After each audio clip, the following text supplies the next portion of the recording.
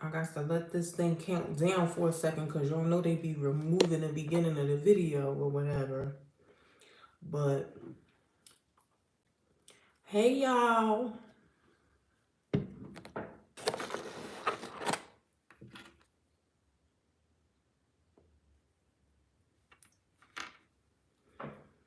What y'all doing?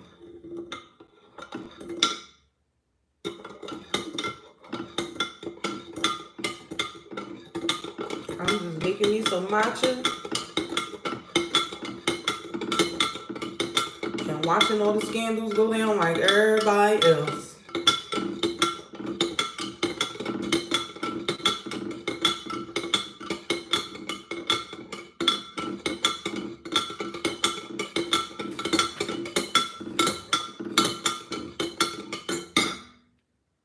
Hey.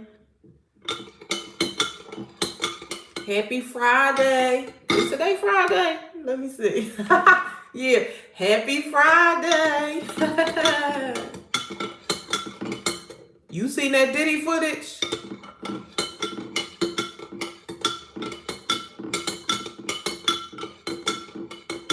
Y'all got to come on in the room.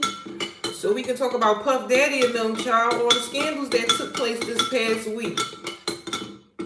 You seen that Diddy video? You seen that hurting he put down on Cassie? Y'all seen him? He done kicked that girl butt like that and she wasn't even fighting back, y'all. That's terrible. She don't even, you know how you can look at somebody and you could just tell that if you put your hands on them, they won't fight you back. Like, I just feel like Cassie looks like somebody that will not fight you back. And the way Diddy did her in that hallway, child, he got to be and kicked her like a football. I can't. Girl, you was messing around with that man for years. I can't imagine how bad. Because first of all, if you look at the tape, right? He's in a towel.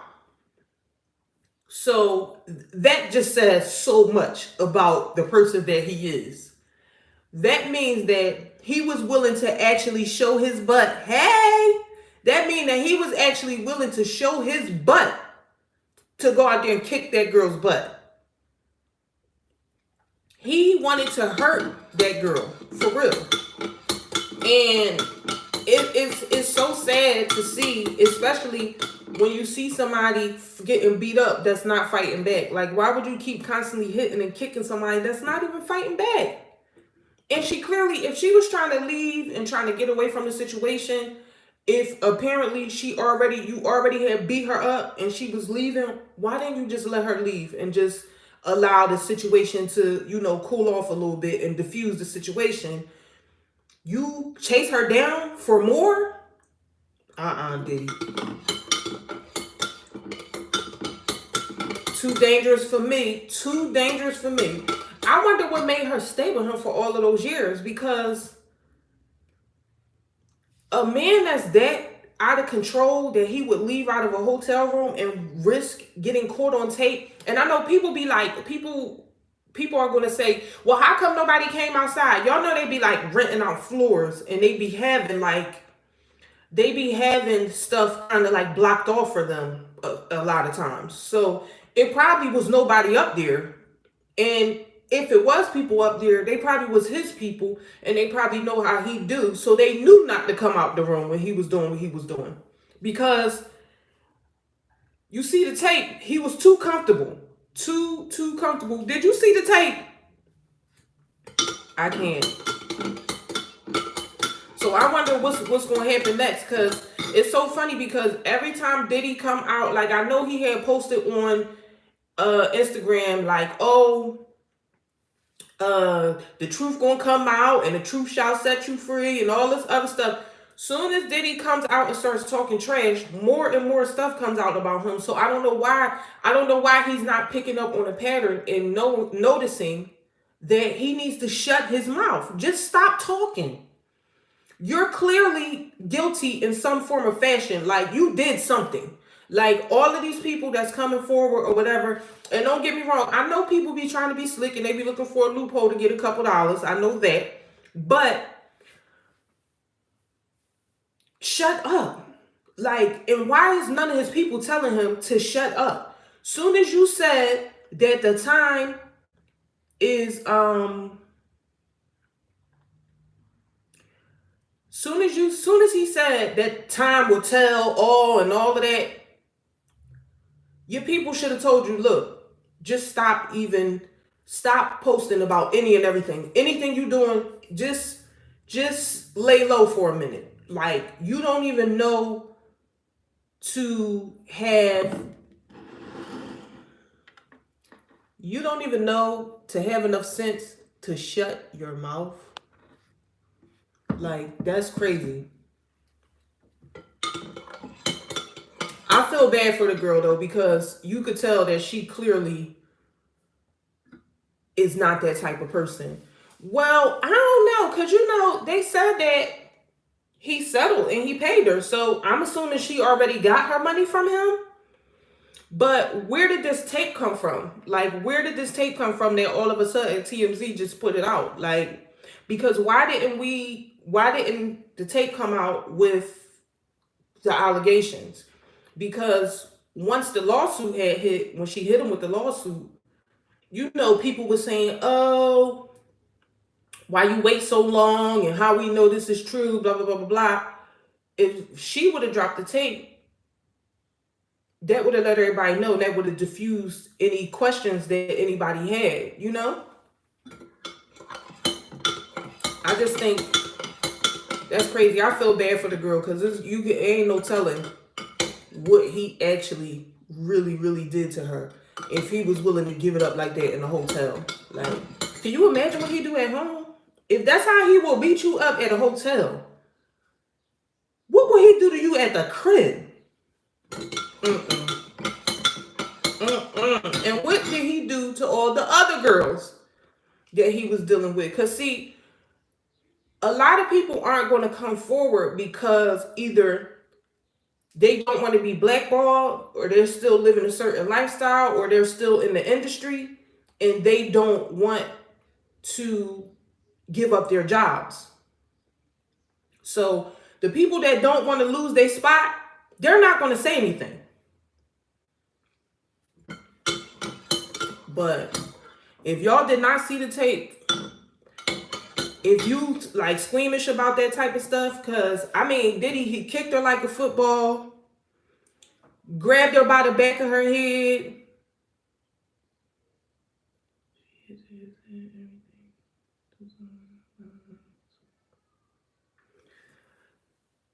Yeah, but I don't know.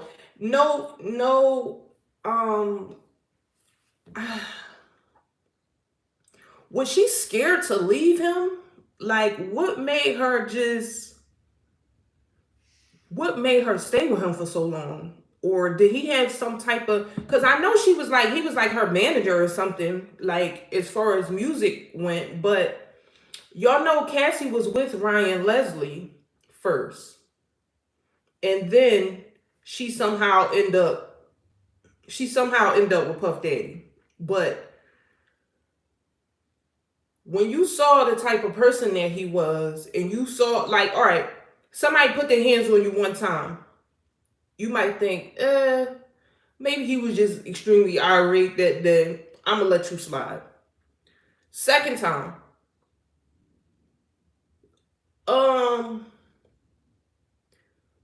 this might really be his thing, And after the third, fourth, fifth, seventh, 10th, 23rd time, girl, you're in an abusive relationship.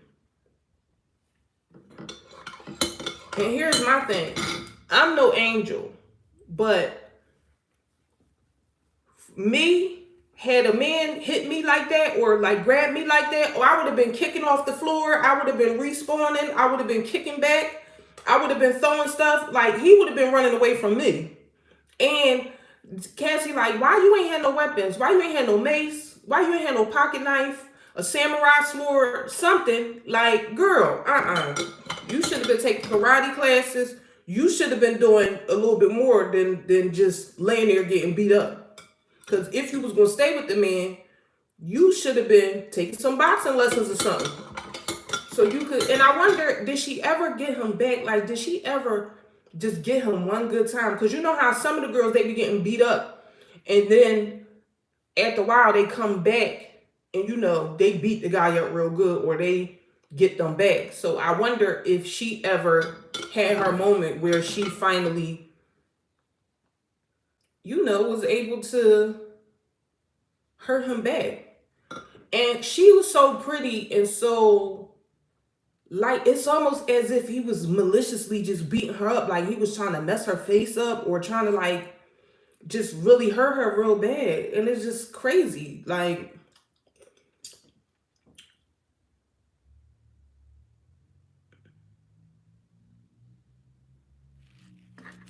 yeah. But you know what? I think he made her, well, not, I don't want to say made her. I think he probably helped her through it. Like, helped her get to the point where she could speak up and actually sue him, or, you know, try to do something about what she went through.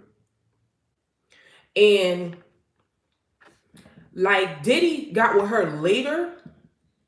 So, you know, all the other women that he was dealing with in between, before and after, like, Kim Porter is no longer here, so she can't speak up. But I wonder if any of his other relationships, like if any of the other women, because you did have the I believe she was like an Asian girl. She did speak up and say how he had put his hands on her, and, you know, he just assaulted her, tried to, like, kick a baby out of her stomach or something like that. I don't know. But he did, people have spoken out about him. But now, what's the next step?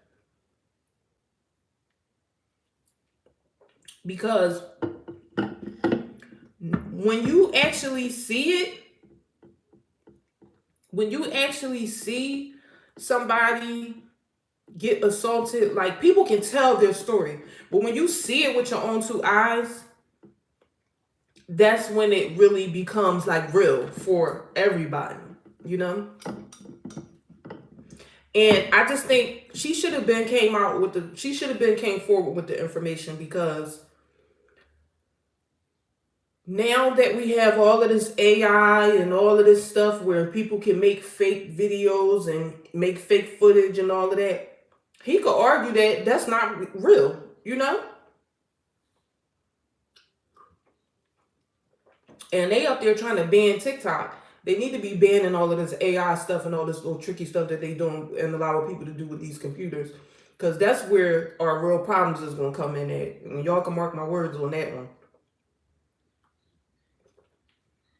Because with all of this AI stuff, you can make anything look like anything.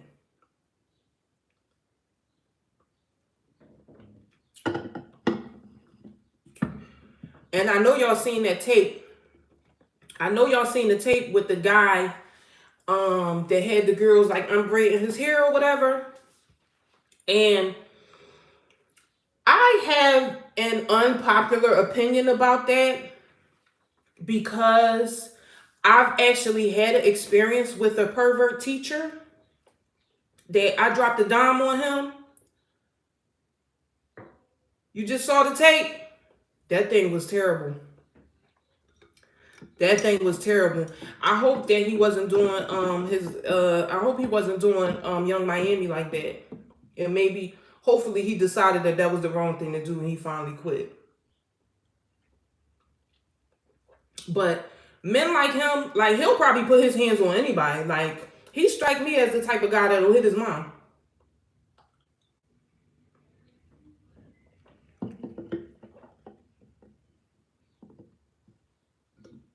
You think so?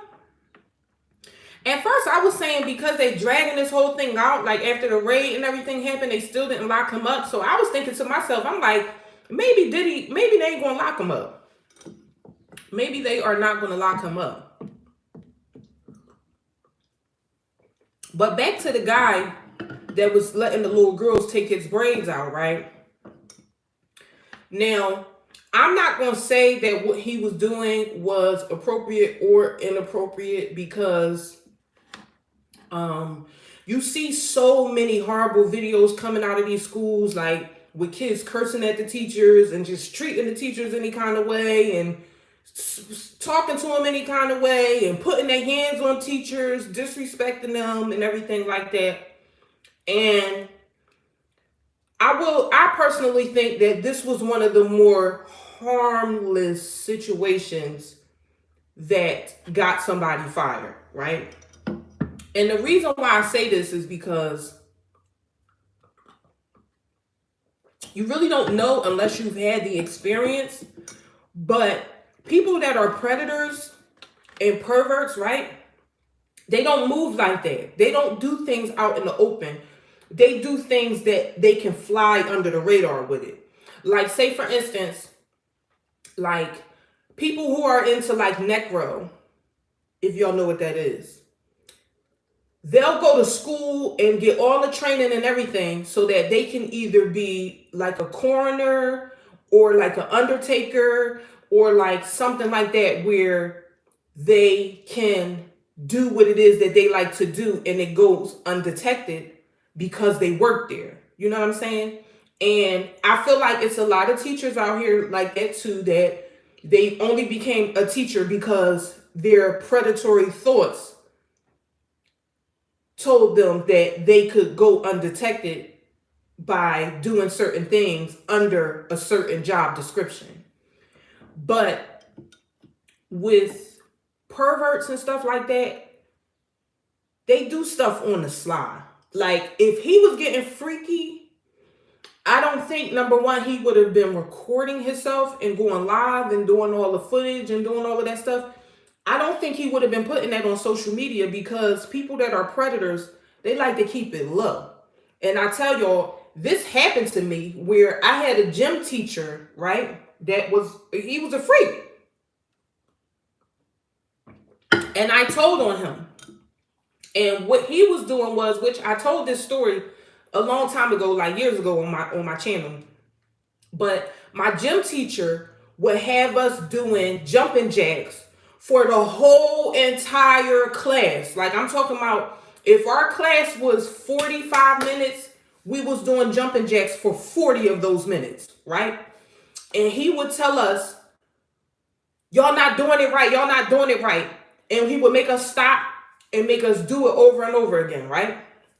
So I probably was in 7th grade, but I'm like, something ain't right about this. Like, what you mean we not doing jumping jacks right? All you do is throw your hands in the air, put them up and put them down. Like, how hard can that possibly be that you could be telling us that we're messing this up, right?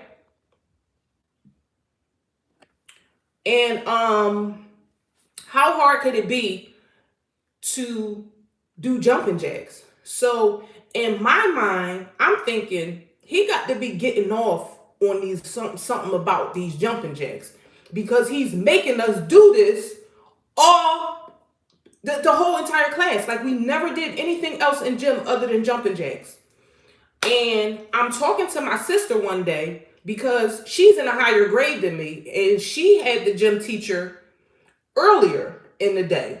So I'm talking to my sister about the gym, about our gym class. Like, yo, the gym teacher, he be making us do jumping jacks all day, like the whole class. Like, this is ridiculous. So she was like, oh my God, he be doing that to us too. So for some reason, I don't know, my brain just told me, hey, boo. My brain just told me, hey, he's doing something wrong. Like, something is up with this. So I'm like, where do you sit at and where do you be at in the class? So she was like, I'm in the front of the class. Now me, I was way in the back of the class, which I'll tell y'all why that's important. So my sister was in the front of the class, but my sister had big boobs. So when my sister told me that they would do jumping jacks all day too, it finally clicked. I'm like, this nigga in here watching titty shake all day. That's why he got us doing these jumping jacks the whole entire class. But not only was he doing it, my sister had him in the morning. I was his last class. So you mean to tell me you've been watching titty shake from 9 o'clock in the morning all the way till 2:45 till 3 o'clock? You getting your freak on. So one day, one day I'm in his class. Now we're in the health class. So somebody did something, or somebody was talking while he was talking or something like that, right? So he was writing on the board. He turned around. He told me to go to the dean. So I'm like, for what? Like, I didn't even do nothing. Now, I was always a mouthy kid, and I was always just doing something or saying something or being the class clown or just playing too much or whatever. But that particular time, it wasn't me talking. So I was already on my last lap with the dean. So I'm like, it wasn't me talking. So he throws me out of his class, sends me to the dean. So I'm like, oh, we want to tell shit, right? So I goes to the dean. So I goes to the dean, tell the dean, he kicked me out of his class, blah, blah, blah, blah, blah. But I'm like, since we telling stuff, why don't he tell y'all how he be having us doing jumping jacks all day because he wants to watch titty shake and bounce up and down from 9 a.m. to 3 o'clock. Won't he tell y'all that, since he like telling? Which, for me, I was going to tell on him anyway, but he just speeded up the process because he sent me to the dean. So since I'm in the dean's office, we might as well talk about what's really going on, okay? Which is, this man is getting his freak on. So I tell the dean, so she like, you sure about that? I'm like, yes, I'm sure. I'm 100% sure. I know what I'm looking at. So, and I'm like, he got the big titty girls in the front and the flat chested girls in the back, AKA me. So I'm watching him watch the titties. And now, mind you, he never came to the back where I was at. He will always be in the front and just be like making us stop doing the jumping jacks and then making us start all over. I'm assuming he wanted all the titties shaking in one direction. I don't know. But after that happened, the dean, and I learned a very valuable lesson that day when I told, because when I told on this gym teacher, and I had already talked to a lot of the girls already that I was cool with and everything like that, whatever. So we all had discussed this, that he was a pervert, right? So I blows the whistle. The dean calls everybody into the office and she's questioning everybody. And she like, do anybody in the classroom feel like, Mr. Such and Such is doing so-and-so? And everybody just in there twiddling their thumbs, looking around, acting like they ain't. And I'm looking at everybody like, we talked about this already. Like, y'all really gonna sit here and try to act like we didn't talk about this already, and like this man is not being a pervert? Like, we really gonna sit here and act like this man ain't getting his freak on? So at that point, I was like, okay, so when you stand up, you got to be willing to stand alone. So I stood on what I said. This is what this man is doing. So next thing you know, the gym teacher was gone. I don't know what happened, but the dean had ended up talking to my mom, and she told my mom about the conversation that we had, because the dean was trying to defend this man. The dean was like, oh, well, what if that was your dad and you was about to make him lose his job, and somebody was about to make him lose his job? I said, well, if he did something like that, or he was doing something like that, he deserves to suffer the consequences for his actions. And she told my mom about this as if I was wrong. But I'm just like, I had to stand in it because I had been already told, and I didn't care because I knew something was wrong with what he was doing. But I say that to say this. I don't feel like predators move like that. Like, they try to fly under the radar, or they try to be slick and hide what they're doing. So I don't necessarily think the guy that was letting the girls unbraid his hair, I don't think that he was being predatory or anything like that. And I also feel like it could have been handled a little bit differently. Like maybe they could have, just talked to him and let him know, like, this is a little bit too intimate. A lot of people may not like the way this looks. And maybe, you could try to do something different with your students to bond with them. But allowing them to touch you and take your hair out is not appropriate. But in that instance, because I didn't see anything where he was doing something that was, what's the word I'm looking for?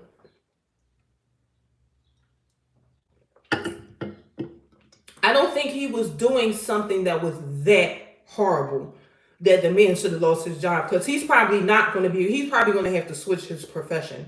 Like, he's probably not going to be able to get another job.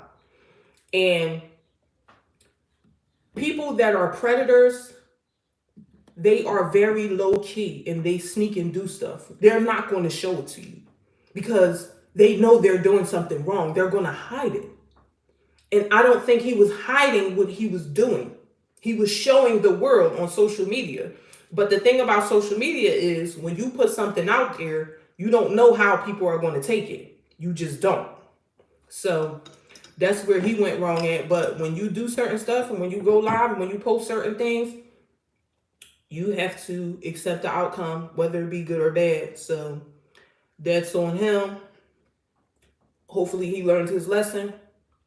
And he claimed he really cares about the kids, but I didn't really follow his story, but they said that he did a lot, that he really was messing with the kids, like, like he really cared about them and tried to step up and be, like, have a real relationship with them.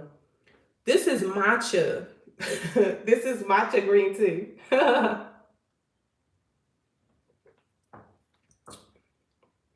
I'm really not an in-house drinker unless something is going on, like I'm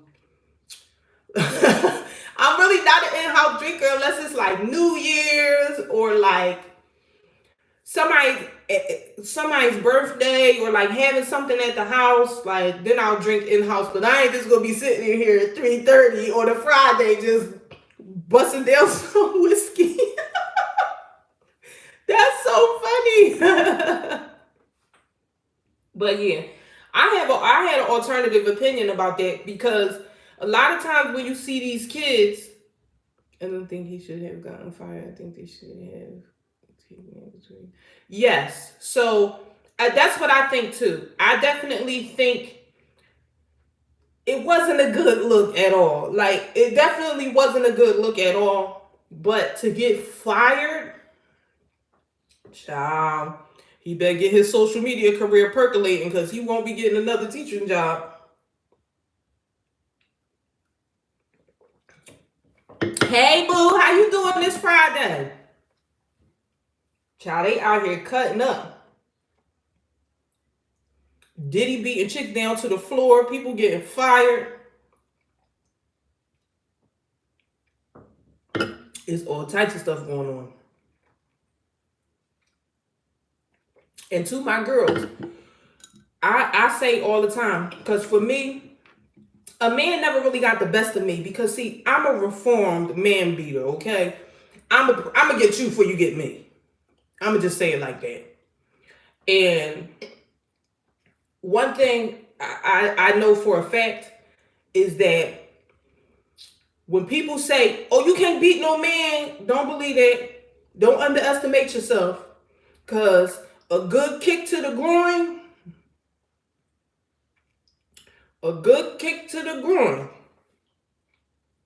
could do a lot for you.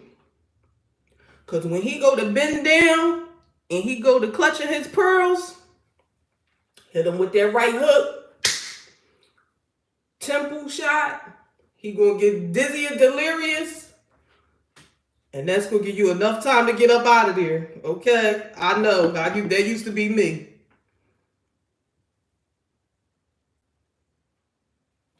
Back when my patience was short and thin, and I just ain't care.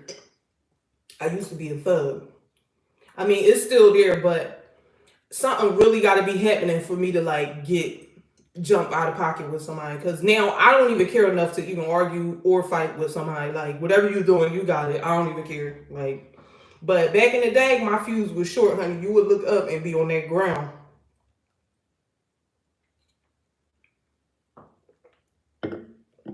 But have y'all seen the black wife effect, and how all the girls, how the white men, the snow puppies, as Dr. Umar called them, the snow puppies, how they did their little glow up or whatever after getting with a black woman. And could y'all imagine if the white girls just came out and started doing the black husband effect? Could y'all imagine that? Like, could y'all imagine how that would turn out? It's so funny with the catch-22s being the world, because a white girl could never get away with, oh, how her black husband changed her and made her be. Like,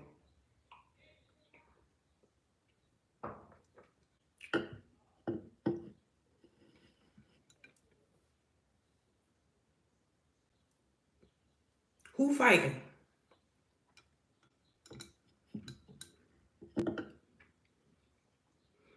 For me, I'm 39, right? And I'm at that age where everything be hurting. You ain't even gotta do nothing. I could bump into the wall and be hurt for 2 months. I ain't got time. I couldn't imagine being out there throwing these bowls. I couldn't imagine being out here throwing these bowls on somebody at this age, honey. I And you know what? I ain't even gonna lie. I was in a little razzle dazzle last year around this time, but we ain't gonna talk about that. I might tell you about that one day. But it was behind my kid, and I don't play about my kid. One thing about me, you mess around with my kid, you're gonna get a totally different result. But I can't be out here scuffling and tussling, honey. Because look, I'm tired. Like, I can't do it. But back in the day, I used to throw down with the best of them. Getting jumped and all that. Getting jumped by like 16 girls. How you get jumped by 16 girls and get up?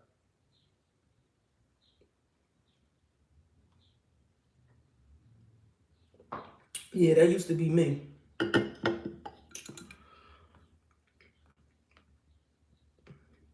But I would love to see the white girls come out and say, look at what my black husband did for me.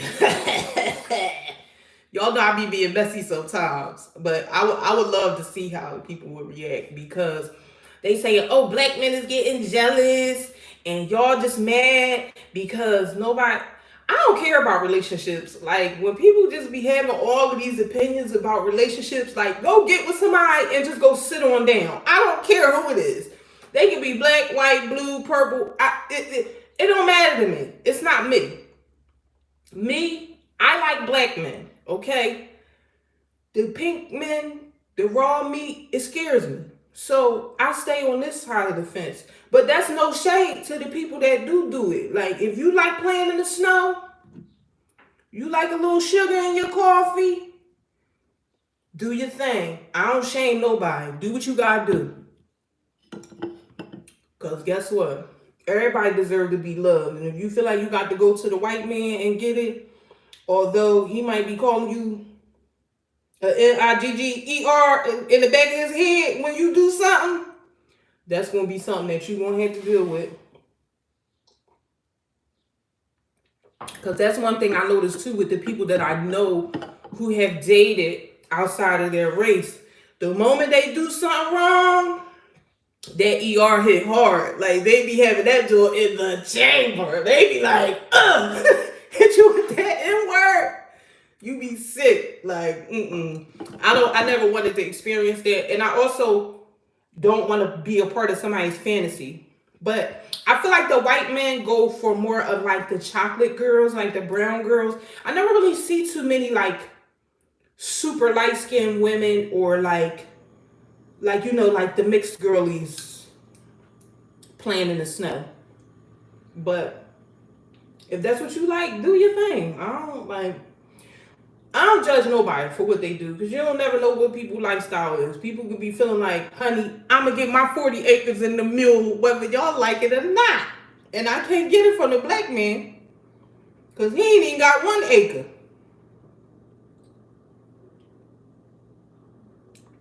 I just feel like people be a little bit too mad. Like, if you get with that other race and it ain't meant for you, something gonna happen that's gonna let you know why you ain't have no business over there. Now, if you just decide to stay or leave, that's on you. But will I be judging you? Absolutely not. You love the white man? It's nothing wrong with that. It is nothing wrong with that.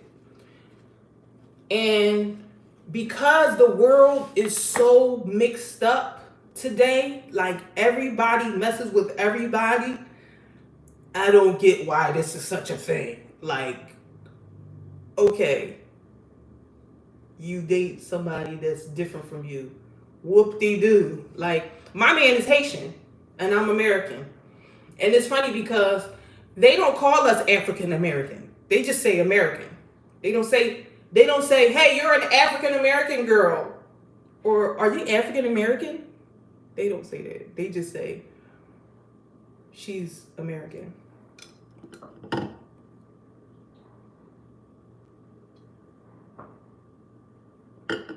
I feel respect for my black mom.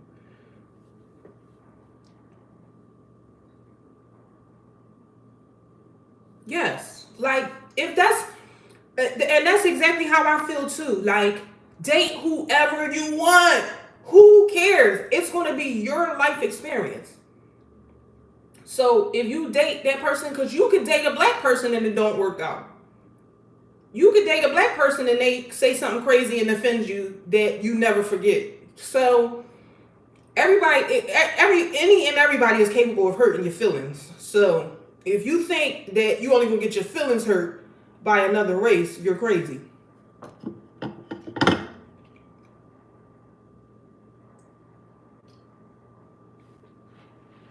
I don't really, all of these little relationship gurus and all of these super duper righteous people. Because one thing that I noticed too, everybody that I really kind of like met personally, that was like super, my brother, my sister, they always end up either with a white girl or with like a mixed girl or a Puerto Rican girl or something like that. So I just ain't got time. Like, I ain't got time for that.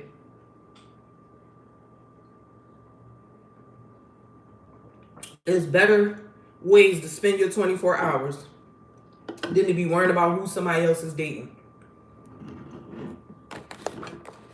But I do know I see all of them.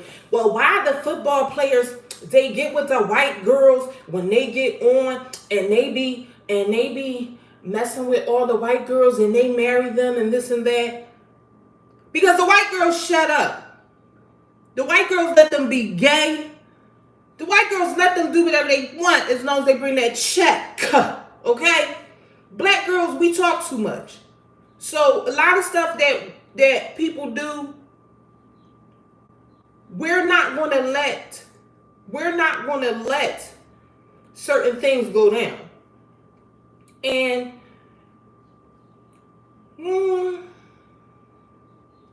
white girls are feminine.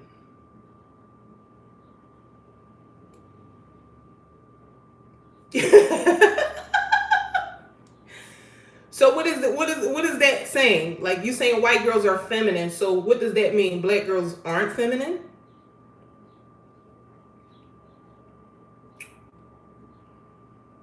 Because for me, like, I know people will say that people think I'm masculine, but they don't know that I'm like super girly. But my femininity is for my children and my man. I don't care if a man that I'm not dating thinks I'm masculine. It's good that you think that, because you shouldn't be attracted to me because I'm in a relationship with somebody else anyway. So I'm not sharing my femininity with somebody else other than the person or the people that are supposed to get it. Black are over masculine. And you know what? I only seen a few clips of that. My ex said she was in anger therapy. You know, I got a funny story about anger management, right? Because back in the day, right, I had went to jail, and that was part of my requirements, right? But me, I'm not an angry person. I'm a reactory person. Like, if you do something to me, I'm going to do something to you. Does that make me angry? Because the something that I'm going to do back to you is going to be 10 times worse than what you did to me? No, that means just leave me alone so we won't even have no problems. You know? But when I had to go to anger management, right? It was like God didn't want me to go to anger management because every time I would be on my way there, something crazy would happen. Like, every time I would go there, something crazy would happen. So I was in a car accident. I was in a car accident on my way to anger management. I was on just so many things. I got a flat tire on my way to anger management one time, and my probation officer was like, "If you don't go to this anger management, I'm putting a hit on you. You going to jail." So I'm like, okay, and then I went on the run. So I actually never ended up going to anger management. Thank you. Thank you. I never ended up going to anger management because I went on a run. Because I'm like, I'm not angry. I be happy all the time. I be just doing my thing. But when somebody does something to me, it just used to send me over the edge.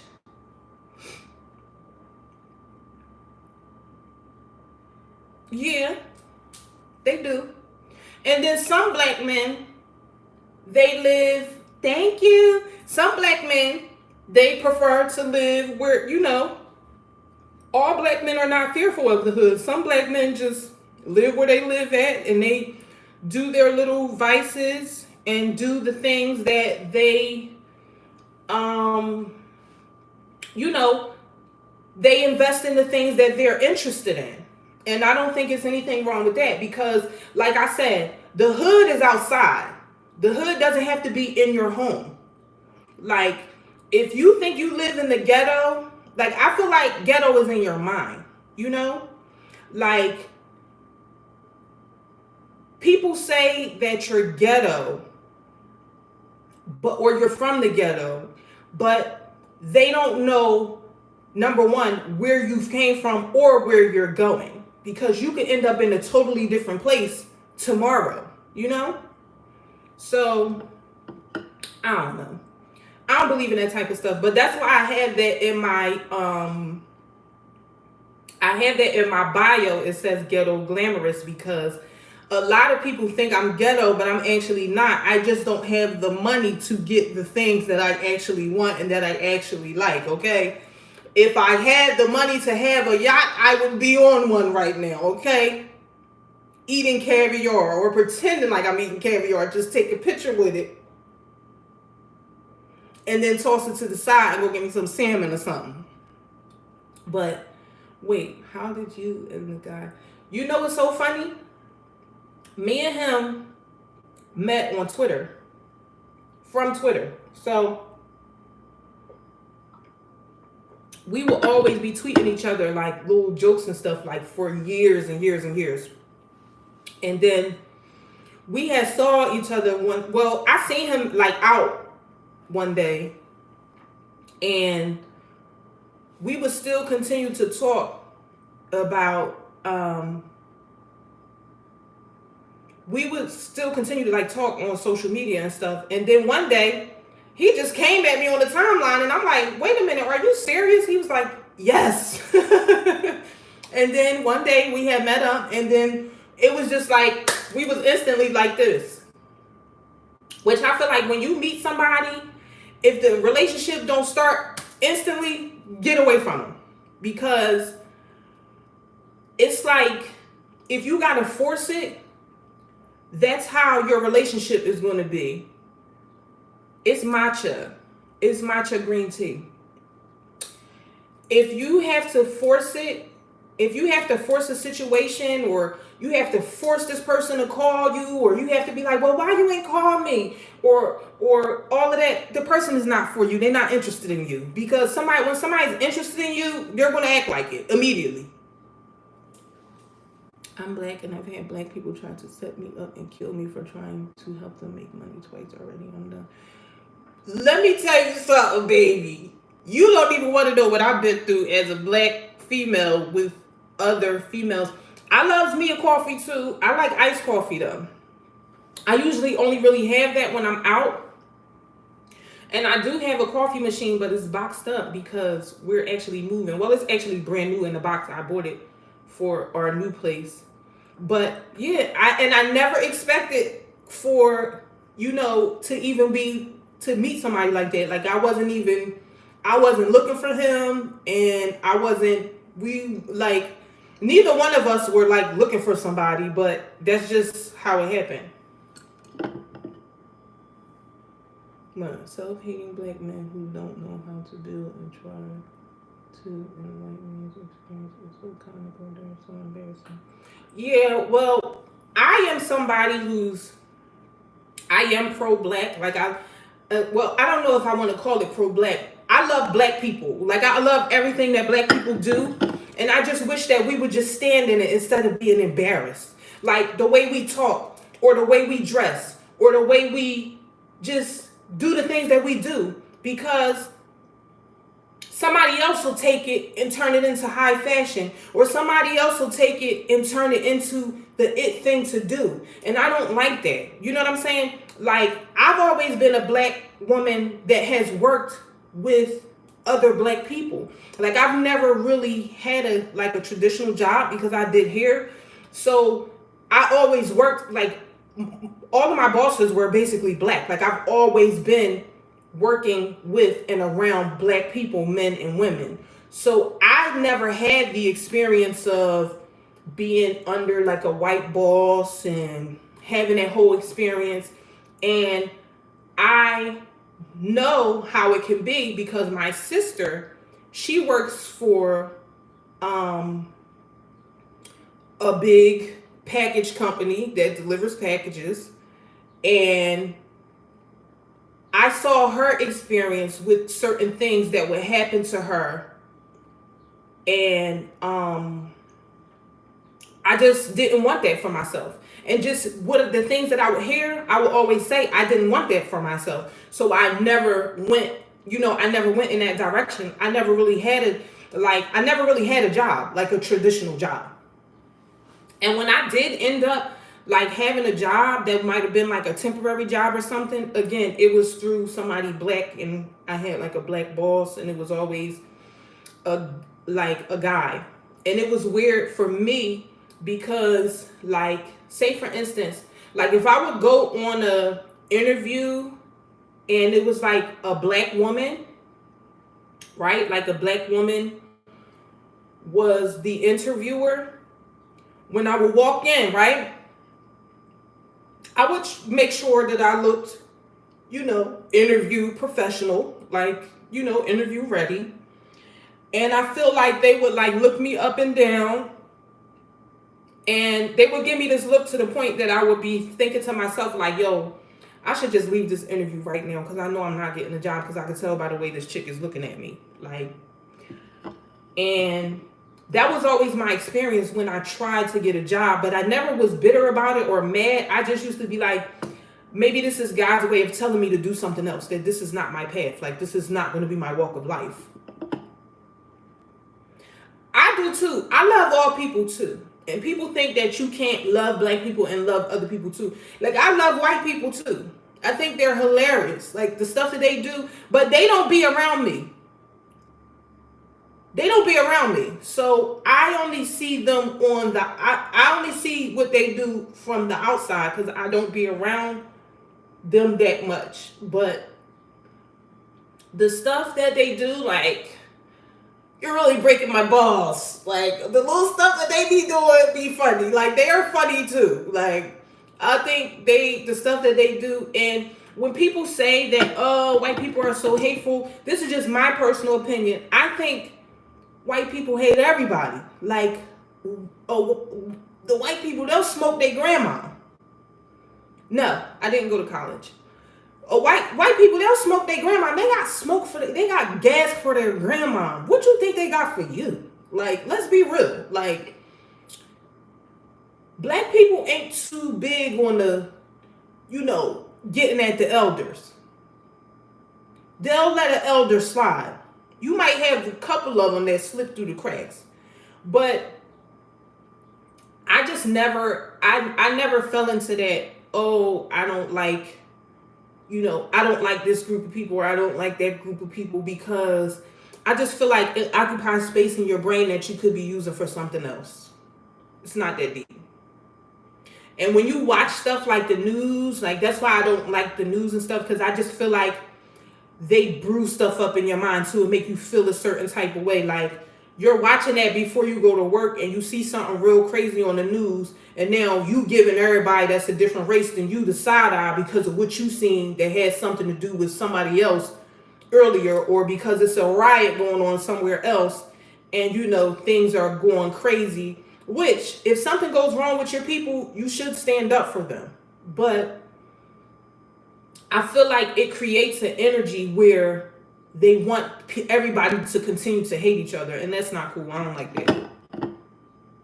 We could be doing something else. Because at the end of the day, we all going to the same place, the ground. Ain't nobody going nowhere different. No.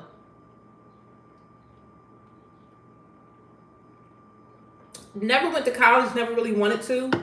That was never a thought in my mind. Always knew from when I was a little kid that I was going to do hair. I always knew. No. Why would you say that? No, honey. I believe in the Lord.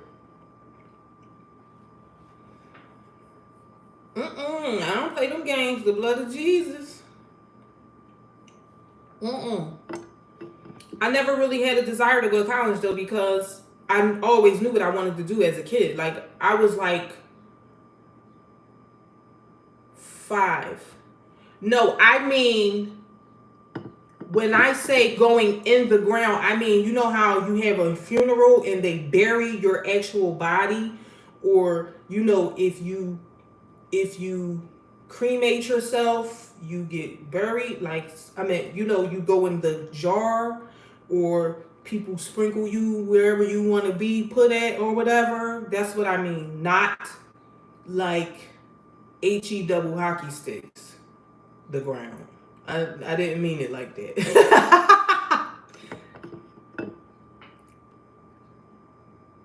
Yeah, some people want to go in the water. That's where you want to go at?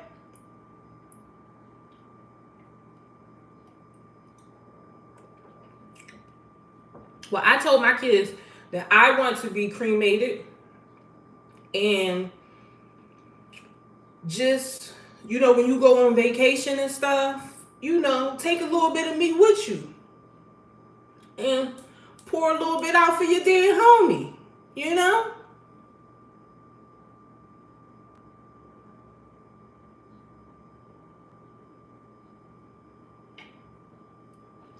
Well, I like to believe that heaven is a mindset as well, which you got to already have it up here, You got to already have it up here and not be, since we're in a place that's so negativity is promoted more than anything, you have to have positivity up here and peace up here. And because we have so many life experiences, we're sometimes tormented by the things that we've experienced up here. And you have to learn how to still override that with the word of God, or override that with peace and positivity, so that you don't. Yeah, I understand that, but that doesn't mean you can't be a peaceful person. you know, and have peace, because peace is up here. It might not be out here in front of us all the time, you know, because that's not thinking that everything is going to be peaceful. That's like being unrealistic. But you can have you can be in a peaceful state of mind. What do I think about TD Jakes and P. Diddy? TD Jakes been extra quiet. And you know, TD Jakes was working on a development where that's not too far from Tyler Perry Studios, where he was trying to build a development for lower income people. And you know, that's when the information hit about him. So it's a strong possibility, and this is just my personal opinion, that Tyler Perry probably don't want them low income people near his studio. Now, what you think about that? So Tyler Perry could have been behind the scenes pulling the strings to get him jammed up. Now, what you think about that? Because I don't think Tyler Perry done spent all that money on that studio. I don't think he want no goddamn low income people all up around his studio and whatnot. Because people think that low income people mean thugs and hood people and people that's going, you look up, your little statue be missing from in front of your house, your folding chairs and everything. They be taking your stuff, stealing your trash cans. But TD Jakes, I do think, I've seen him do questionable things. So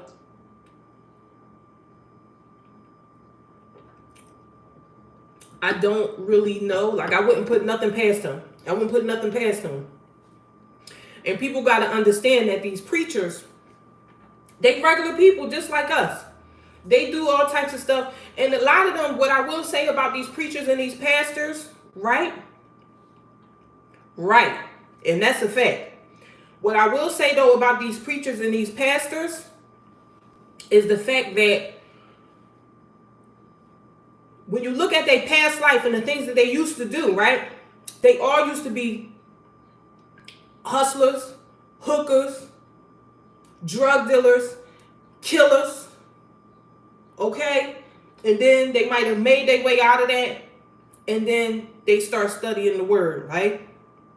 And then because they've been through so much, they get up there and try to help other people, which is nothing wrong with that. But at the end of the day, you're still a thug. Because if it's in you, it's still in you. You know?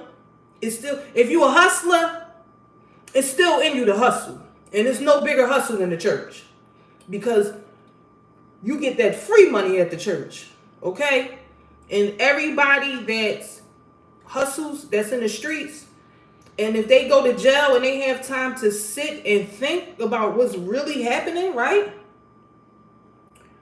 It's like, all right, where can I fly under the radar and get some real easy money at, and just, you know, tell my story and make people, you know, and how can I, you know, turn what I've been through into a positive? They go right to the church.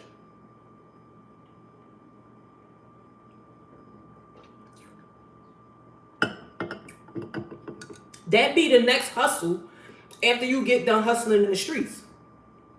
They go from the streets to the pulpit. And not everyone, because some of them are born into, you know, ministry. And it's a family business, and you're taught that. But for the people that get into it,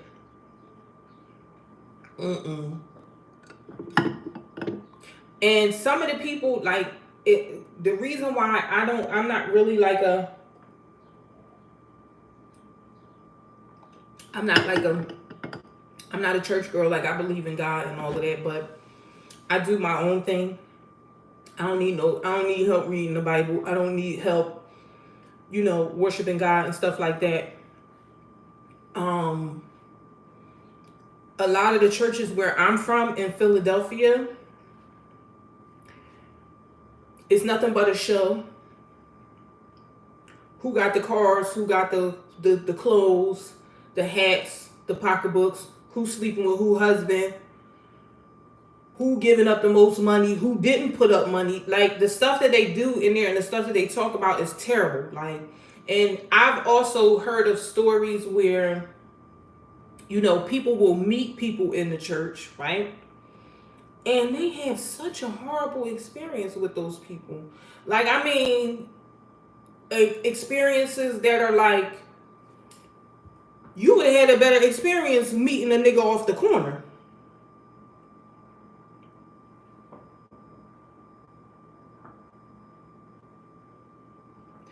It was supposed to be that, but then it turned into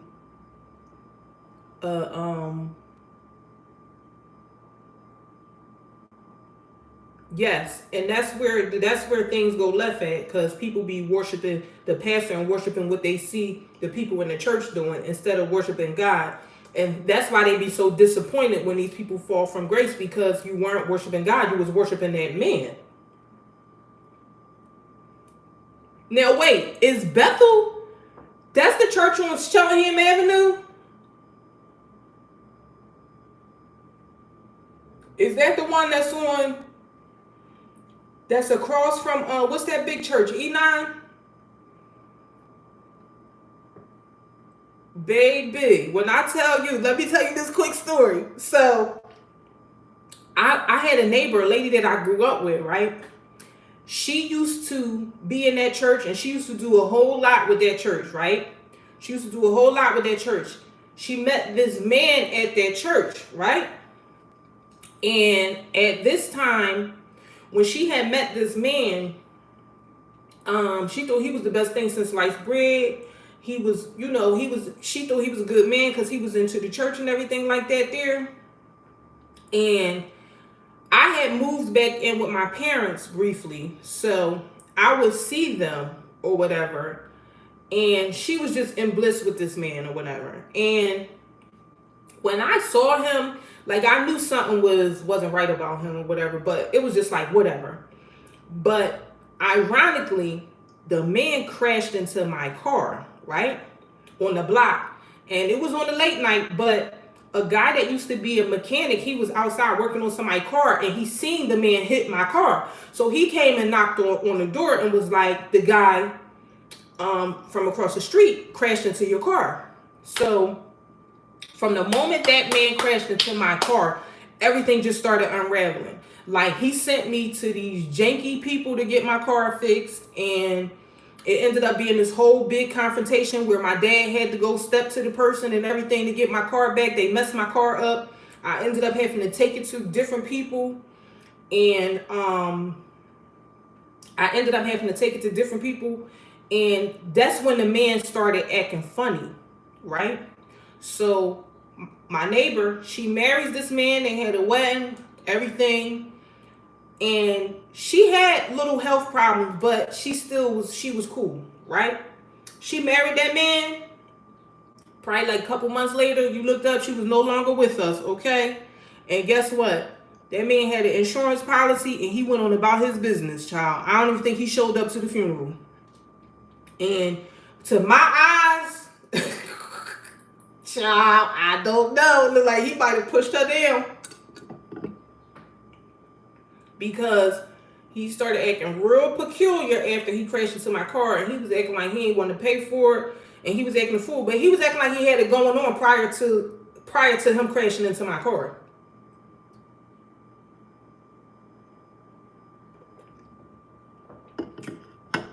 And she met that man up in that church, and he wasn't nothing but the devil.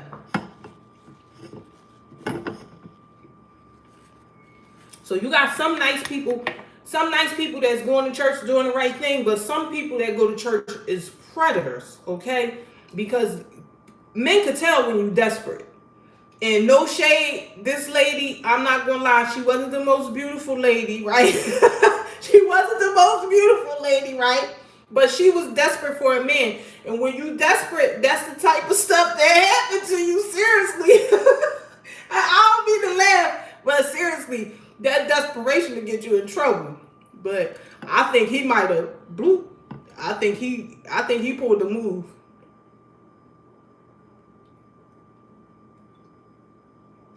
Yes, indeed. I want a desperate girl. They the worst.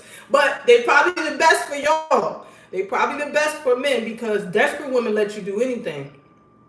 Y'all saw Risa Tisa, right? She was letting that man hallucinate his way all the way up until he couldn't hallucinate no more.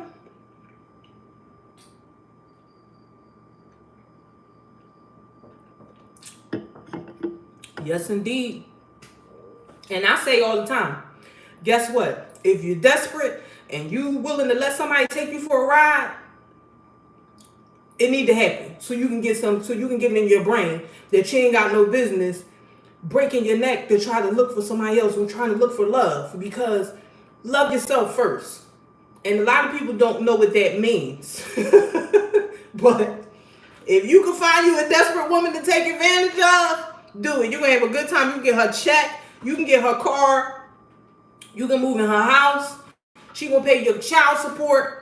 All that. She going to take care of all that. She going to do your resume over. She going to make it. She going to be your reference when they go to call. I came from a 2-parent home. Not that I know of, child. Unless somebody pulled a little situation that I don't know about. But no, I grew up with my mom and dad. Who knows? But they be wanting the information, child. They'll ask you anything. You be sitting here talking about something totally different. They be like, you got panties on? Like, what do they got to do with Puff Daddy? But, all right, I guess.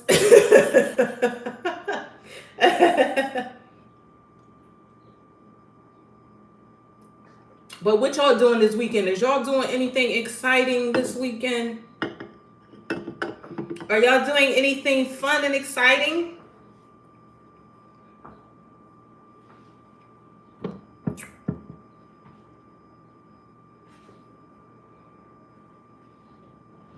I got a couple places to go, but I don't know if I'm going. Just playing with your cat. Now you talking about your real cat, like, wow, you better not be up here getting freaky, because child, people be saying all types of stuff up here. You talking about your real cat, like, wow, just chilling with your cat in the house.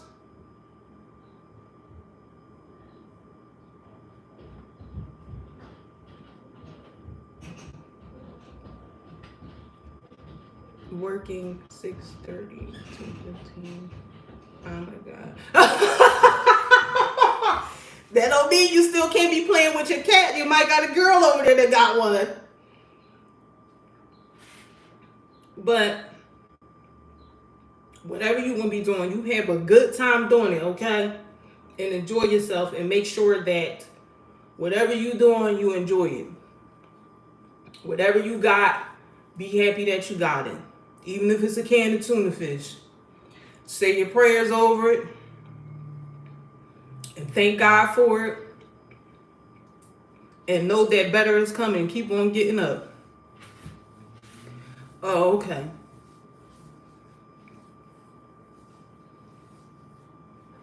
How many cats you got? You only got one? I never really been a pet girly. They scare me. Could you suggest they are tender head? You know what? I don't really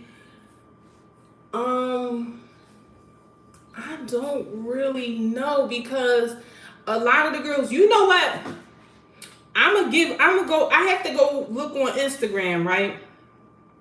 And I'm gonna find out. Okay. I'm gonna find out. I'm gonna find this girl. It's a girl in West Philly that she specializes in kids, and I'm gonna find her information, and I'm gonna send you a comment and give you her information. But I gotta go. I don't know her name right offhand, but I gotta go and find it. But If you know anybody in your family or somebody that you're kind of like close to that can do it, um, try to find somebody close to you that could possibly do your kid's head that's tender-headed, because you know some of the people that work with tender-headed kids, they'll intentionally like pull their hair really really hard. I've seen it with my own two eyes, and they'll intentionally hurt them. So you got to be really really careful with people um letting them touch your kids and whatnot, because people be doing all types of stuff that you wouldn't believe. What if I don't believe in any God though? If you don't believe in God, child, I don't know what to tell you. Do what you do. Just eat your can of tuna fish or whatever. Do your thing. I don't know. Whatever y'all do, whatever the people do that don't believe in God, do that. Just keep on getting up. Stay alive. Keep your eyes on the prize, I guess.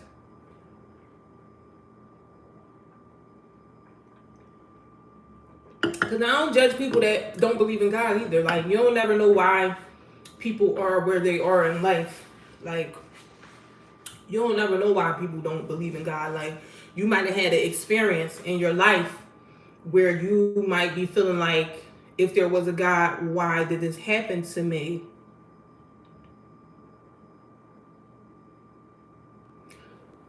Don't hair braiders be something else. But I'm gonna look for you. I'm gonna find her information and I'm gonna send it to you. And they be charging some ridiculous prices for these, like the little kid head this big. This kid head is this big, and you talking about some $200. $200 for what? And they not even put no weave in it. But I'm gonna find a girl for you.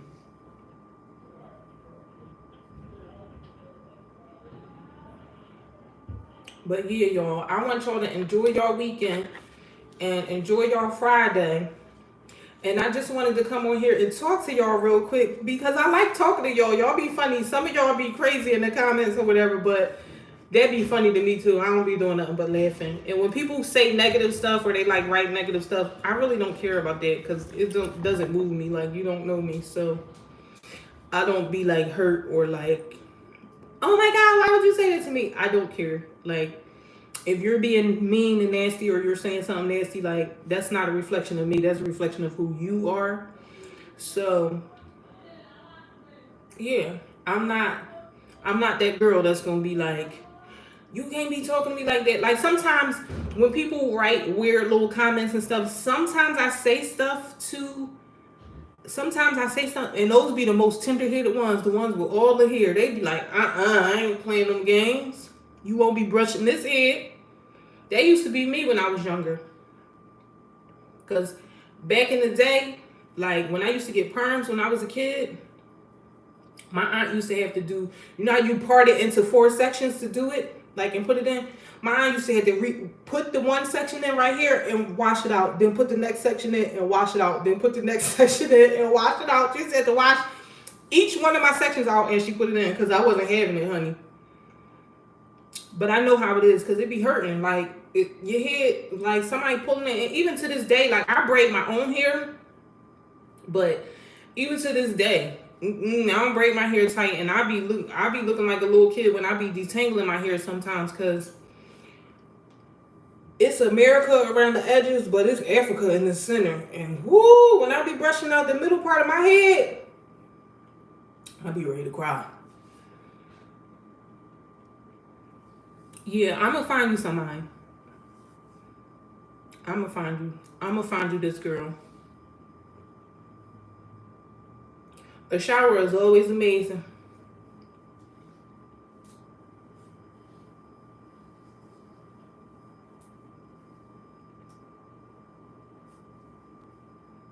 But I don't know, cats, they scare me, child.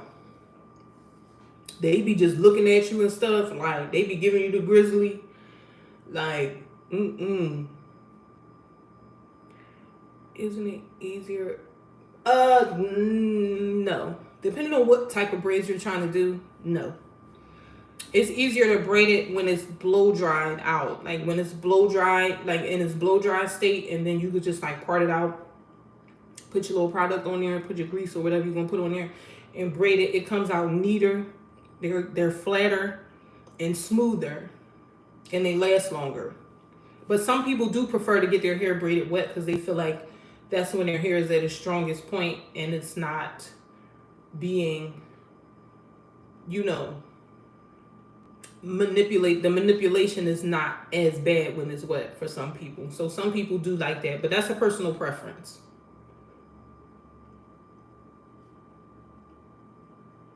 But yeah, them cats be scary. My last pet that I had was a fish, and I loved him so much, and he died. I put it's a video on here too of when my fish died. I was so sad my fish died because he was living for a long time, and I was moving some stuff around because I had him in my salon when I used to have a hair salon, and I was moving some stuff around, and I had bumped this stand that I had him in with my hip. A crow. I had bumped the stand where he was at with my hip, and I would always pour spring water in his bowl, but since I had bumped the bowl and knocked it over, I was like, oh my God. I had put him inside some regular water, like the Schuylkill Punch. That's how I'm like, I will never drink water out the sink ever again. I put my fish in the regular water, right? Because I'm like, all right, little fishy, I'm going to put you in the water so you can stay alive till I can run across the street and get you some spring water. Child, he ain't survived. He ain't make it. I looked up. The fish was on his back, child. And I was so sad because I had that fish for a long time. Like, I had him for a minute. And when he kicked the bucket, I was hurt. Child. Yeah. And I didn't know that he wasn't in there no longer than like 20 minutes, 20, 30 minutes. He couldn't withstand, child. He kicked the bucket. I was like,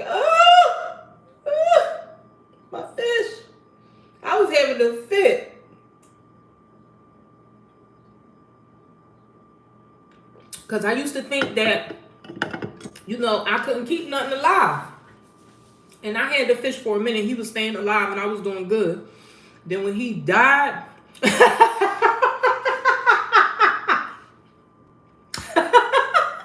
Now, why would you say that? When I had him and he was alive, I was like, oh my God, I'm doing so good. I'm keeping somebody alive. Because the only things I was able to keep alive was my kids. And when he stayed alive, I was like, this is so nice. And because I was like, all right, I was trying to, you know, do my little nature thing. So I'm like, let me try some bamboos. So I had these 2 bamboos, right? And they was growing and they were so nice. Again, I used to put it in spring water or whatever. And one day, my client comes in and she like, your plant ain't got no water in it, child. She put the Schuylkill Punch on my freaking bamboo and my bamboo died. Oh!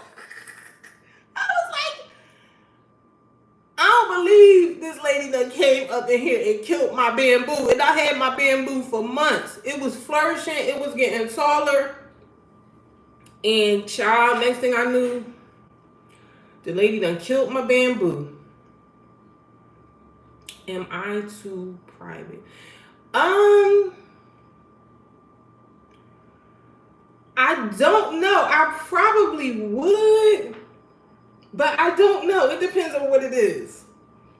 Because I feel like I could do something like that, but you know, you could show people parts of you. Hey, you could show people parts of you without being hi. You could show people parts of you without being you know, overly. Yeah, I think I would. Because people, I don't really be doing nothing all like that for me to be like, oh, I don't want people in my business. Like, I don't be doing nothing all like that. What am I really doing? Like, for the most part, all I really do is go to the market, cook, go to events here and there, and what else I be doing? Shop, go to TJ Maxx. So I don't really be doing nothing. That I would be like, oh my God, I'm embarrassed, or I'm scared to like show this to people that I do this or whatever. I definitely would. As long as I ain't gonna hit the scuffle. As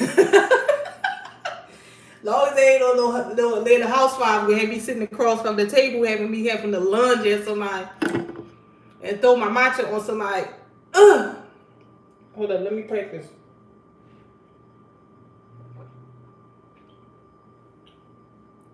What you say about my mama? Throw my hot coffee, throw my hot matcha in somebody's face. It ain't even hot no more. But yeah, child, I don't be doing nothing. We can go to TJ Maxx. They gonna want to watch me go to TJ Maxx on the. They gonna want to watch me go to TJ Maxx on the show. I know that's what I'm doing. Yes, and I love. You know what? I love. I love to see positive Black people doing stuff. Although I do indulge in watching the ratchet shows too. I like all people. Like the people that's ratchet and ghetto and that'll get down and dirty and fight. I like them too. But I also like the extra classy people and stuff. Like I be watching the show, the Martha's Vineyard show. I don't know if you know what that is. Thank you. Over Your Mother. What? I'm confused. I'm lost. Over My Mother. What?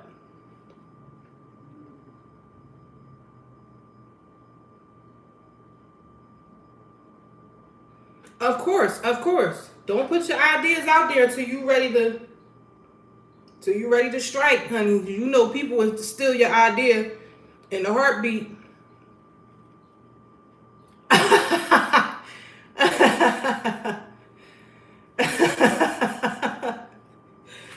Yeah, that's how they be on the reality shows. That was me doing my acting. I was auditioning for my friend reality show. But yeah, that's how they be on the shows, child. You look up, next thing you know, here come a champagne glass coming. But see, me, I'm terrible. I wouldn't even be able to do that because I'm not even going to throw the drink at you. I'm going to throw the whole cup. And I ain't going to miss. So, but I don't roll like that no more. I'm a nice, classy lady. I'm a classy lady now, okay? I don't. Me either.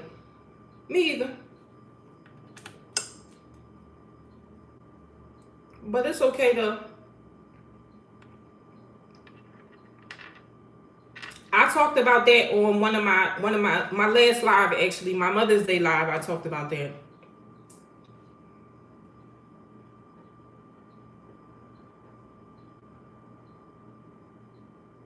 No. That was absolutely a joke. I wouldn't dare do that. No. My jail days is over, honey. I ain't got time. But you never know when, anybody can end up in jail. As long as I do something that's going to give me a bail or they're going to let me out on ROR, I'll be fine. But I don't have no plans on going to jail.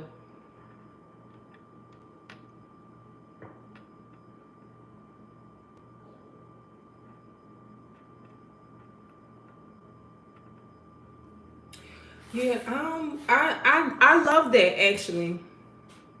And what I also do is, so what I'm really, really into is Oh my God, child! I've been in one before. I don't like that. They make you look like a refrigerator. They give you this boxy shape. I don't like that. But it's cool when you in there around all girls, I guess, to be shaped like a refrigerator. But I don't like that. But orange is my color though. I like that color. But what I actually do is, so I've written books, and I do like, I'm really into like weight loss and weight management and helping people change their relationship with food and dieting and stuff like that, because I have an e-guide about that. I have an e-guide about jealousy, like the experience of jealousy and like how to deal with it, and just the overall experience of seeing it from both sides and how to deal with it. And I also help people pass their cosmetology exams too, because I have a study guide that I created for people who are either they've been out of cosmetology school for a very long time and they just need like a refresher, or for people that haven't been to cosmetology school and they just want a little bit of an outline about just beauty information about the cosmetology field. So I do that, and I love to see people comment to me randomly and be like, oh my God, I got your study guide and I passed my test, and I'd be so happy and so excited, because I love to see people achieving their goals and their dreams and moving to the next level, and stuff like that. I love to see that, and I love to help people in ways that I'm experienced in. Like, I've always been into health and fitness and good eating and helping people change their relationship with food and exercise and stuff like that. And the things that I've just always been interested in, I just started like creating e-guides and stuff. You like bald-headed women?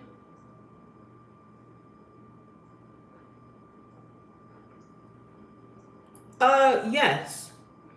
I have a really, really hilarious family. Like, even my two kids are so outrageous. Like, my daughter is like a little me, and my son, he's like, he's such a man, but he's like I see parts of me in my son too. They are the funniest kids ever. You like bald-headed women? You know what? I ended up bald on a mistake one time, and I actually liked it. And I cut.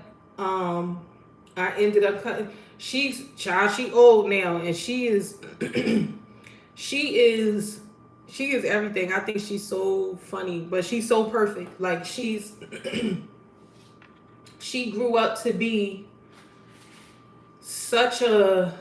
I can't even believe the person that she is, like, because when you're a teen parent, you have so many bad things that people tell you. Like, everything that people say about you being a teen parent is always bad. Like, oh, you're not going to do this, you're not going to be able to do that, and you're not going to have this, you're not going to have that, you're not going to be able to provide for them. And my story went the total different opposite direction. So I got lucky in that regard, and my daughter is such a sweetheart. Like, me and my daughter, we've always had a super great relationship. Like, we've never had, and I thank God, we've never had those, like, mother-daughter woes or mother-daughter wars, like how people be. Because I be extra proud of my daughter. Like, everything she do, like, child, she could just walk in the door, I'd be so excited.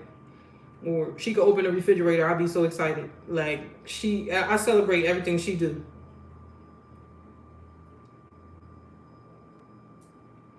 And my son too. And my son, he thinks he's a model. And he's also he's really into like cars. So, but I be telling my son be out there racing, child. He got a Hellcat. He be out there racing and whatnot, and out there doing all them donuts and whatever them young people be out there doing. You do? You don't have any of your own? Yeah, my son be out there tearing them streets up. He's in Atlanta right now, actually. But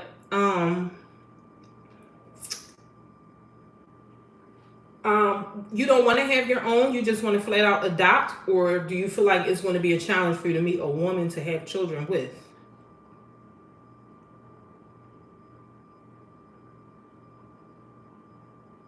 Because if you adopt like a little baby, like adopt like a newborn. Yeah, it's definitely a wrap for me. You know what? I got my tubes tied when I was 21. I wasn't messing around. I said I didn't want no kids, right? But I was like, if I do end up having a kid, I'll have two kids so that my my first kid won't be alone. But that's exactly what I did. I had two kids and I got my tubes tied. And they was not they was trying not to do it. They was trying to give me every excuse in the world. And I was like, no, it's not working. None of it is working. But because I had a boy and a girl, because people always say, how you get your tubes tied at 21? I had a boy and a girl. So if you have both options that'll come out of there, oh,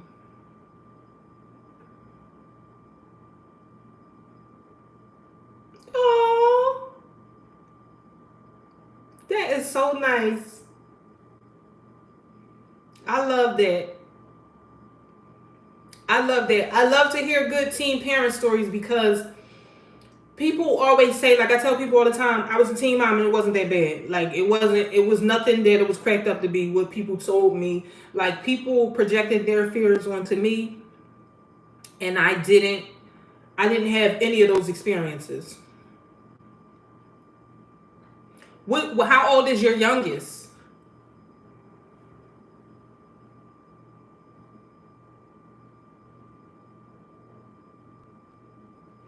Yeah, but I had ooh, you got a 10-year-old. So you still got plenty of time left. um oh, that is so nice. Seriously. I love that. I love to hear people have good stories, family experiences, because family is not bad at all. Like I love family, and I just love people. Period. Like, and when people have big like if I thought I had the capability to have like a big family, like I knew that I couldn't afford it, but if I would have been like, if I was like born like back in the day, I would have definitely been one of those women that had like 12, 13 kids. I would have had, me and my husband would have had a whole bunch of kids. Just so we could have that big giant Christmas with all the stockings and all of the,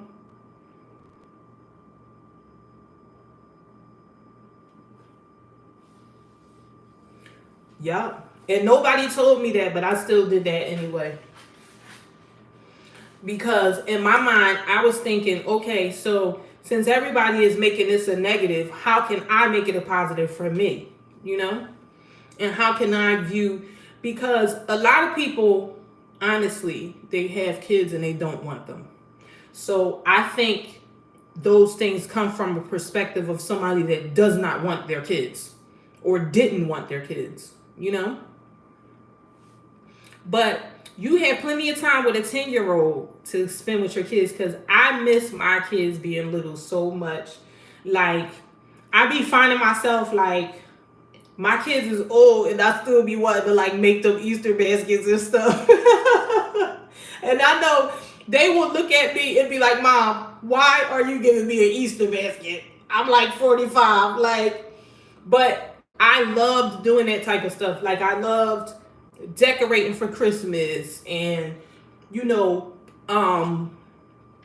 taking cupcakes up to their school, or just taking them out for ice cream after school, or just anything that we were doing, like um where it's required for y'all to just gather around, or just them coming downstairs to see their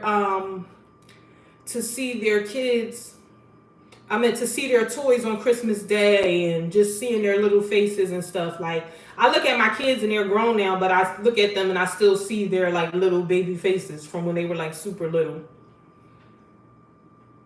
It's been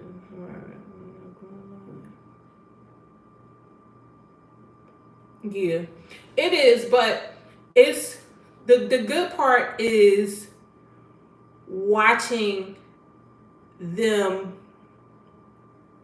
Ain't that so funny? Like, I always look at them. I be feeling like I'm weird. Like, am I crazy? Because I see them and I don't see nothing but their little baby face, even though they're a full grown adult. Like, both my kids, I see them and I just want to baby them. Like, I wish I could pick my little son up and just be like, but it's so rewarding to see how happy your kids are with the things that you do for them. So that's always going to be the rewarding part, because even if you do the bare minimum, right? Kids are way more understanding than people give them credit for. Like, children are more understanding than adults. Like, if you don't have something to give your kids, or if you don't have a lot to give them, kids be okay with your presence. Kids be okay with you just entertaining them, honestly. Because for real, all they really be wanting is for you to be there.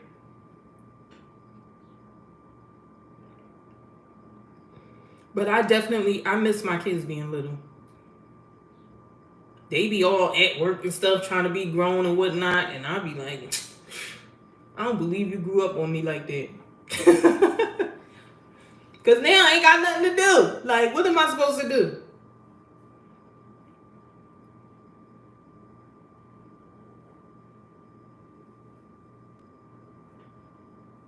It's so hard to see.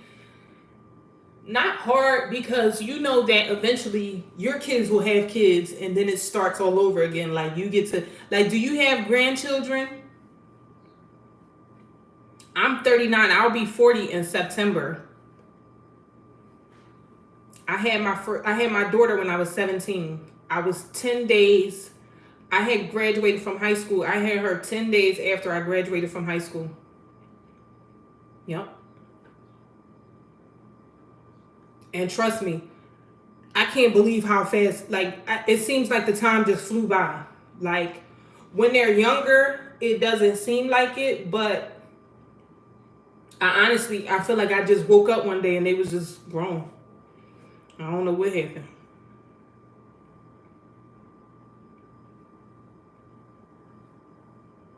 But I like to watch them grow, like, just seeing things unfold for them, and seeing them get the things that they want and do the things that they want, and watching their little dreams come true. I love that too. So you just have different experiences. Like, you go through different stages of parenting. Like, I like, I do want grandkids.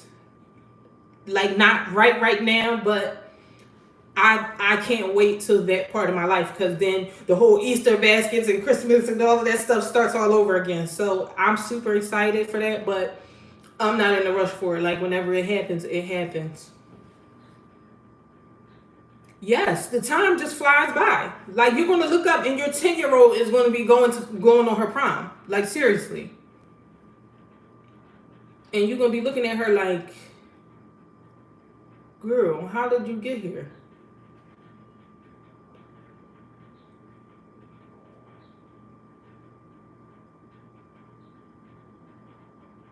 Oh. And then when they all be together and you spend time with them, like, they be so excited to see you and stuff, and they be liking you more than they like their parents because you just let them do anything and just get away with anything. Like, I can't wait for that. I love that.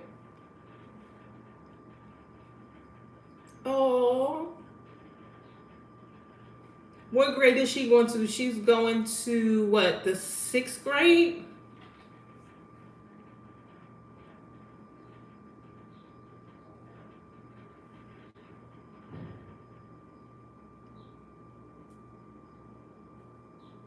Oh, I missed that. I can't wait for that to start over for me. I'm gonna be such a I'm gonna be such a mess as a grandmother. My grandchild gonna be like, I'm tired of my grandma. Get her away from me. I'm gonna be putting on them little costumes. Y'all know how they be having those big giant Elmo costumes and stuff. I'm gonna be renting the costumes coming up to their school. I'm gonna be acting a fool. Do you hear me? They're gonna be like, I'm so tired of my grandma.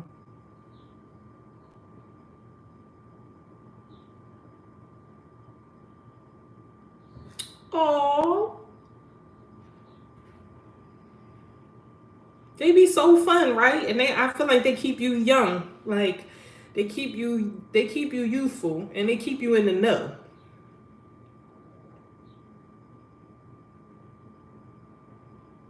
They're so entertaining. And then plus, little kids, like when you watch them go from like being a newborn baby and they can't really talk to you get to hearing their voice, like you hear what their voice is going to sound like, and then they start saying stuff, and then they start picking up stuff that you've been saying or things that you might not have been saying around them, and it's just like, where did you get that from? Like, kids are fun. Kids are very, very fun and entertaining.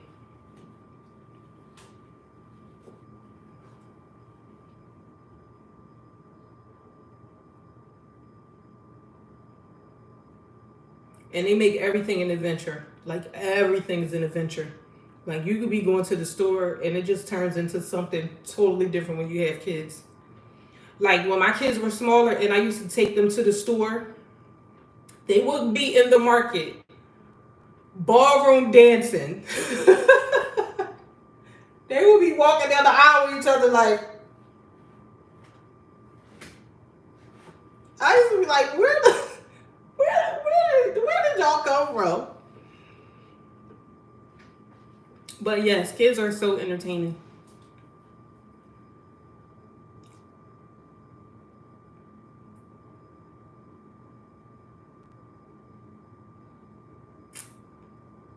That is cool. I believe that too. And every part of you just be another extension. Like when you see your grandchild, I know you see similarities in yourself that like in your grandkids. Like, and that's how you really can tell. Like,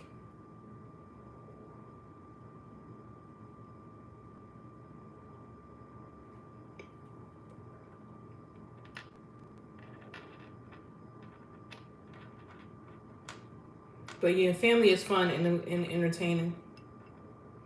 And I don't know, I might just be immature because I just be playing too much and stuff like that. So I love to just do anything. Anything the kids want to do, I'll be with it. Like, oh, y'all get in the bouncy house and y'all think I ain't gonna get in it? I'm getting right in it with you. And I don't care about hurting my back and my knees and stuff when it come down to the kids.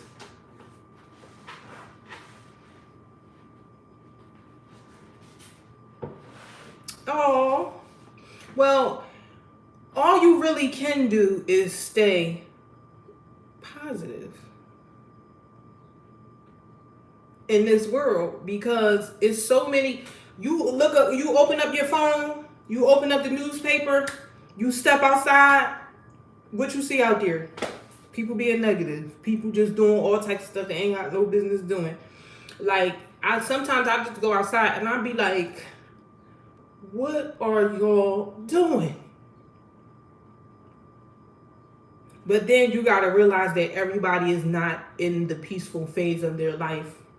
And you just got to let people have it. You got to let people stay where they at and you stay where you at, you know, mentally.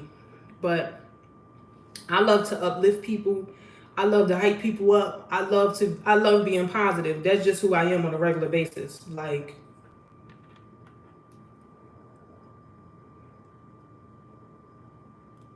I tell my man every day before he go to work, hey, I be up early in the morning. Like, he get up at like 5 in the morning. I be up every morning messing around with him. Like, you gonna have such a wonderful day. Have a wonderful day. I be so excited. And he just be looking at me like, I'll be like, be good. He be like, no.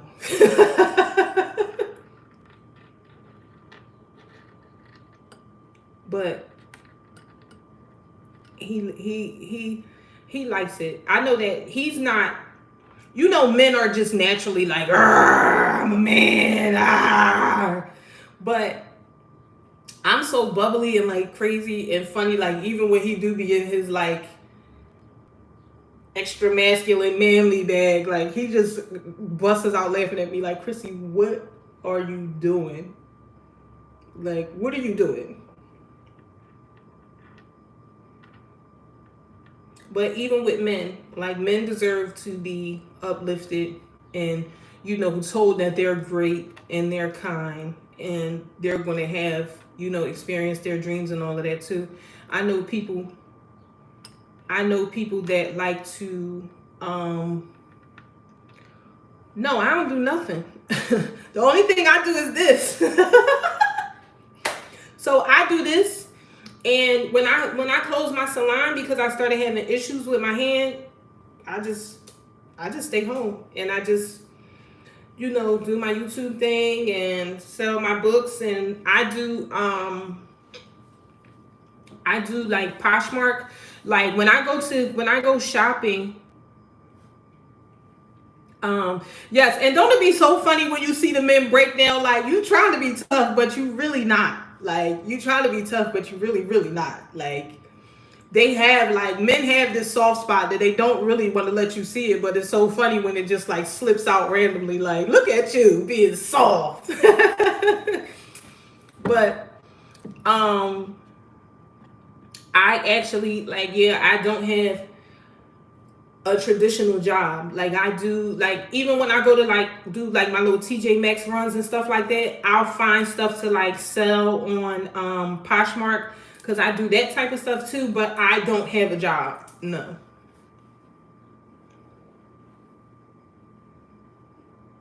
But men, they be so funny because they really, and like, I'm like an extra dramatic person, right? And like, my man is, but he's not. Like, so he allows me to be extra dramatic, and I feel like sometimes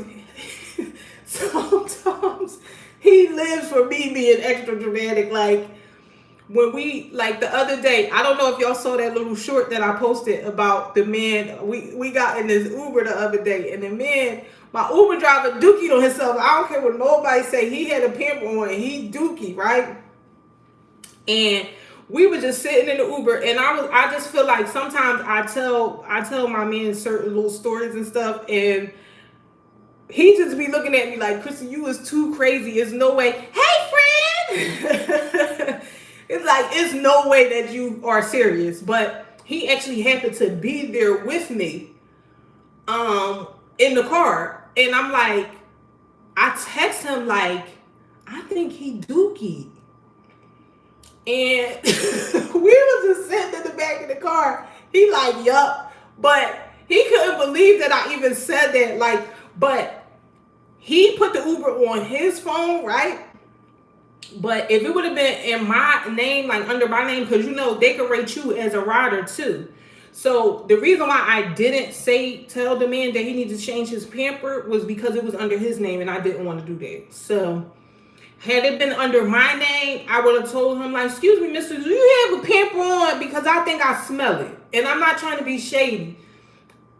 But, you know, sometimes when you say stuff to people like, over the course of my life, my mouth has just always constantly got me in trouble. And I don't even be trying to be mean or nothing. I just want you, like, if you got a dookie diaper on, we can pull over so you can take it off. I don't know if you need to go to the Wendy's, or we could pull over so you can change your pamper or take your pamper off and put a different one on. I'm not trying to be smart, but I think you dookie and you need to do something about that. Like, I'm not trying to be mean, but yeah. I was saying to myself, like, I be trying to like work on my mouth and try not to say stuff to people. Cause when you be honest with people, it's for some reason they just get so offended. And I don't even be trying to be mean, but it's just like, change your pamper. Why would you do that to me? Then he had the windows locked. So it's like, did you know you dookie and you was trying to be funny and you was getting a kick out of this and locking the windows? But I don't know. Sometimes I be trying to shut up, but I just always end up in a predicament where I gotta say something. And does that happen to anybody else? Cause I be trying to shut up, and then like you get in the Uber and somebody dookie. Like, how?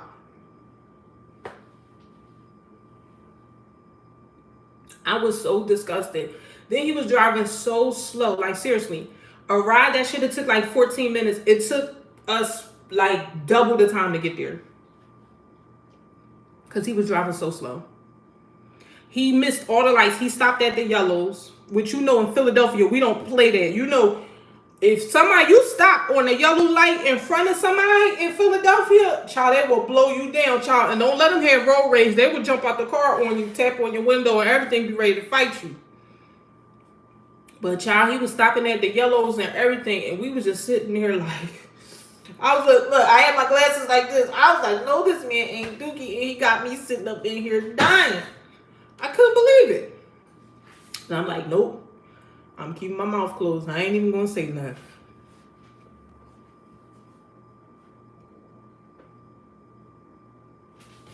But yeah, that's the word. I do know how to drive. I just currently, I need to get another car.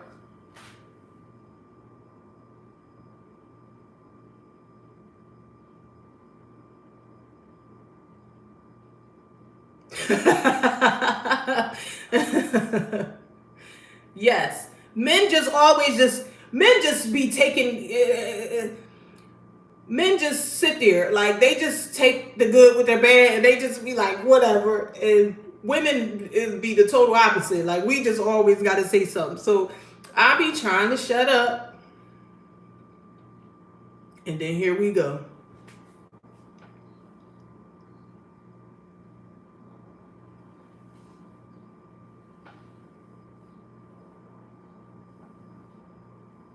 Oh, for real?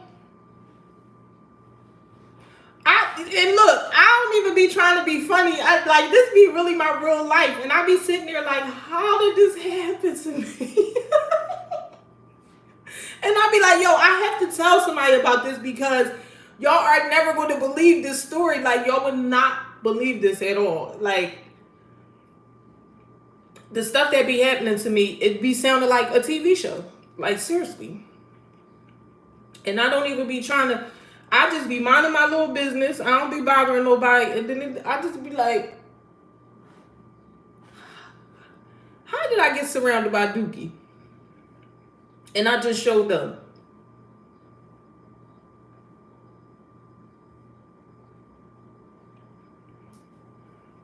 That's just like, wait a minute, y'all. Let me tell y'all this real quick. Because I told y'all earlier, like, I don't be fighting and scuffling with nobody. But I don't know if y'all ever be watching my videos and y'all be hearing my neighbors be fighting, right? Because my neighbors fight all the time.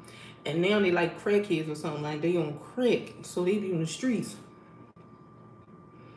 Yes. This is a crazy place. Like, seriously.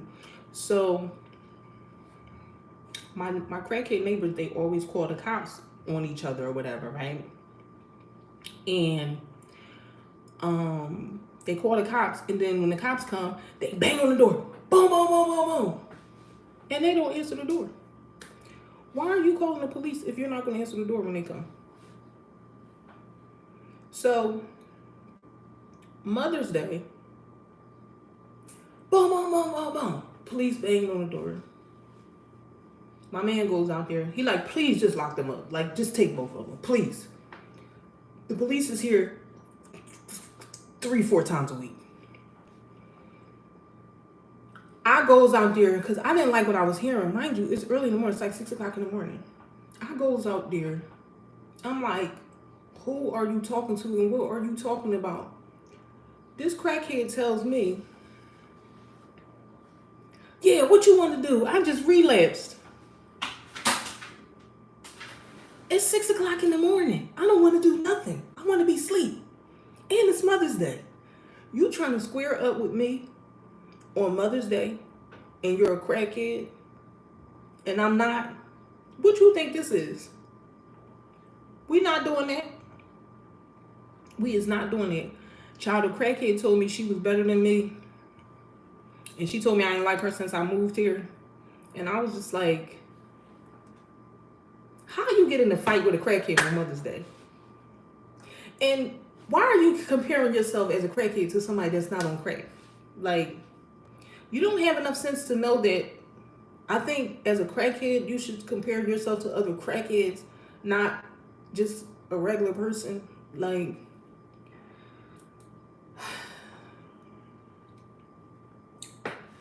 my life be crazy. Okay? That's what I was saying. Because if you think I'm going to get up there and fight with a crackhead, they fights because they fight all night. Okay? You get plenty of practice fighting. I ain't been in a scuffle in a while. If you think I'm going to get out in the street and tussle with a crackhead, you're sadly mistaken, honey. It ain't happening. Y'all got too much energy for me. I ain't got time. But I'll hit you with this bat, though. You can catch this bat. Because I'm not your man. If you think you're going to go there with me, I'm going to put you down. Like, I ain't getting out on the street and tussling with somebody like that. You must be crazy. But I was just like, the things that people think. The things that people think in their minds about you. Like, why would you think that I didn't like you when I first moved here, when I wasn't thinking about you at all when I first moved here? Like, why would you think that? I had no thoughts of you at all. Like, if I could think about something that I thought about, I can't think of anything that I thought about less than you. Like, that's how much I thought about you. I didn't think about you at all, not even to draw an opinion of you. So for you to come out of the woodworks just saying that, it's just like, you wanted to be in a confrontation with me from day one, obviously, because I never did or said nothing to you. You're crazy. And the crack is clouding your judgment and your brain. But I tell you what, since you mad, swing and see how far you get after that. Because I can guarantee you, that's going to be the worst choice you made behind smoking that crack. And you going to have instant regret if you swing on me. Mind you, she like 4'11". I'm 5'10". And I'm a little bit muscular. Why would you try that? Crack make you think you could do a lot.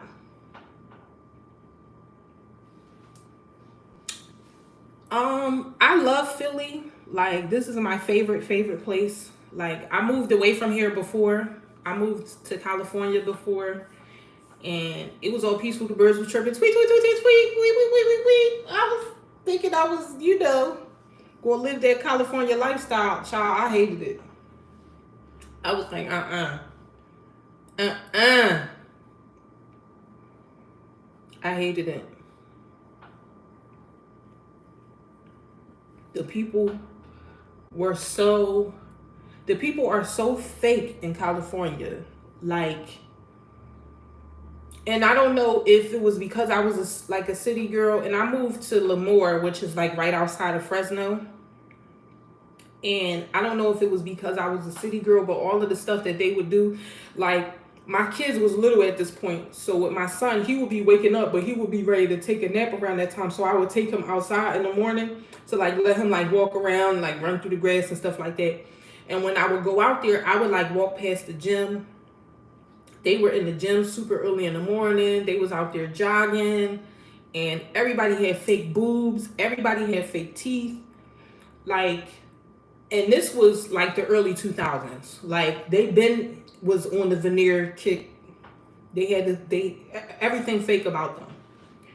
And it was just, I just hated it. Like I don't like this kind of stuff.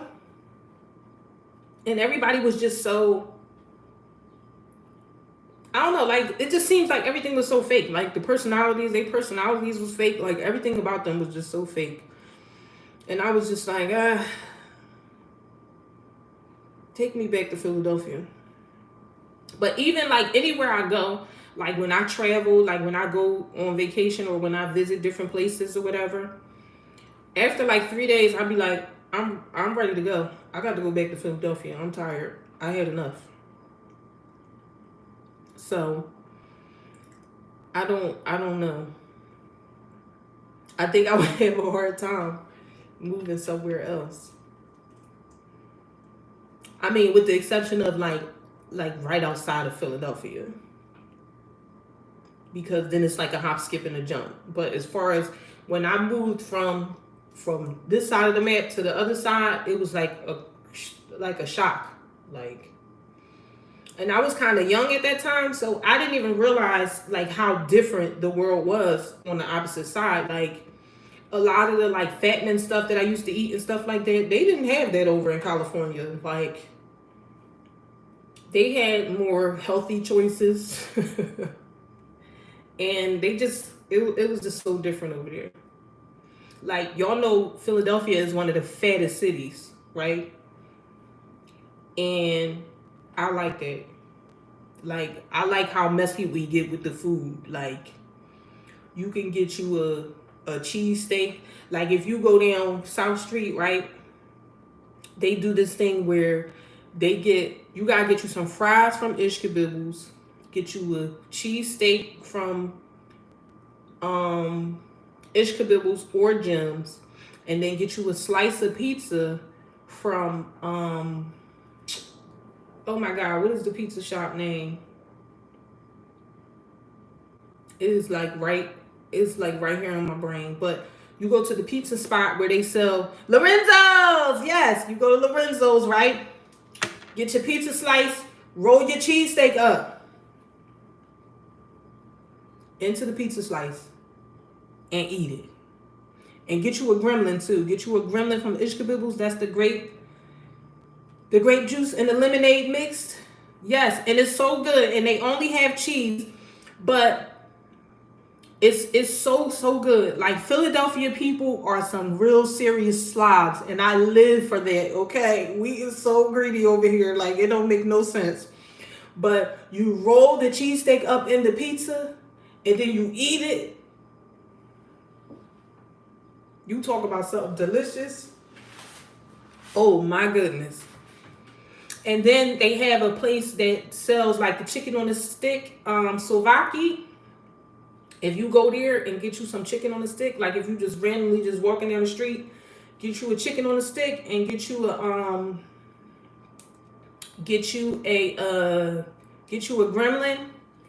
Cause I loves me a gremlin from Ishkabibbles. They are so delicious. I never really ate too much from Danny Wack. Because remember they had that rat scare. I just remember hearing that and I was like, oh no, Danny Wack ain't got to worry about me.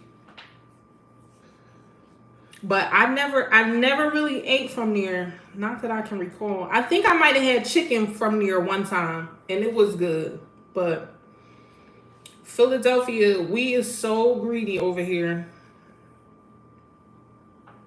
Yes, this was years ago. Back in the day, they had this. They, yes, they was.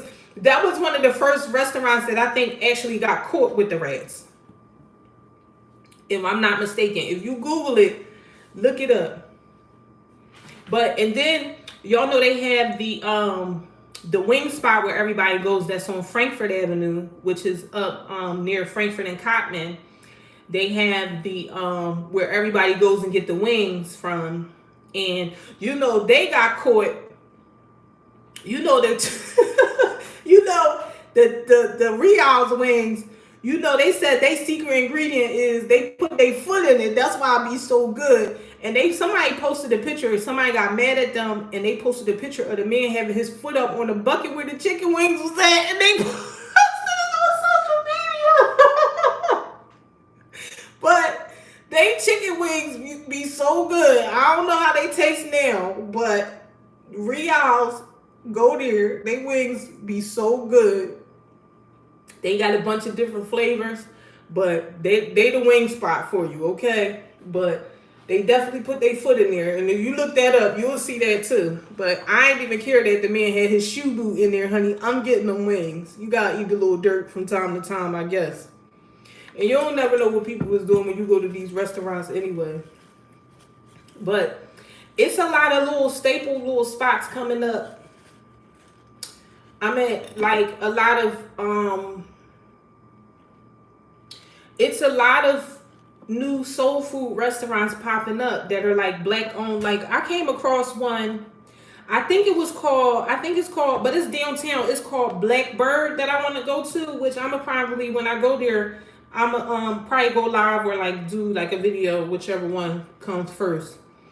But they have a lot of different places, and they got this bacon place. I think it's called, oh my God, what is it called?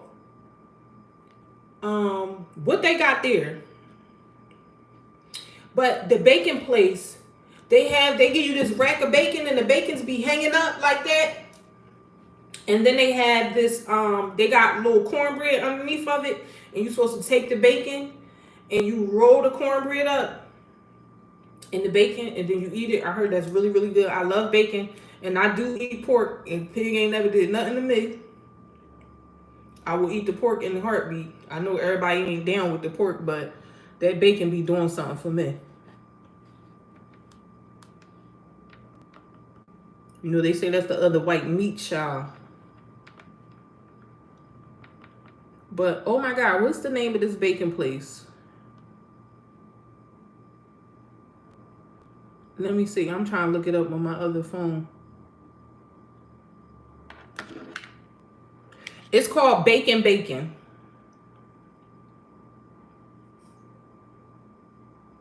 Is this place on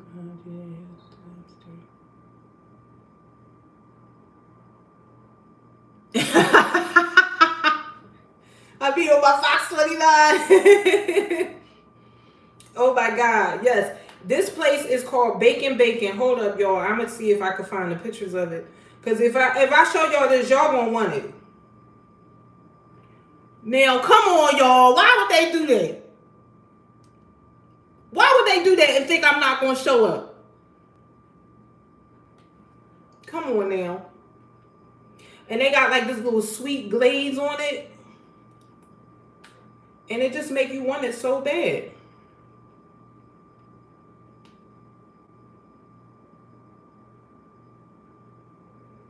I got to go there. So that's a place that I want to go to. And let me see. Honey,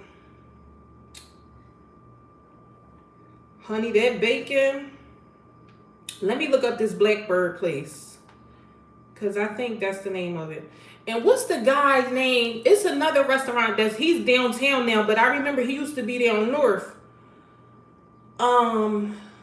He used to be down North Philly in Craytaste. If you go to Craytaste, I used to eat him when he was down on, I think like 7th Street, down by, you know, down Venango, like, you know, where the Puerto Rican people be at, where the Gualagualas be at. Oh my God, his food used to be so good, but he done moved it on up, honey. He is in Center City, and I got to go to his restaurant. But hold up, let me find this other place for y'all, because they had something else too that I was like, oh my God, I want this.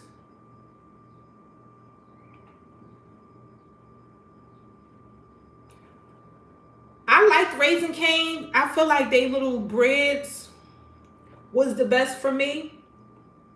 And you know the chicken spot on what's the other chicken spot?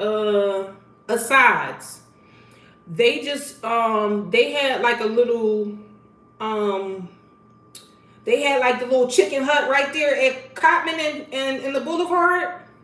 But now they done expanded. Asides is in West Philly now, and I think they have another location too. But that's one of my son's favorite spots. See you. And you take care of those grandbabies and have fun, okay? That's another chicken spot that they say is really, really good too, and that's my son's favorite. Yes, yes, it is like that Texas toast, and it's really, really good.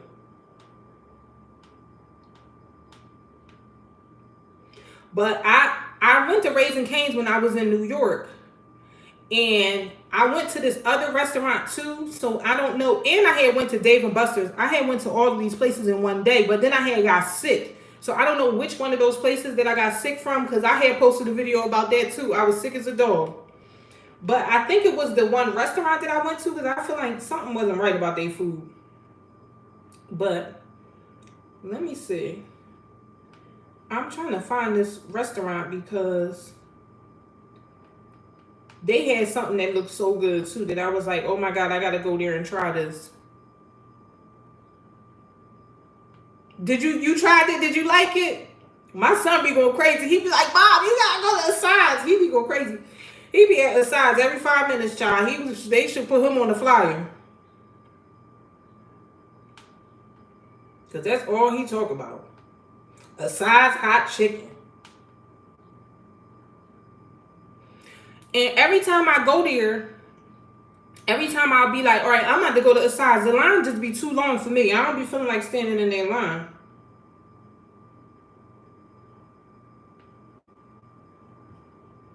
All right, I can't find this place. But I think it's called, hold up. Let me see. It's not called, it's called Black Hen. Let me see. I had to check on this phone that I'm on. It's called Black Hen. And let me see, because I saw something there that I was like, I got to go get this, okay?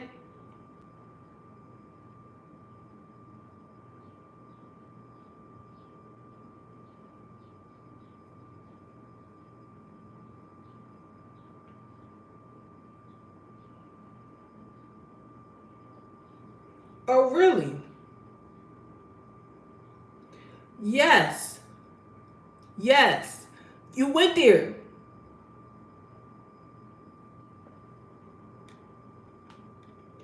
I'm trying to see. Wait a minute. Let me see. This place right here.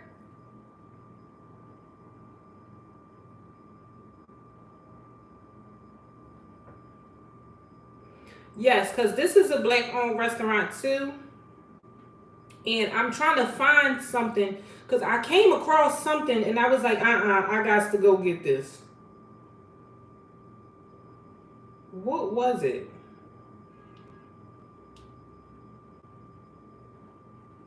I'm on their Instagram page right now, but I'm trying to see.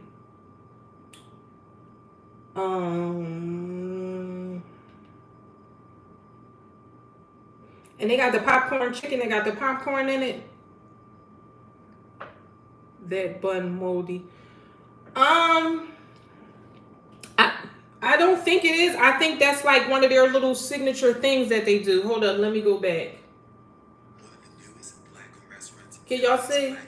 I love their literal popcorn chicken, their chicken cheesesteak beignets, their mac and cheese, the chicken cheesesteak beignets, amazing fried chicken sandwich, and their banana pudding. One of the newest black-owned restaurants in Philly is Black Hen. I love their literal. The cheesesteak beignets is what I wanted.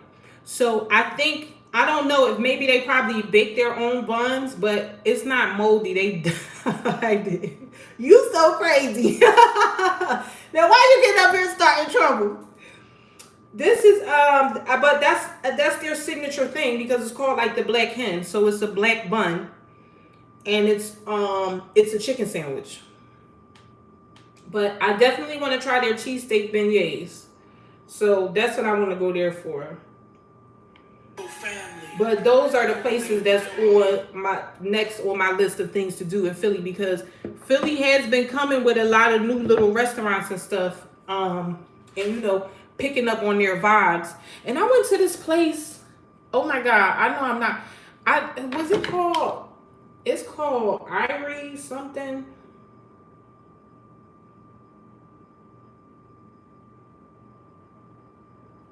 It's called Irie.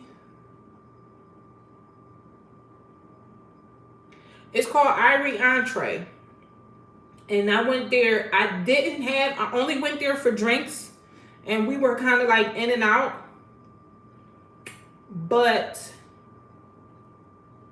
my man ate there before, and their food looked so delicious. One of my favorite Jamaican spots in Philly, Irie Entree. We got fitted, and now we're making our way to the restaurant. It's happy hour, so you know it's about to be packed. But I got here early, and as always, the music and the vibes is top tier. I got my favorite appetizer, the jerk chicken egg rolls. Then for the meal, I got rice and peas, cabbage, and some jerk chicken. Y'all see that? So we gonna chow down, pack up dinner, and you know what comes next. It's studio time, because the grind never stops. Boy, man, you doing too much. I don't want to see. We didn't want to see that. All we wanted to see was the food. But Irie Entree is so nice inside of there, and they have like the music was really so good. A little loud, but the music was so good. But it's indoor outdoor. But we couldn't go outdoor. We didn't do outdoor because it was cold. So they have a really nice space there that's indoor outdoor. But I had the drinks there, and they were really good. Every single day. Yeah, man, every single day. Yeah, man, sometimes 2, sometimes 3. Every single day. Yeah, man, every single day. They have some really nice drinks. So hold up. The address on this place is 4001 Chestnut Street. So that's West Philly.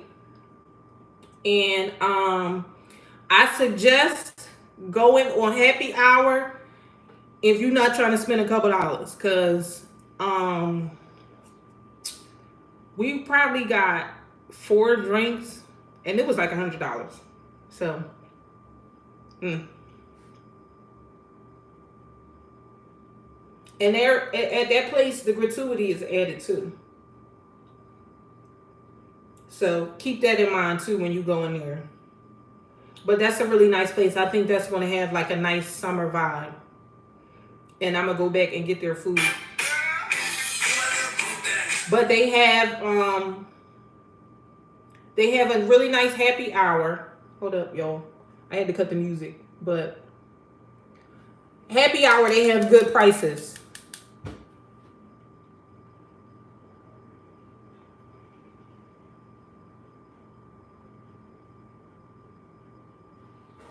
So, I'm going to go back there.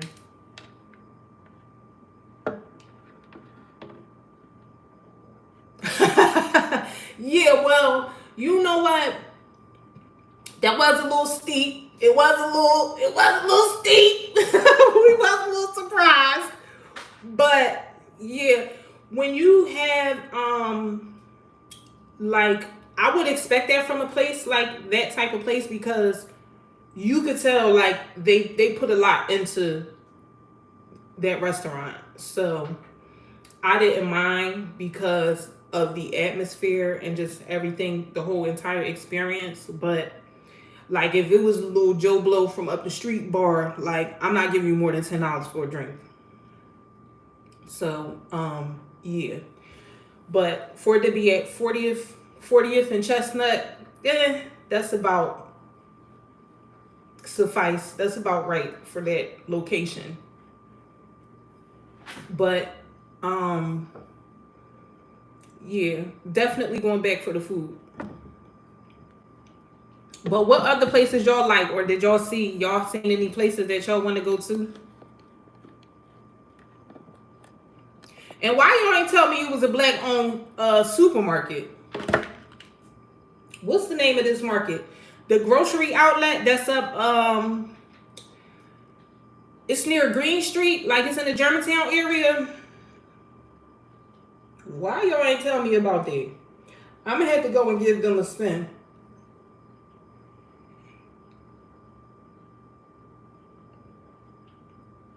It's up. You been in there? How was it?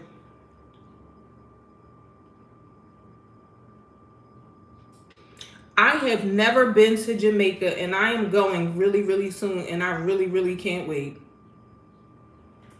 Yes, it's a young black guy that owned that supermarket, and ain't nobody tell me about it. I couldn't believe it. I just happened to come across it one day. I'm like, it's a black-owned supermarket. Let me see if I can find it.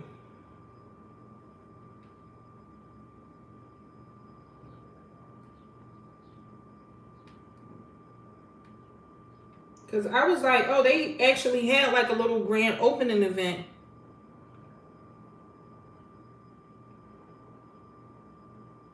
Oh, I'm coming. I'm coming to Jamaica. Is that where you at? Let's see. Let me look this up.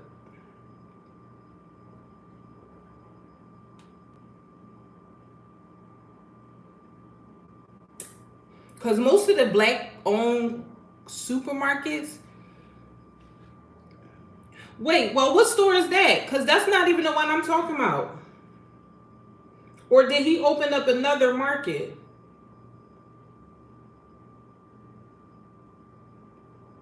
Because a lot of the black-owned like markets and stuff that I go to are normally Caribbean people. Because they have like a lot of their own stores and stuff too. So, yeah. I'm trying to find this place. I'm trying to find the exact address. Yeah, I know for sure it's called the Grocery Outlet, but I'm trying to thank you. I'm trying to find the exact address. A black-owned supermarket in Philadelphia.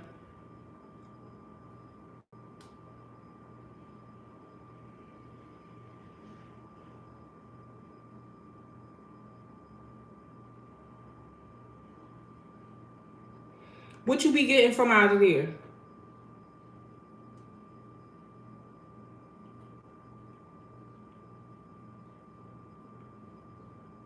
I could not find this, y'all. Wait a minute, hold up. This might be it.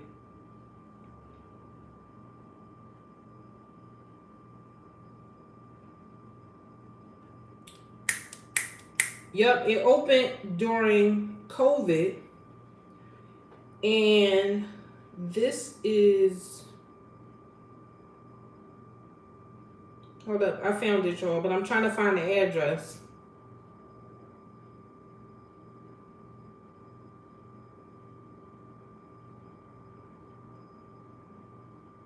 Okay, so it's 25 West Horter Street, which is, that's the Germantown area. But this is the guy right here. Can y'all see him? Hope y'all can see that. So happy for them. That's so nice. And I'm going to go up there one day. Well, they have this listed as Mount Airy.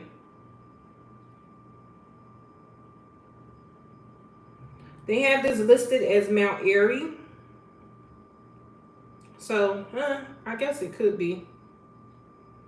I thought it was the Germantown area.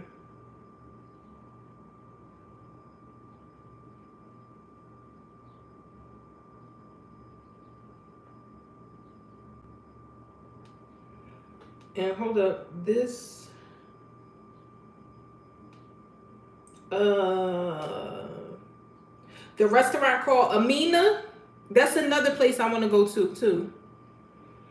Okay, no, I didn't know it was one down there too.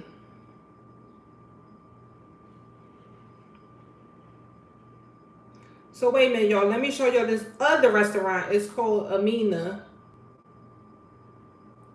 that I saw something that I wanted from there too. The oxtails.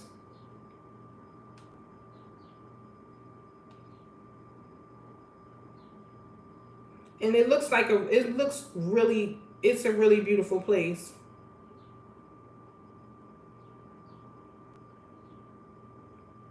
But let me see if I could find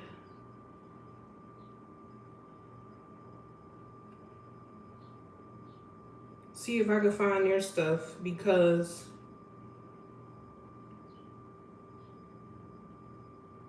their stuff looks really, really good too.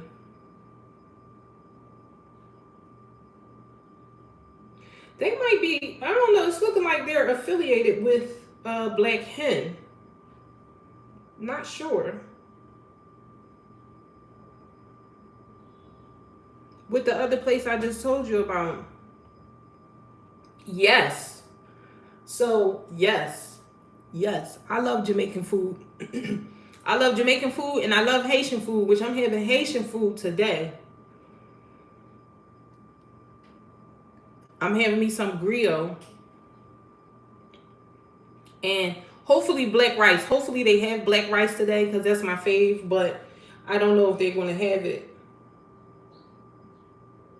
I don't know if they're going to have that today. But yeah, I can't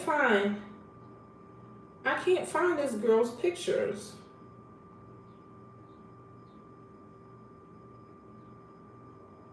But anyway. Okay, 21st and Ridge. I haven't been down there in ages. That's like my mom and dad's old neighborhood.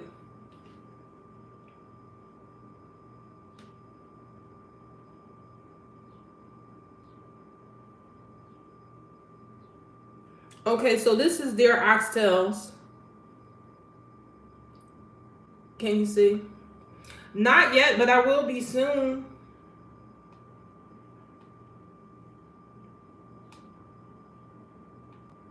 Is y'all coming to my wedding?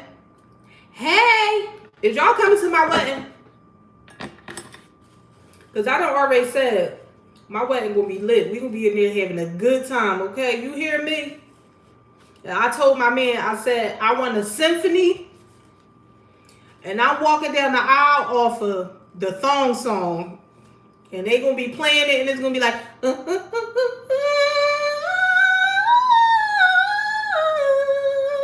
I'll be walking down the aisle.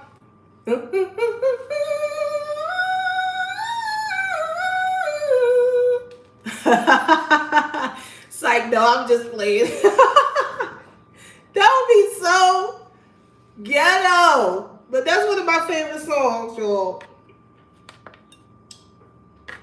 Y'all know, y'all know, I really play entirely too much. Good, how are you? I wanna, y'all know Drew Hill is gonna be at the Adum Day Festival, which I always go to that every year. Child, that is my song, honey. That is my song. And I said, psych, no, I don't want to, we not having a wedding. We probably go to Vegas. But if I had a wedding, I'm walking down the aisle to the thong song, and somebody's gonna be playing it live. There's gonna be a live band saying, cause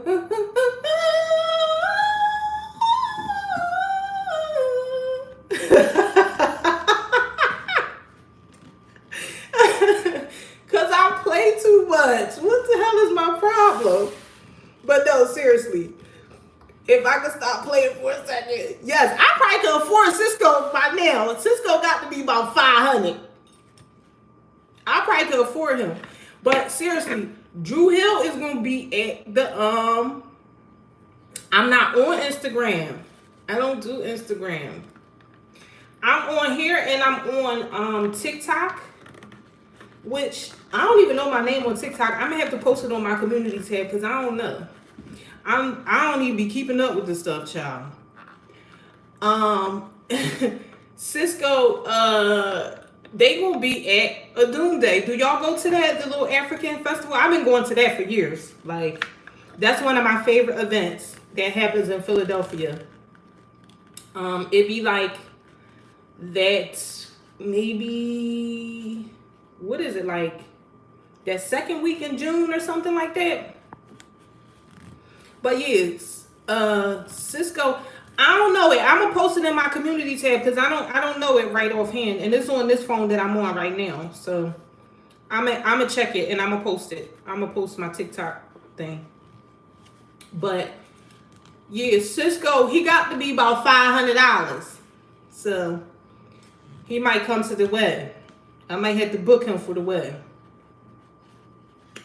But yeah, I can't wait for the Adunde Festival. I love it. That's like one of my favorite things. Yeah. And then, you know, when the pandemic hit, it sucked because they had kind of like shut it down a little bit. And I feel like it changed post-pandemic. Like, I went last year, which I posted a video on here too from when I went last year. It was nice, but it was kind of like, it just wasn't like it used to be. You know, like it used to be so, like, although everybody was so nice and everything, but it's just a different vibe now. But I'm still going. I've been going since like the 90s. Hi. 20,000? Get out. I'm gonna go on his Instagram. I'm gonna say, how much you gonna charge me to sing the thong song at my wedding?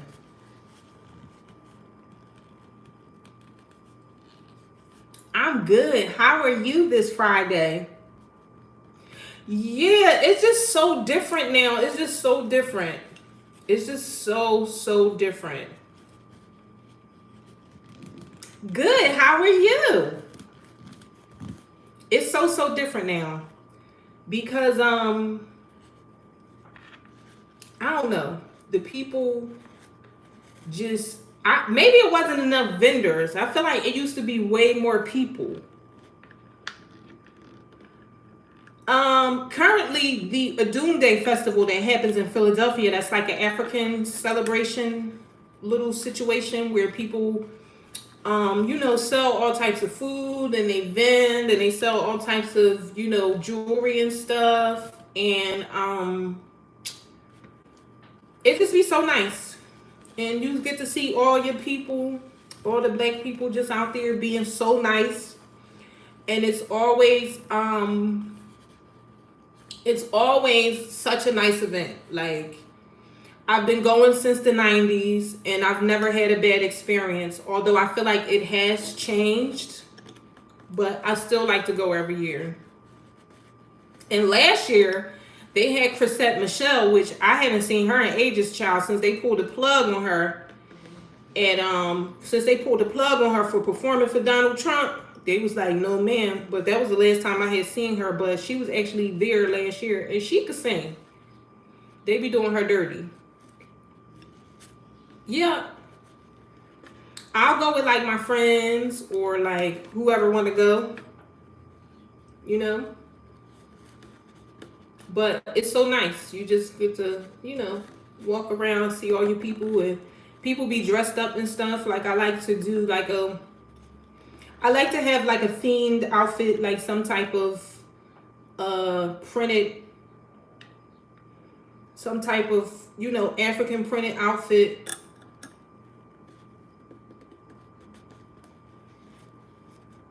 Or some type of, you know, I just like to be on theme when going to stuff like that. And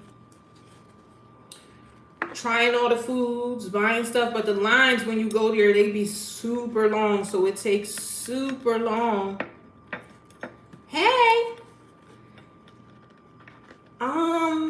You know, I've never, as long as the Roots Picnic has been around, I've never been. And part of the reason it just be like, I feel like their audience, I feel like their performers just be all over the place to the point that I'd be like, do I want to see any of these people? Or like, how does this go, you know? Because they be They be all over the place. Yes, I do be getting dressed up when I go to places, or when I go when I go to like certain events. I be with the themes. I'm 39. I'll be 40 this year. But yeah, I love events like that. And I don't know if y'all remember. Do y'all remember when WDAS used to have Unity Day?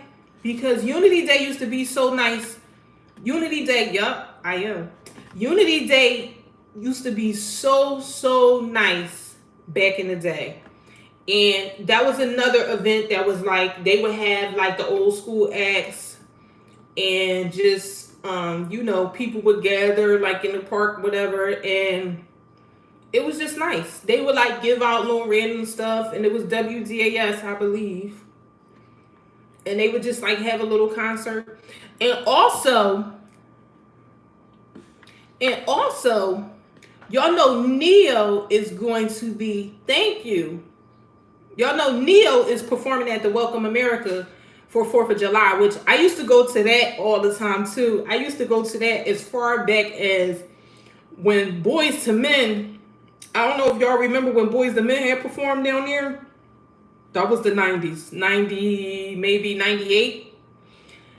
And I used to go all of the time, and I used to take my kids when they was little and stuff like that, and I swore we was having a good time. And one day, to take them to see the fireworks, and swore I was doing something, child, and swore my kids was having a good time. And one day, my kids finally just broke down and was like, "We don't want to go down there. We tired of it." Like, they was so sick of that. I was like, "Oh, all right, y'all." Like, I thought this was a good time. But it would be so crowded, and then it was times where you just had to get out your car and watch the fireworks from wherever you was at, whether you was on the expressway or, on a random side block.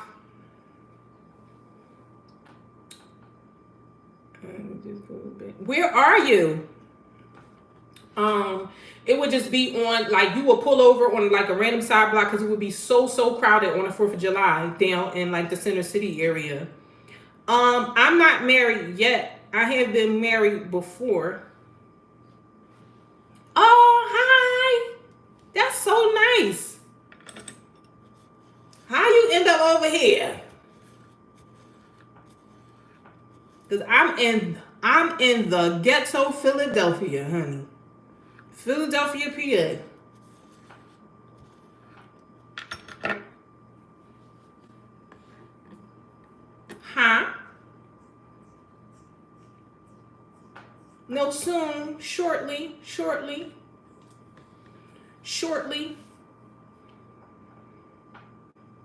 We getting there. But yeah, I'll probably go. What y'all think about Neo? Do y'all want to see Neo? So nice to see you too, and thank you for joining me. Child, all I be doing is talking. Child, I could talk all day. I could talk for the rest of my life. Are y'all interested in seeing Neo for all my Philly people? Like, what y'all think about Neo being I think it's Kesha. Kesha, and I know Kesha is one of the people, but I think I want to see Neo, so I think I might actually go. What do Neo sing? Neo sings. What Neo says? Neo sings something. Well, I can't think of none of his songs.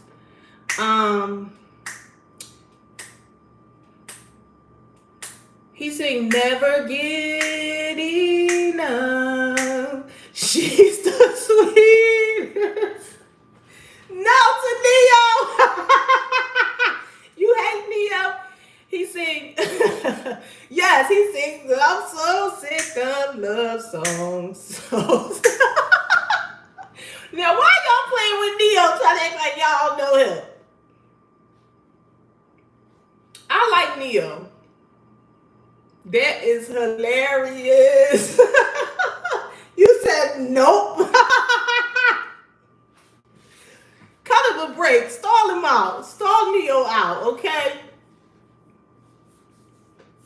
Yeah. I seen him at the Dell. See, and that's what I heard. I heard Neo is really, really good. You was thinking the Matrix. Now, why would they bring Neo from the Matrix for a concert?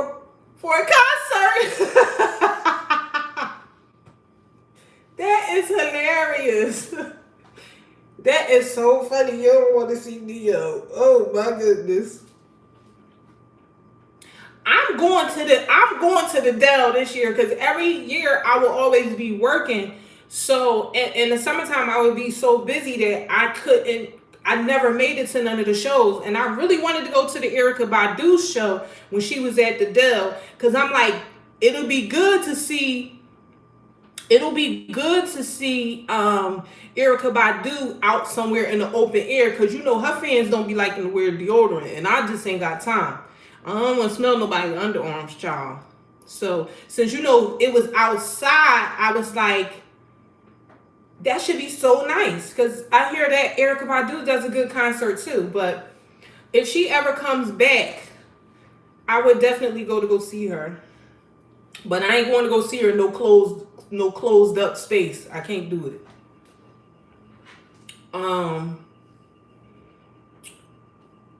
Yeah. Chaka Khan, that's my girl now. Wait a minute. Because I saw that she was on the thing too. Hold up, y'all. Let me pull that up too, matter of fact, because I think they listed the people that's going to be at the Dell this year is already up. So, let me see who else they got. Because I feel like they got some good people coming up.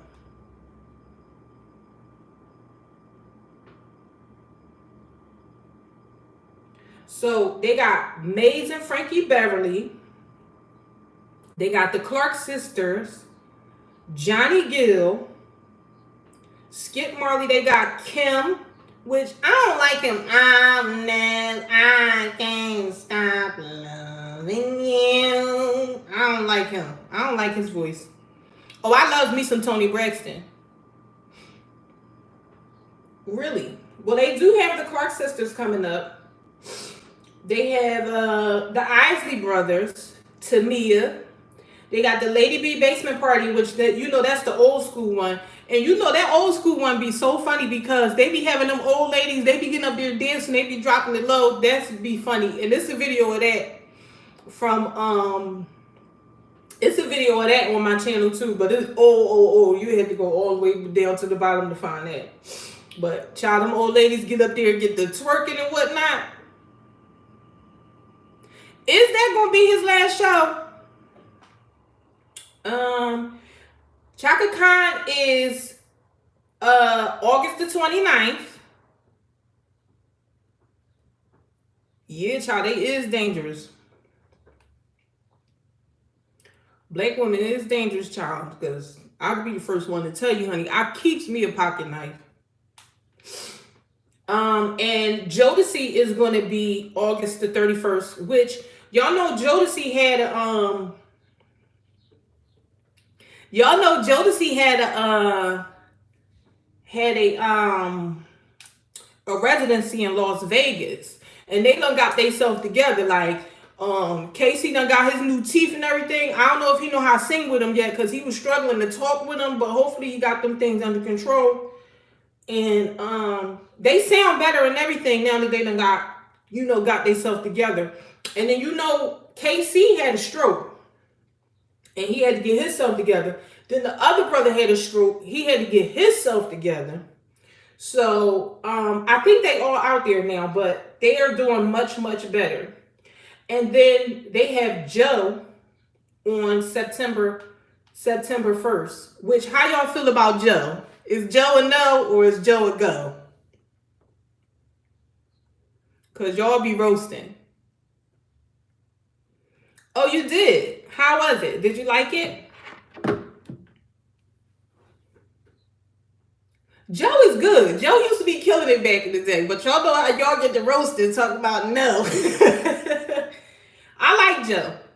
I say no to Joe for you. Well, I seen a clip of Joe singing on TikTok, and he wasn't doing too bad. He was doing good. But I'm looking towards that um that's a good song.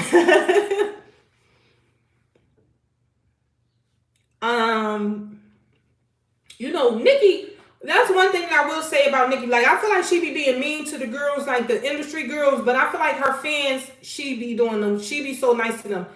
And these young girls, thank you. These young girls that are, rappers, they be talking crazy and talking greasy to their fans. I don't see how they got fans.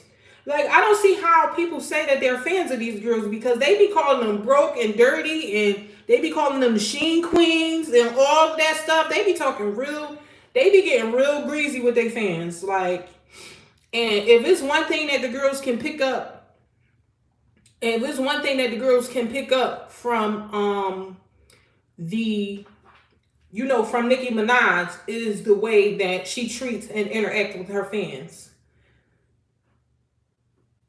These like the city girls and all of them, and even Cardi B, the way she be hollering at her fans. I think she said, y'all's the worst group of fans I ever seen. Y'all's the worst fan group I ever heard of. They terrible. And they treat these people as if they owe them something. Like, people don't have to be your fan. People don't have to support you. These is the people that you getting online talking greasy to. These is the people that's paying your bills. Like, are you not, like, is that not clicking in your brain? Once they stop paying attention to you, you're done. And none of these girls are going to have the longevity that Nicki has had. Although when she came into the game, it was like they weren't really investing in female artists. So, I'm not a Nicki Minaj fan at all. Like, I'm not really too big on her music. Like, she might have a song here and there that I might like, but I'm not a super huge Nicki fan. But I'm a fan of what she's done as an artist. Like, she's definitely, her career has been multifaceted. But I ain't like the way how she used to be playing with my girl Mariah Carey, because Mariah is my number one. She used to be playing with Mariah Carey too much on that show they was on. What was it, American Idol or whatever? I love Lil Wayne, but I want Lil Wayne to get rid of them dreads. Your time is up. Unless you're going to shave it off and get you some new ones, grow some new ones. I want to go to Vegas to see Mariah, because Mariah has a residency in Vegas. Oh, yes. Oh, I know that. And I say that all the time, too. A lot of the stuff that they do is for publicity. But when you're talented and you're professional, you shouldn't have to do all of that stuff just to put something out or just to make people interested in what you got going on. Like, why you got to curse me out and tell me I'm broke in order for me to pay you attention? Like, taking it too far. Oh, I love me some Whitney. I can't believe they put her down like that. Because me personally, I feel like they bumped her off. Beyonce, to me,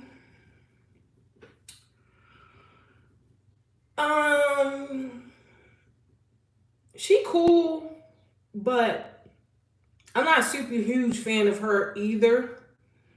But again, like, I like how she keeps her business. She stays business. Like, she doesn't engage at all.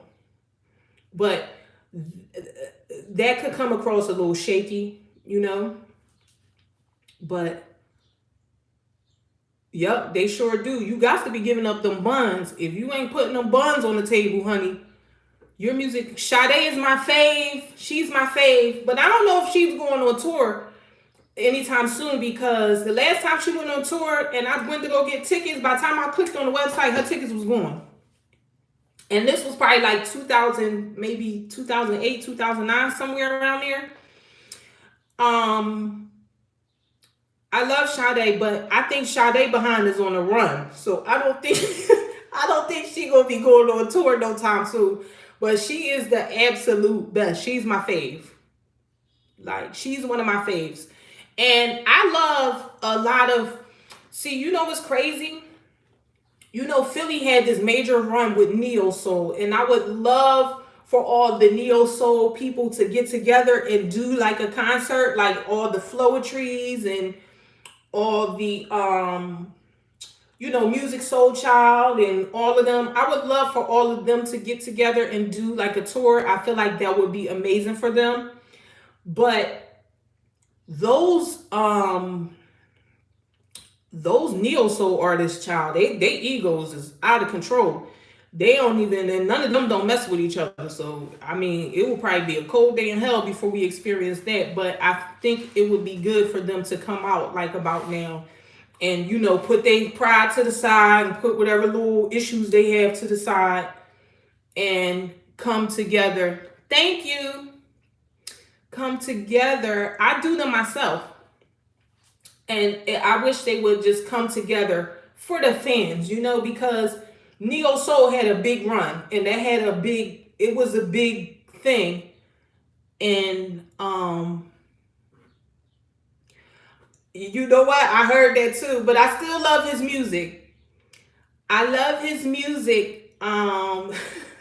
Thank you. I love his music, but they say he can't sing, child, at all. They say, and when he get in front of that mic live, child, he be tearing it up.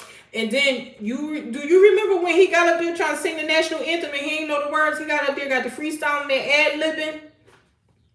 Yes, I love. He got up there, got the freestyle and that ad-libbing, child. He did not know them words to the Star Spangled Banner. He ain't know them at all.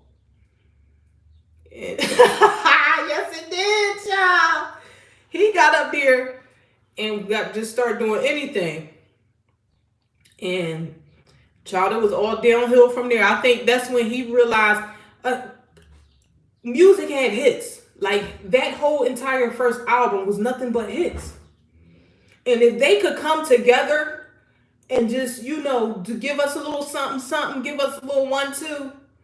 Like, y'all ain't even gotta go nowhere else. Just come to Philly. Just do it in Philly one time. But, and Jill Scott too. Like, if you notice, you don't ever see none of them together. And they all had that run around the same time. But you don't ever see none of them talking about, oh, this my main squeeze, this my number one. Floetry, I don't even think they could be in the same room with each other. The two girls that was in that group. Child. That Alicia Keys, but you know, Alicia Keys got away with them vocals for quite a bit before she got figured out that their voice was a little scratchy. She got away. She got away for quite a bit. And did you see how on YouTube they fixed them scratchy vocals, honey? If you go and try to like play it over, like, and you didn't see it live, you wouldn't know that her voice sounded like that because they put something over top of that, honey. And cleaned that right on up before they put it on YouTube.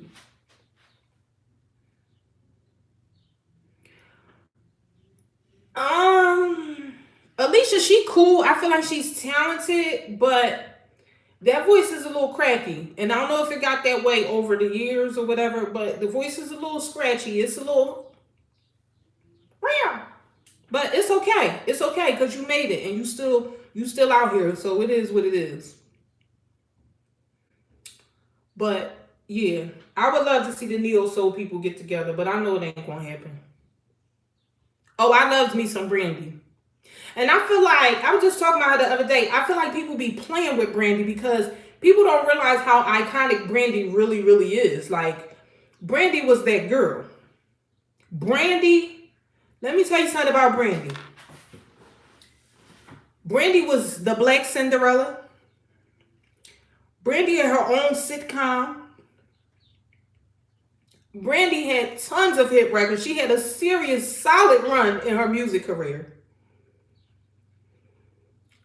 Definitely had a doll. Brandy was that girl. And worked with Whitney Houston with the Cinderella thing. Like, Brandy was that girl. And they play with her too much. She was it. Like, Brandy was it. And although Brandy done lightened her skin a little bit, which I'm not gonna say I don't like that because whatever people decide to do with their body, I'm really not. I really don't care. See now, why you doing that? Because I need to know what happened. But see, Brandy had ran somebody over back in the day, and that's when the trajectory of her her career kind of a little bit changed. She was that girl though. She definitely was. And I was 100% when it came to Brandy versus Monica, I was definitely team Brandy. Like, and on Moesha, she used to be coming with them real issues. Like, I loved me some Brandy. Yes, you remember that reality show? And that I think a part of that too. That kind of changed the trajectory of her career too when she got busted lying about being with that guy. Because the guy, he got tired of playing them games and he just threw her completely under the bus. He blew the whistle. He said, look, I'm not married to this girl. I'm tired of playing these games with y'all. I'm done. And I never seen him again. Her baby daddy. She definitely did. She definitely did. She definitely did. And I love Monica too. Like, I think Monica can really sing and all of that. But, Monica was a little bit too rough. Like, she really could sing. But Monica was a little bit too rough for the people. And I don't think that she was as flexible as Brandy was. Like, Brandy gave off girl next door. Monica gave off, I could sing, but don't really mess with me like that. Because I will cut you. And she was messing with, she had a man in jail, child. It was just too much. It was just too much. Yes, and they had them young girls singing them songs like, they had Monica singing them songs, child, like she had really been through some stuff, like she was 44. And what about Anita Baker? Y'all know they is so mad with that Anita Baker child. They said, Anita, we done flew out to come see you. And you left us high and dry, waiting in the line, talking about the show is canceled 15 minutes before you were supposed to be bringing your butt on stage. They was sick of her. But them old people, yes, she definitely gave that. She gave, I'm from the streets. Okay, I can sing, but I'm from the block. But they tired of Anita Baker, honey. They said they was cursing Anita Baker out. They was really giving it to her on TikTok. I don't know if y'all on there, but they was so tired of Anita Baker. And I loves me some Anita Baker, but I'm going to be giving y'all the best that I got on the CD. I can't, yes, they call her bald-headed, and that was the girl that said it. She was like, see, y'all talk too much. Y'all done threw me under the bus, and to let everybody know that I called that lady, I know she heard about it. Child, they had her all over the radio and everything, the one that called her bald-headed. But I was cracking up in there because I thought that was so funny. But Anita Baker is very mean. I'm sure everybody has seen that. How she talks to her staff and stuff, and just her band and everything. Which, I love Anita Baker, but I love her on CD. Yes, I love I Apologize. I love Caught Up in the Rapture. I love the majority of her songs. Like, she's really, really good. But I'm cool with pulling her up on Tidal or whatever. I don't have to go see her in concert. And one of my friends, my best friend, actually went to go see her in Vegas. And she still sounds really, really good. But she a little sketchy. Like, her personality is just a little sketchy. And when you start seeing people's personality, then you start realizing like why things didn't really work out for them, or why people don't really work too much with them, because she even had an issue with Babyface. Like, who fights with Babyface? Any group girls you like? Oh my God, I love Soon As I Get Home. But, I I seen the video of Faith Evans performing live. Them vocals was rough. And I used to think, I think Faith could sing. Like, Faith could really, really sing at a point. But them vocals, last time I seen her, it was rough. Look it up. It was rough. She was coming from the throat. She was like, soon as I get home. It was rough. I don't know if she was having a bad night, but ooh, it was rough. I felt so bad. Which one? Who? Because, you know, Anita Baker's had got hers back. One of those boys, what's the boy name? One of those rapper guys, I forget his name. He had helped her get hers back. I loves me some Mary. I went and seen her. I saw her when she was in Philly. Was that maybe about 2 years ago by now? I loves me some Mary J. Blige now. Wait a minute. And Mary J. Blige always had like a super raspy voice. Like, I don't feel like it was her voice that drew the people. I feel like she was more you could feel her songs, like you could feel her music, like you could just feel you some Mary J. Blige. It wasn't even about the vocals with her. And I loved her concert. It was really good. And some people have had bad experiences with going to go see Mary. Her voice is not like, she ain't no super serious vocalist, like, but she definitely had the lyrics that'll keep you locked in. I ain't gonna lie. I love me some Mary J. Blige. And she definitely can dress. She would dress you under the table. But them boots she put out, I didn't like them. I didn't like them. I don't like the boots she put out. I wanted more for her. And of course, I wanted all the money to go to her because, you know, she still got to pay that man. Yes, My Life, I still play that like it's new. Like it just came out yesterday. Cut it out. That is so funny. But, who else? Who else I seen cutting up? Somebody asked me about the girl groups. Now, you know, I used to love a group. Like, I wish groups would come back out, which I seen another little girl group. You know, Wanye's son's got a group now, too.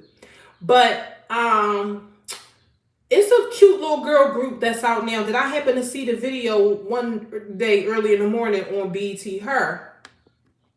I loves me some SWV, and I got to go see them this time when they go on tour. I really want to see them, but they be with Escape, and I like Escape songs, like some of them. I like their songs. I love me some SWV.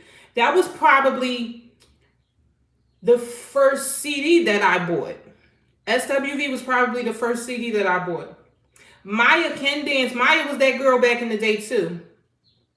I love me some Total. I love their songs, their content. They weren't amazing singers, but I loved their energy and how, you know, they were just kind of like a little street, and I like that.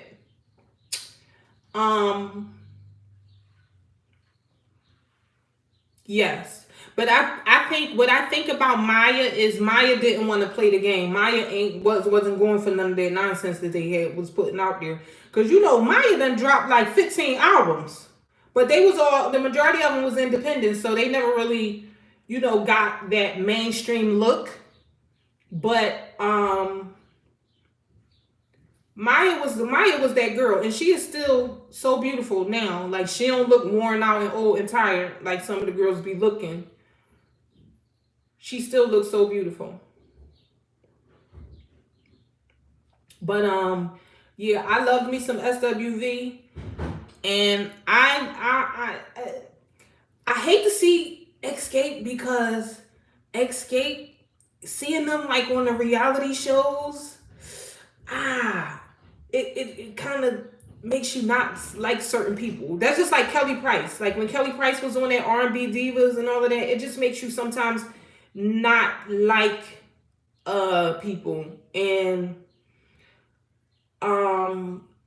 I think Escape, they need to go in the back and go try to get Latasha Scott back, because they need to go try to get their fourth member. They need to go back and go get their fourth member, because I know that they think they okay without her, but they absolutely are not. And I'm so sorry. Like, and I know that Latasha likes to do her runs, and she likes to do she likes to do run-ons, but that's just who she is. Hi. That's just who she is. And I think they definitely 100% need her. And I know she's shady and she's supposed to have stole money and all of that. But, oh, Shanice was that girl. And you know, her and her husband, Flex, what's his real name? I cannot think of his name. Flex Alexander. You know, they was homeless and everything. They had such a hard time. But I thought Shanice was going to be bigger. I thought Shanice was going to be bigger than what she was. And Tamia too, because Tamia could really sing. And Stranger in My House, honey, that was my song. And Blue Cantrell, she never stood a chance because there was too much scandals behind her. Sunshine Anderson, I loved. I thought she was going to be bigger. Thank you. I thought she was going to be bigger, but she turned out to be who? Which one? I thought she was going to be bigger. And you remember Truth Hurts? Do y'all remember her? Yeah, Sunshine Anderson could sing. I seen her recently performing somewhere too. She still could sing. I don't know if y'all remember Truth Hurts, but I liked her and I thought she was going to be around a little bit longer. But you know, they had sued her for that little Indian beat that she had behind that little beat that she had behind her song. Yes. And child, they sued her, and then that was the last time you seen her. Philadelphia. That was the last time you really seen or heard from her. But yup. I thought she was gonna be bigger. And I thought she would be held, I thought she would be around a lot longer. So my books are on, one of them is on Amazon, and the other two, they come straight from me, from my e-guides come straight from me, and you can find all of it at www.linktree/thechrissy-shop. TheChryssyShop. Philadelphia. Oh, thank you. But who else, y'all? Who else was out there and I thought was gonna be bigger? It was somebody else that I was getting ready to say, and you know who could blow? Like, they can blow, and I feel like they be playing with her a lot. Shantae Moore. Hi, you from Connecticut? What part? Oh, Tweet was my girl back in the day. Like, her first album, I love me some Tweet. How was she? She had an alright little career. But I think, you know what I think happened? Hey. I love to see people from different places. So I'd be like, oh, how you get over here? But Tweet, I think, you know what's crazy? This is gonna sound so crazy. I think Missy Elliott slept with all of those girls and then tossed them back in the water. What y'all think? I think Missy Elliott got them out of there. Philly. I think Missy Elliott had little situationships with a lot of those girls, like Jasmine Sullivan. And this is not, you know, this, I just want to say, I'm not a gossip page or a blog. I'm just talking to y'all and just talking trash and just talking about stuff. Missy is super talented, but I also think Missy was getting her freak on with a lot of those girls. Is we sure about that though? They was a little bit too. With Aaliyah, I just feel like everybody was so like, oh, I loved her so much. It was almost as if they was obsessed with her or something in a scary type of way. Yeah. You know who I think the Brand got with and who I think was her boo, but they couldn't come out and say it? Mariah Carey.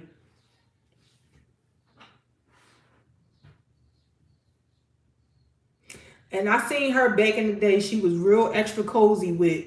You know who she was real extra cozy with? Janet Jackson. Now I don't know.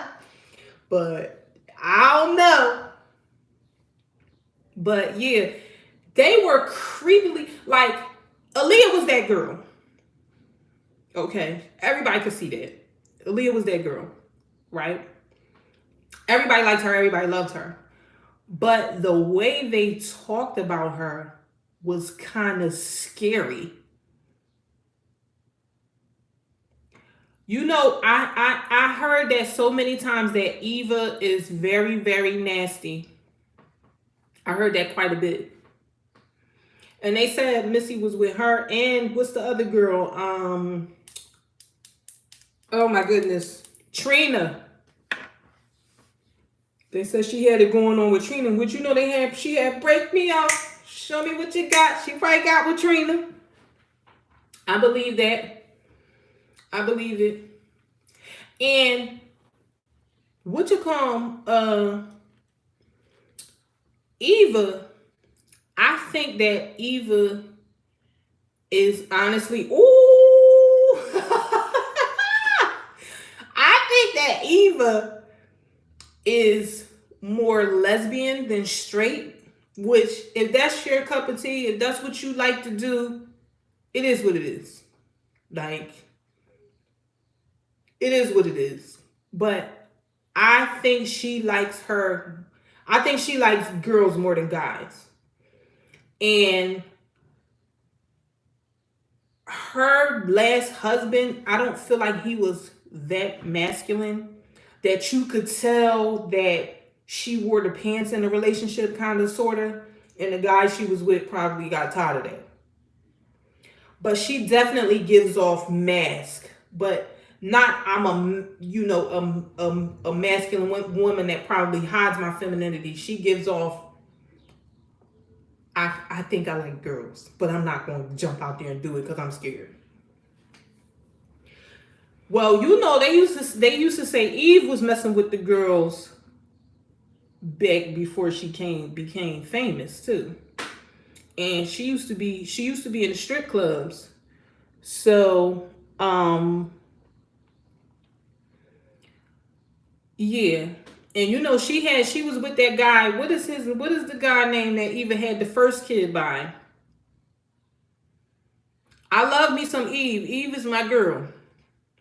But Eve got with that white guy. She got with Maximilian, and she was like, I ain't messing around with y'all fools no more. Forget rap music and all of that. Because let me tell you how Eve was that girl too. Because Eve don't get her credit that she deserves either. Because Eve was one of the first ones with the clothing line. Do y'all remember when she had the clothing line? And they used to sell it at Macy's. What was the name of it? What was the name of it? I forget the name of her clothing line. I can't remember. But Eve did a lot.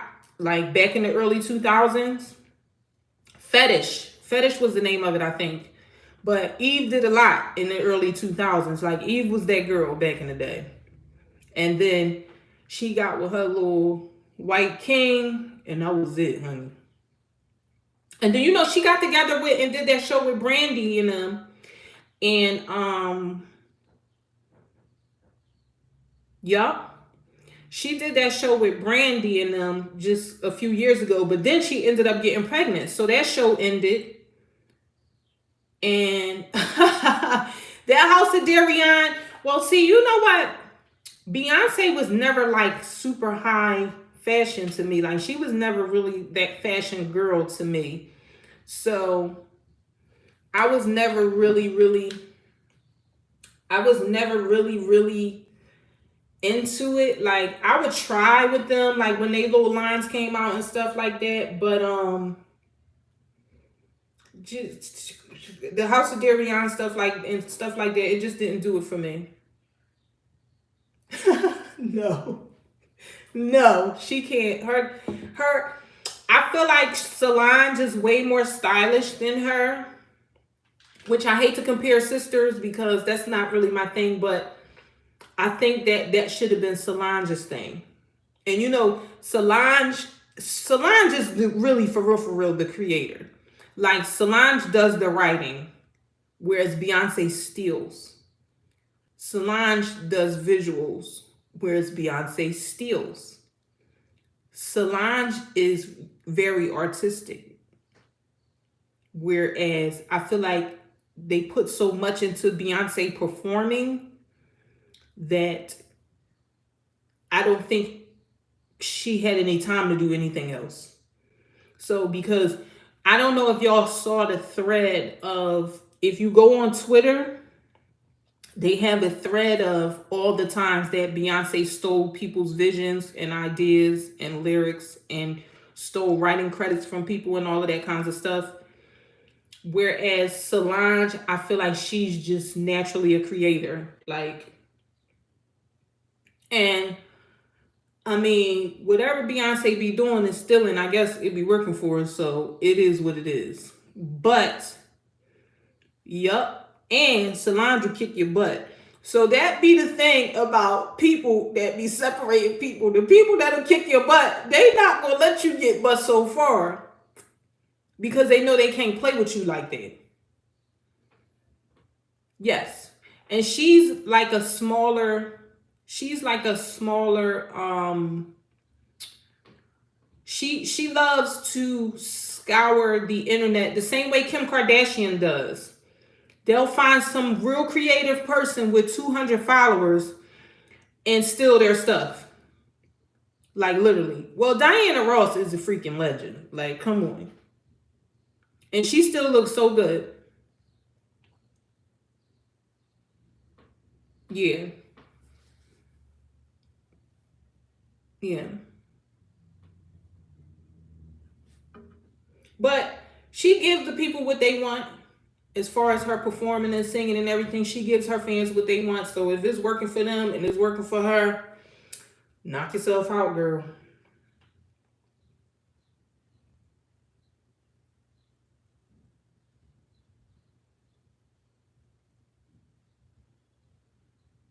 But who else is not on that level like Whitney and Stephanie Mills, but people put her, who be putting her in that category?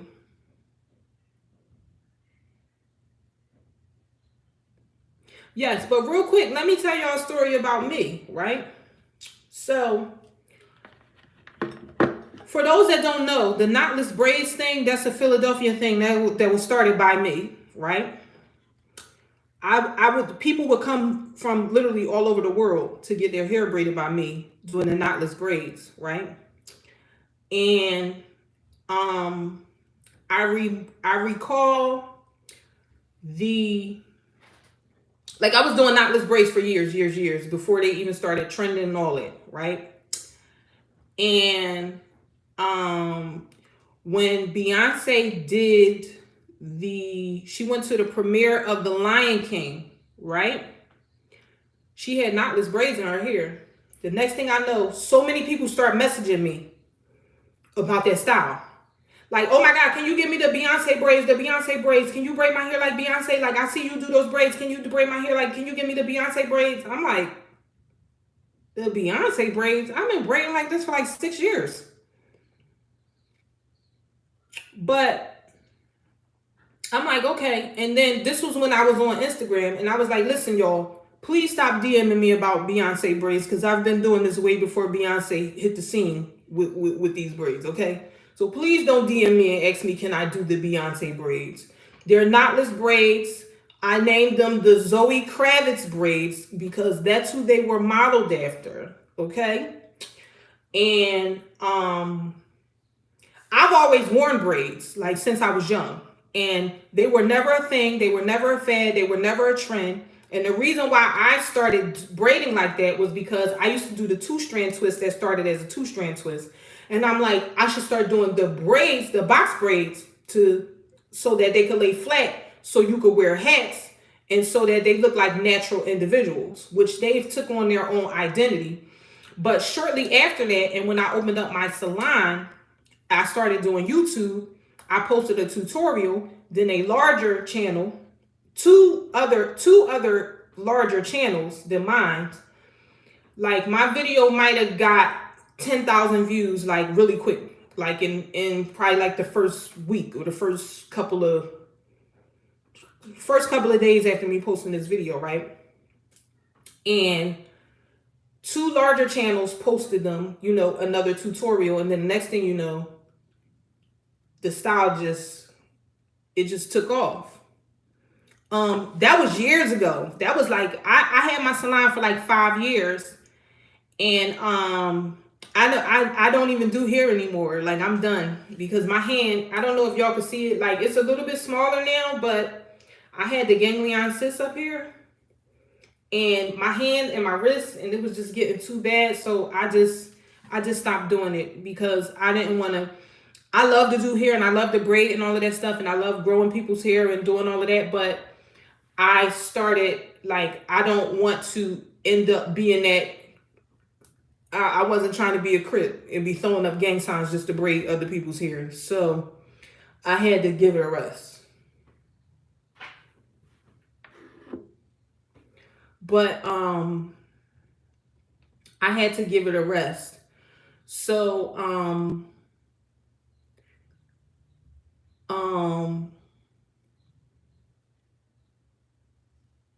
you definitely did. You always had that. You always had that.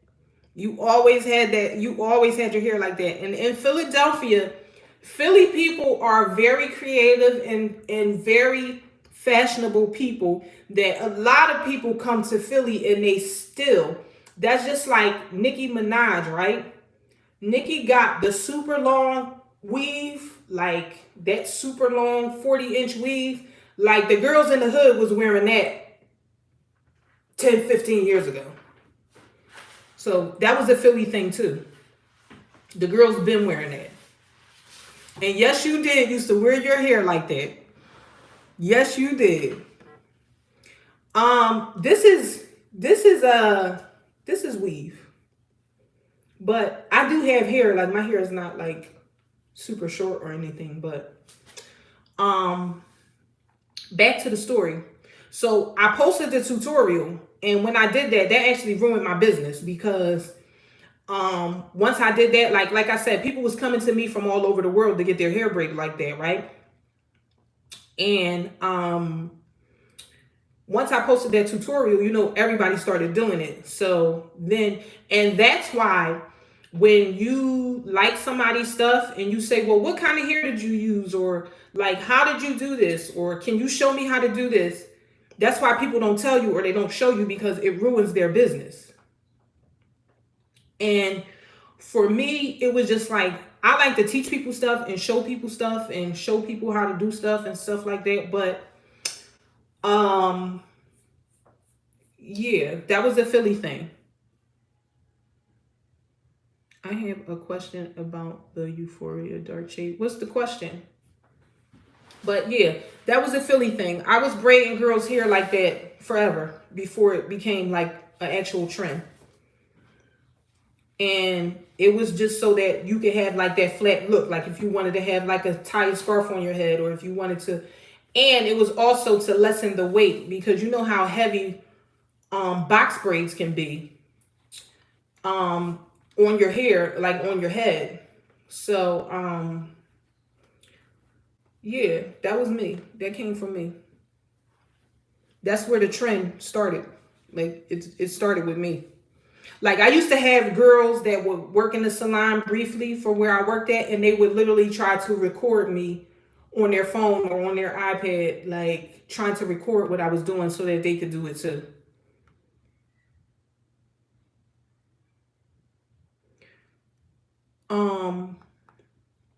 And yeah, that's the thing. But it's also a part of the game. Like when you do stuff or when you're a creator, you're going to have that experience that people are going to steal from you. But all that means is that you're on to something. That means keep creating because one of these things is going to stick to your name, you know?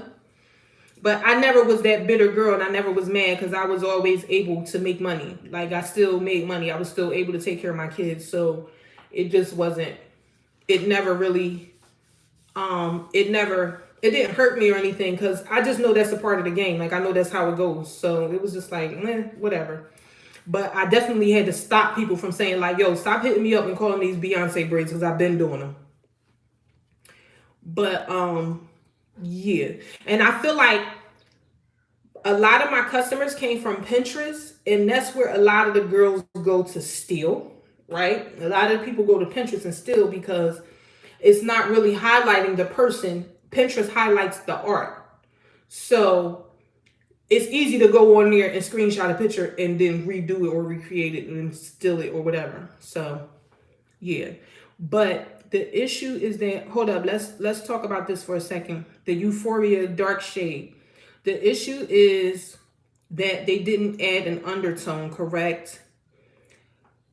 Well, I think the actual issue is the fact that as Black people, right, we had this experience at a point where people who weren't Black would take actual Black paint and paint their faces black and their lips red and paint these big red lips, right? And now this is for me. I don't know about everybody else. But the reason why I thought it was crazy is because, oh, thank you.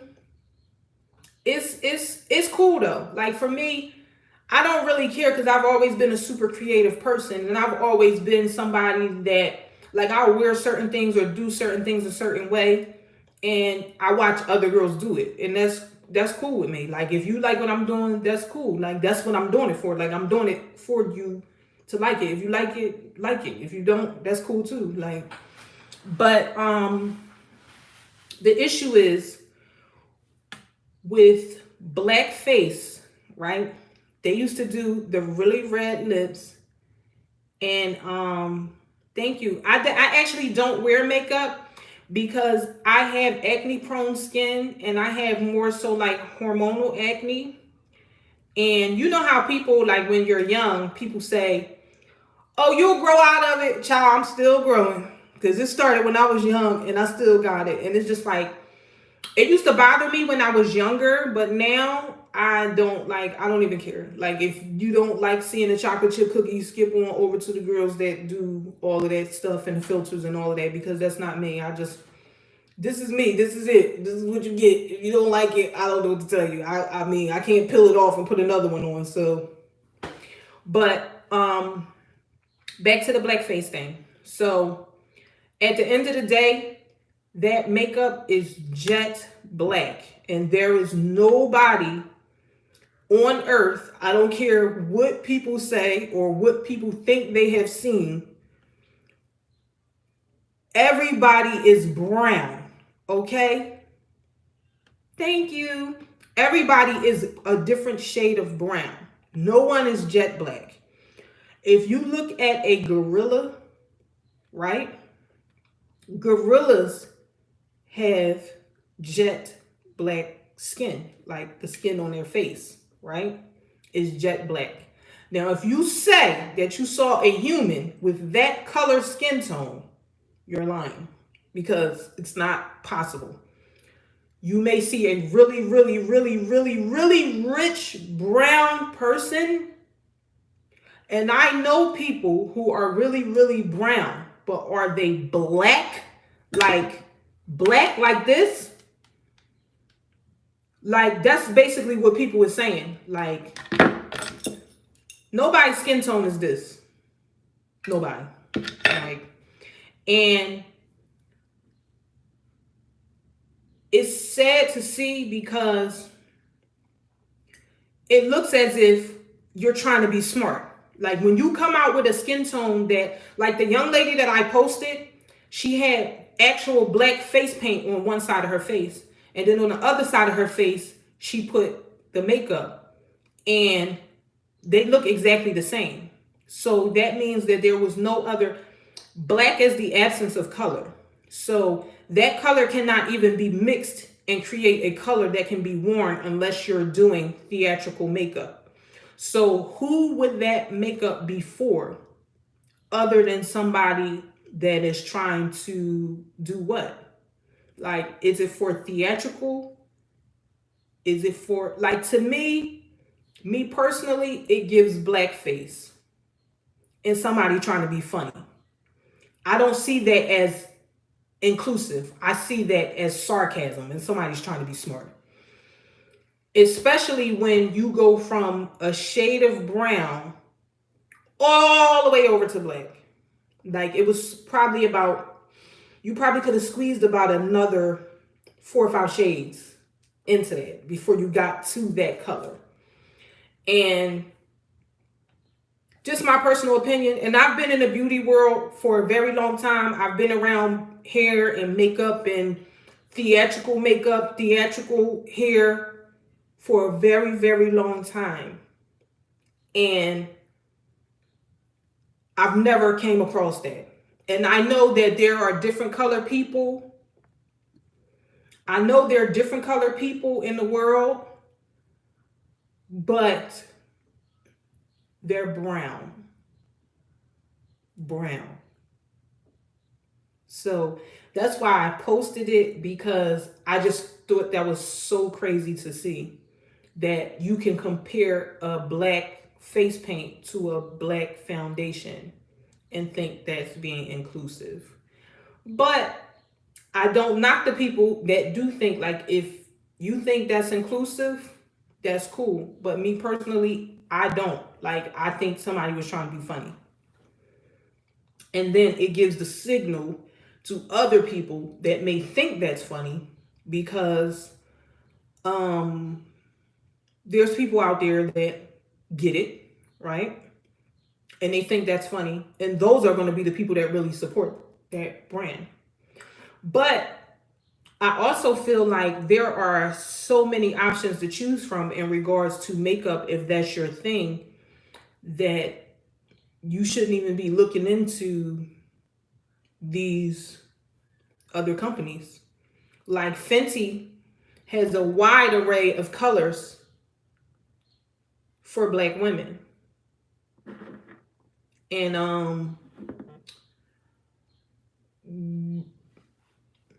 why people going other places, I don't know. But you know, people just like to try stuff, and they like to, you know, see if it's something better out there for them than what they may actually be using. But you know, it's just it's a personal preference. And again, I don't knock nobody for thinking that, you know, that's inclusive. Like, if you think that's inclusive, cool. But me personally, I thought they was trying to be funny.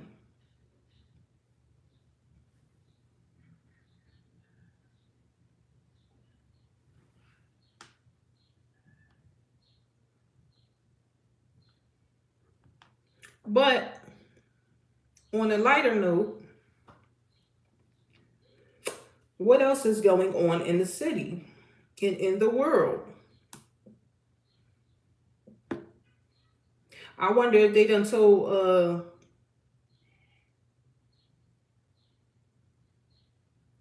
I wonder if Diddy done left the country by now.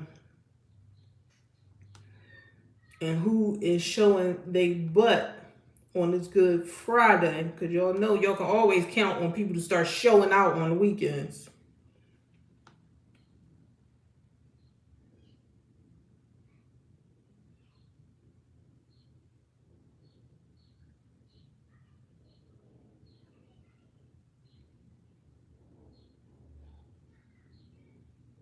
You're absolutely right. And thank you. I think I think that people have such an emotional attachment to things when they happen, opposed to just talking about things. Like me, I could talk about stuff and I don't have an emotional attachment to it. Like, I don't wear makeup. So I don't have a horse in the race. But I can see why a darker complected woman or man would have an issue with that. And if they have an issue with it, I get it. You know what I'm saying? And if they're saying no, if a darker complected woman is saying no, hey friend, if a darker complected woman is saying no, I stand with them. I stand with the girls. I don't go against people like that. I'm just not one of those people. Like, she's living that life. She's brown. So if she's saying no, that's it. What we talking about? And if you have people that are even going against it, pull the plug on it, period.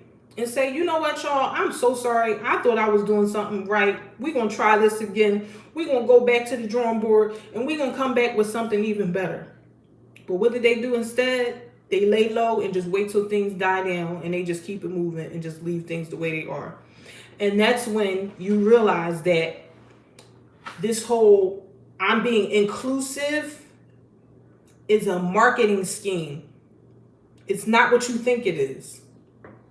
Because when you're familiar with marketing and how people do things, like, they could have intentionally did that because they know that the beauty and makeup girlies was going to go get that and have a problem with it. And that would make their brand bigger, the name stand out more. You know? A lot of this stuff that they do is intentional.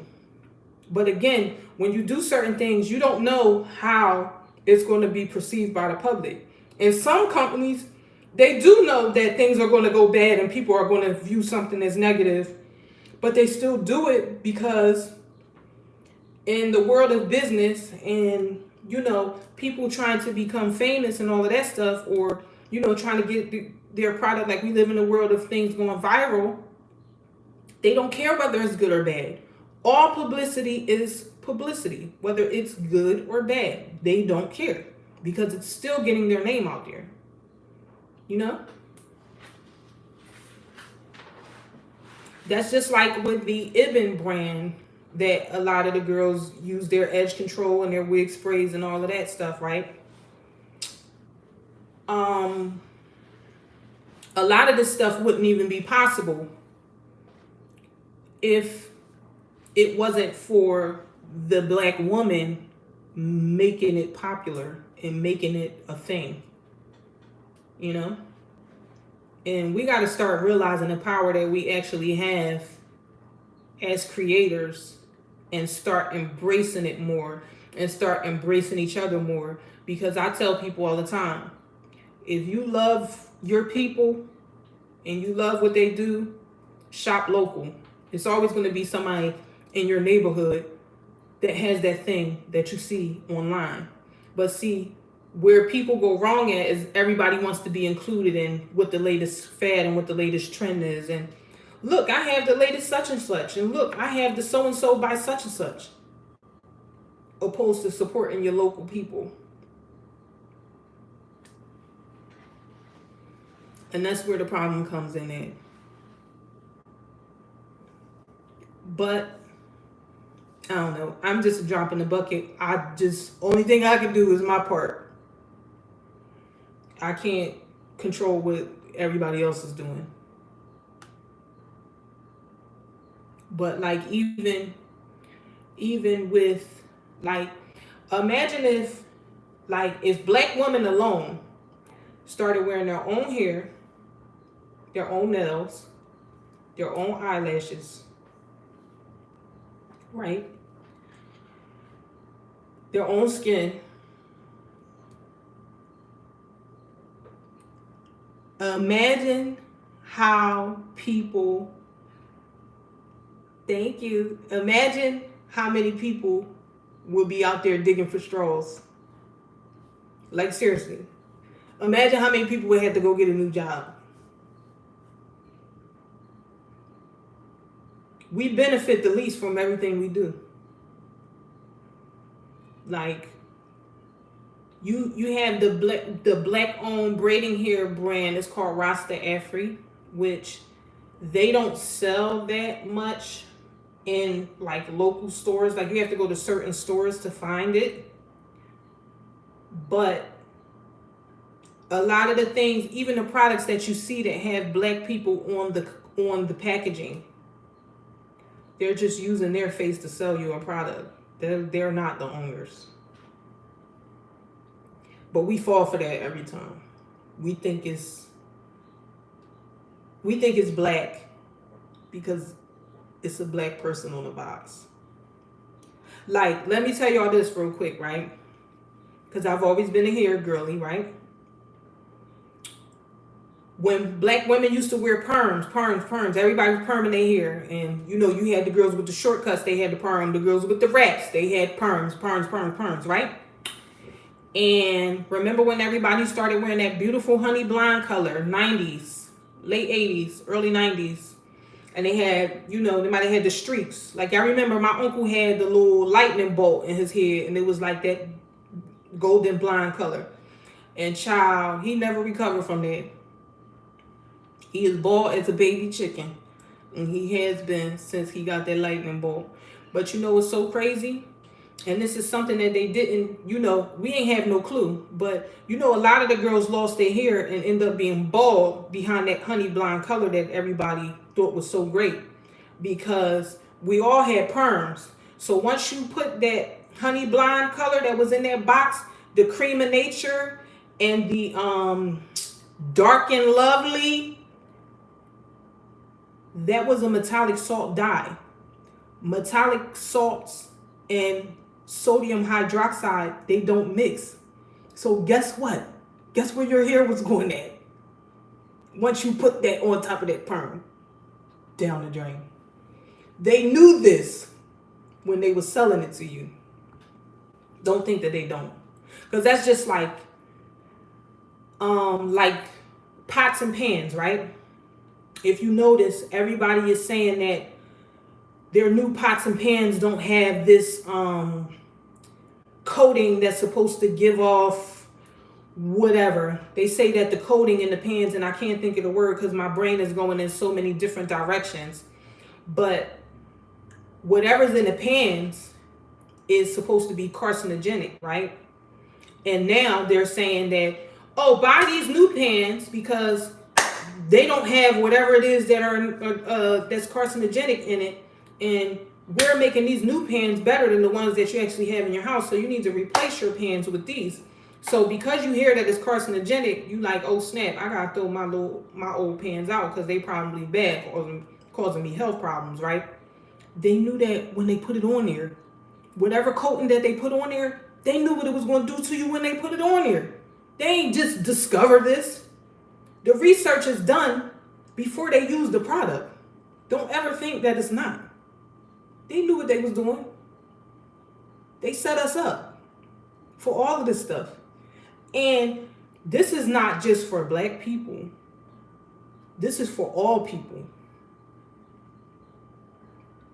They know what they're doing. Because cancer and sickness is a business. Health isn't a business. If you're healthy, if everyone's healthy, who are we selling these drugs to? Nobody. It's not conducive to the money train coming. So, I don't know. But we all do different stuff that we know is just going to take us out of here. So, you know, just choose whatever your things are that you like to do wisely, because all of it is bad.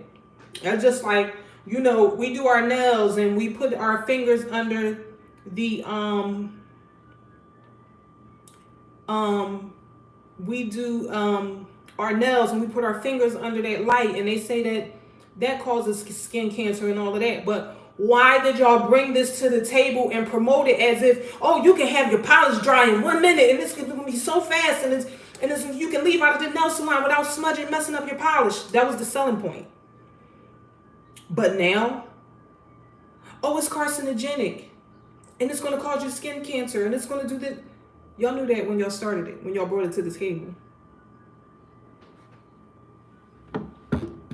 That is so sweet. How old are your daughters? Which one? You know what? I never, the only person whose nails I do is my own. Because I'm just not, customer service is hard, but doing people's nails, that is one of the most craziest professions that you can do in regards to customer service. Them girls will fire you up if you don't do their nails right, and I ain't got time. I have two. I have a about to be 22-year-old and a 19-year-old. But yeah, that I never had an issue with clients really, because people always knew what they were going to get with me, and I was like a super professional stylist. Like I never had issues really with my clients. But when I started having issues with my clients and when I knew that the cosmetology world and the climate was changing was because hold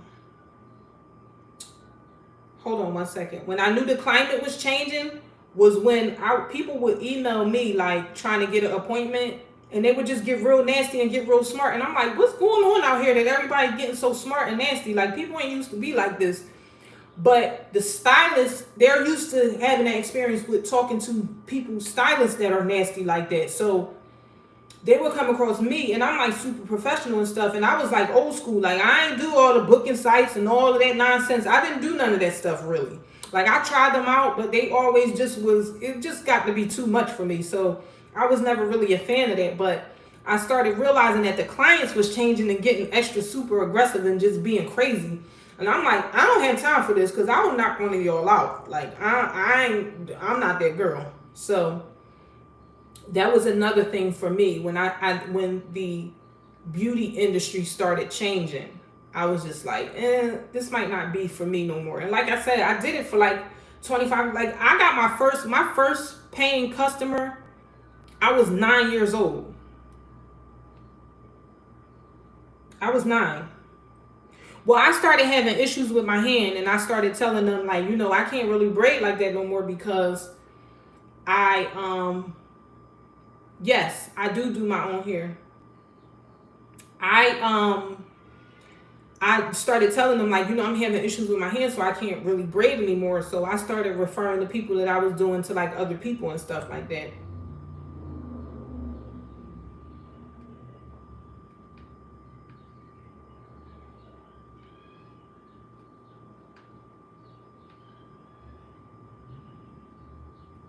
Hold up.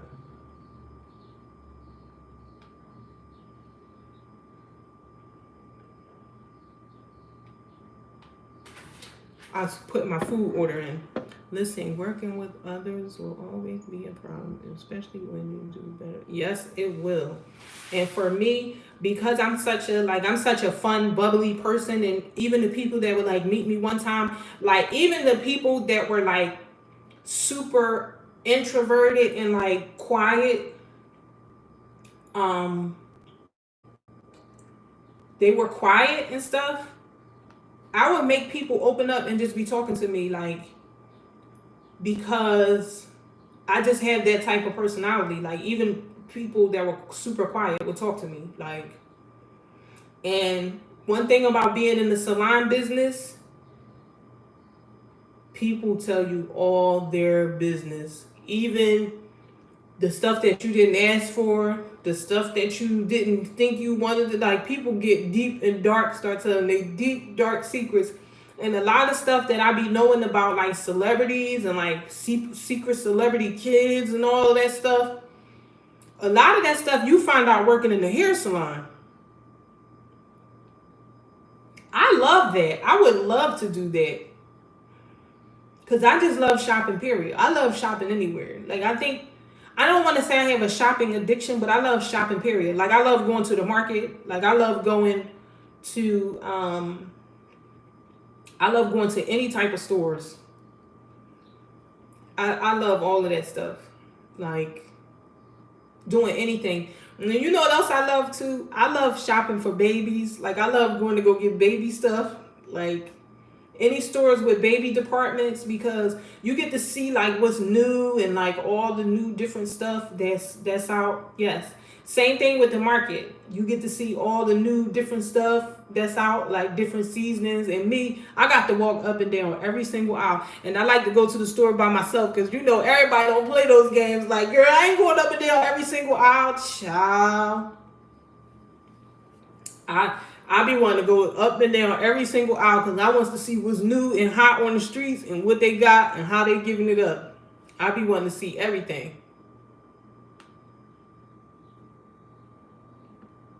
I love shopping. Yes. Target is my favorite store. I must walk up and down every single aisle.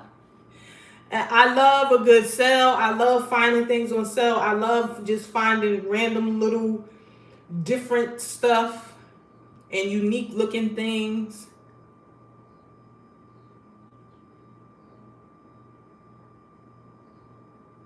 Yup. And you know what? With that comes resentment. And that'll make people start hating on you and make people start doing all types of stuff to you behind the scenes and try to mess your business up.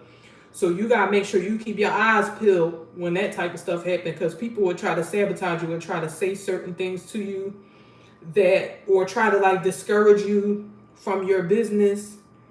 And let me tell you something about Target clothes, because I always bought my kids stuff from there a lot. I would when my kids were younger, like they would always have the nice $5 tees and the $5 dresses, and I would buy my daughter so much stuff from there. And they, you know, they be having a lot of the matching stuff.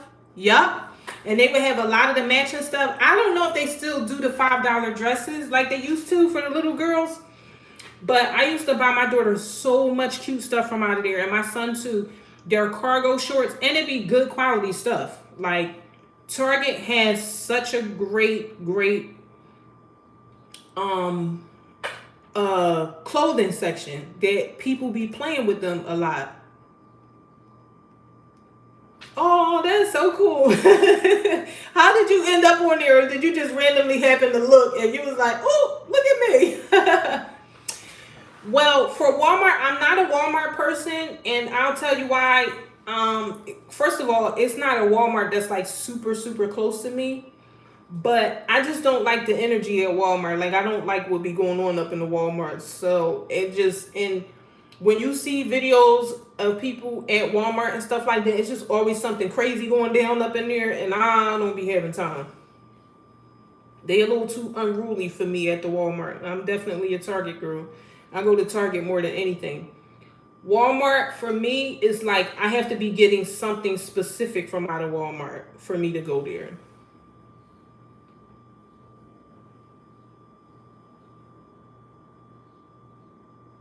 No, I didn't know that. But I used to get my son a lot of little graphic tees from out of there, and they were really cute. And I bought a graphic t-shirt from there that I love so much. It got her on the front, and it's so cute. I love it so much. I love it so much.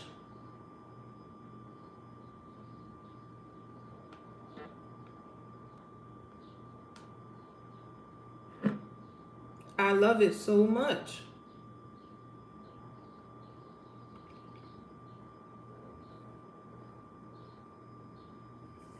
Oh, do they? I didn't look.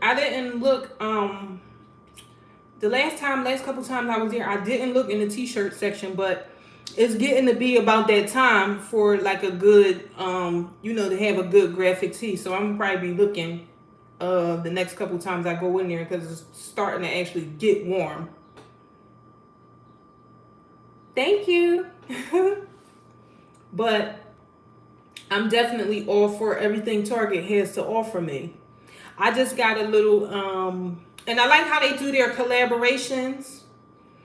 When I had went to Target to get some of the Tabitha Brown collection stuff. And child, I ain't getting nothing. It was all gone. By the time I got there, it was done. The only thing I had got was a spatula that say very good on it. And I was sick. But I'm like, all right, I'm going to just buy this. But her stuff was going immediately. But Target, I like that Target just keeps their stuff new and fresh too. And they work with so many different people. And even in their makeup section and stuff, like they give so many people a chance.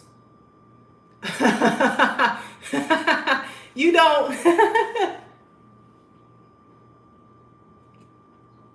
you don't like Target? I love Target. But I'm not against none of the other stores. But y'all know what it is. If y'all got money or y'all know people that got a couple dollars and looking to invest in something, you know what time it is right about now? It's time for people to open up a dollar store.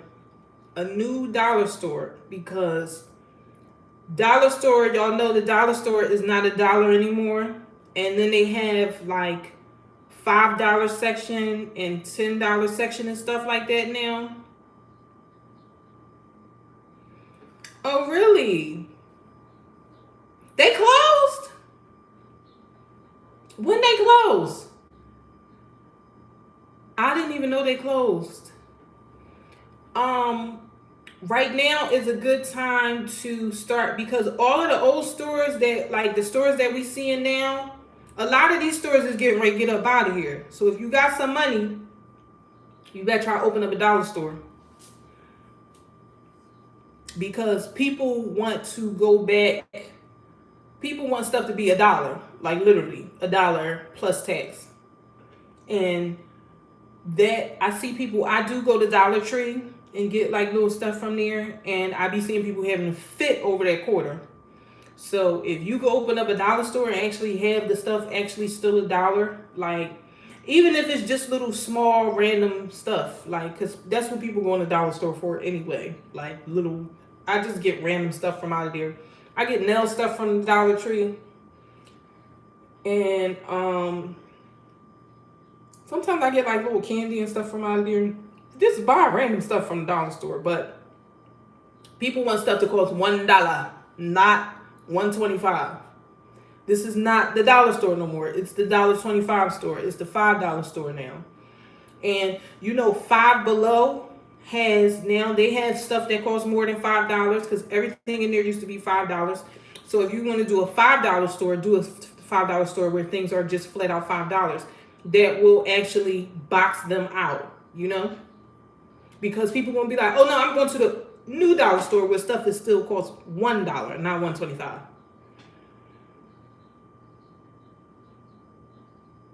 Yes, yes, yes.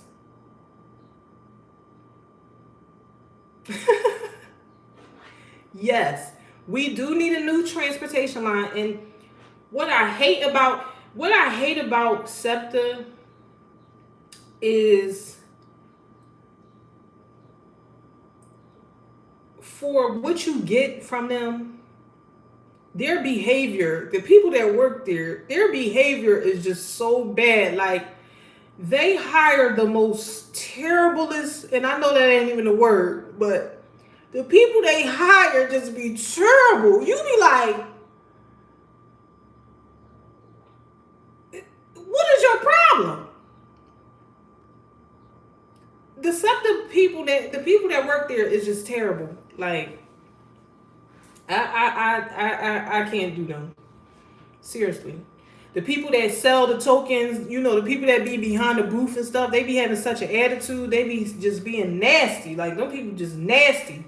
Then the bus drivers, they'll see you running, struggling. You got 1 million bags. They'll pull right off on you. They don't be caring. And they be seeing you. They will look right at you running, sprinting through the rear view mirror, and they gonna let you do it. And they know they ain't stopping. Hey! They know they ain't stopping.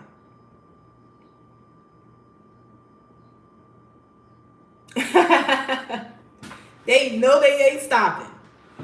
But yeah, I think that somebody needs to come along and be maybe charging people $1.50 to get on and give SEPTA a run for their money. And just do like the main streets. Like do a couple of the main streets, like Brewer Street, the Boulevard, and because you remember before Uber, the $10 cab, the $10 poppy cab came right through and shut 438, 88, 88, and all them 33333. They shut all them cab companies down when they came out with the $10 poppy cab. So it's ways to make your mark and make your space, but you got to know when to strike.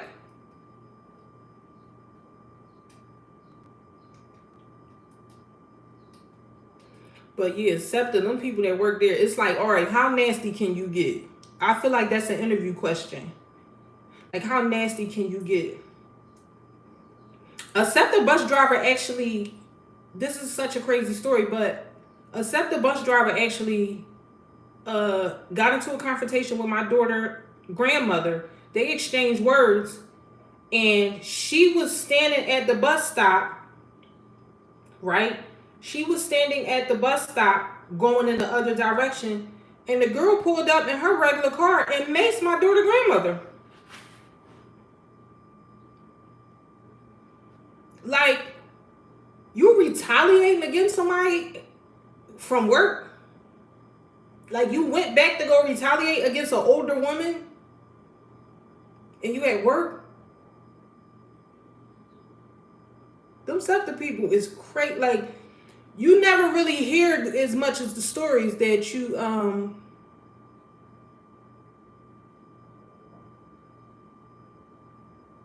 really.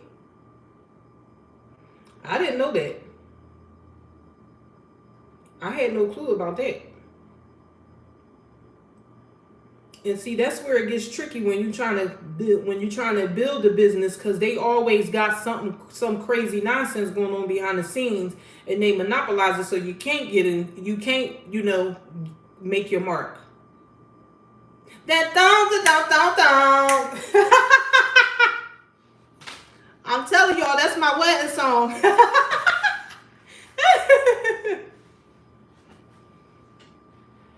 Oh, that's crazy. I gotta put my bus in the alleyway just to get through.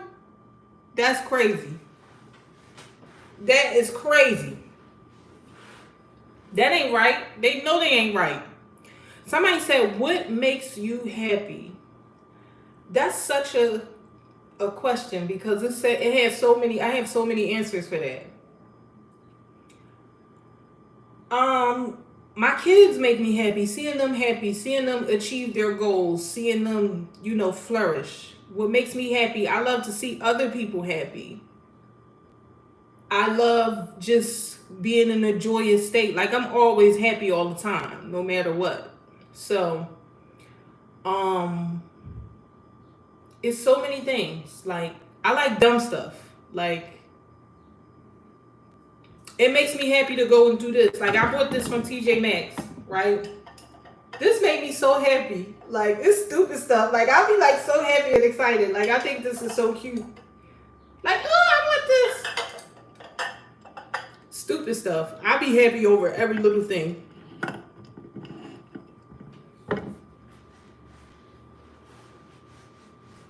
So, I don't know. I just be happy all the time. Like, over nothing. Like, I love to laugh. I love to make people laugh. I love talking to people. It's so many things. It's so many things. I do a lot of donating. Like, I donate a lot of stuff. I donate a lot of clothes and stuff because I've been, over the course of my life, I've been somebody that's, a lot of times I'll buy something and only wear it one time, and then I'll have it for like a really long time. And then I'll just be like, you know what? I'm giving this away. Or I'll give it to people that I know, and even sometimes I buy clothes a lot. So sometimes I buy stuff and I don't even get to wear it. So, I'm usually on the other side. Like, I'm more on the donating side. than the shopping. But that's cool because you could always find some good stuff in there. And you can find a lot of old school stuff in there too. Do I shop online? A little bit, but not too much. I do a lot of I always find really great deals on Amazon, which I'm a Amazon aholic, I guess. I don't know. But Amazon be getting on your nerves too. They be convenient to a degree, but they used to be way more convenient than what they are today. But what y'all watching this weekend? Because I started, and I know I'm late on this, but last night I started watching Quiet on Set. Child, that thing is so crazy.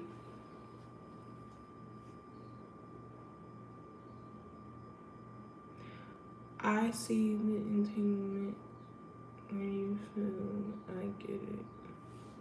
No.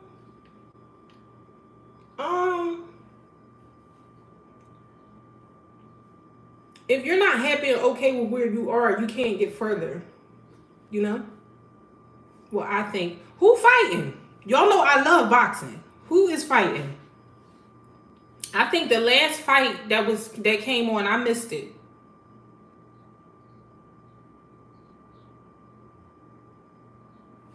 I don't know. Mike Tyson, ain't that fight coming on? I thought that was at the beginning. I thought that was next month. I'm definitely watching Mike Tyson because I love me some Mike Tyson. And I hope he don't get hurt because he about 700 years old fighting this young man. Hope he don't get hurt. But I'm definitely watching that.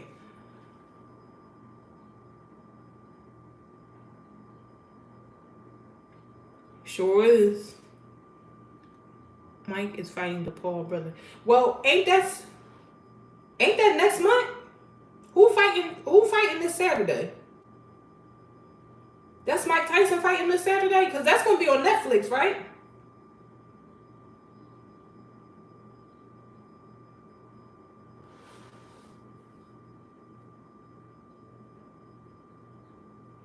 I know Mike Tyson could really get down.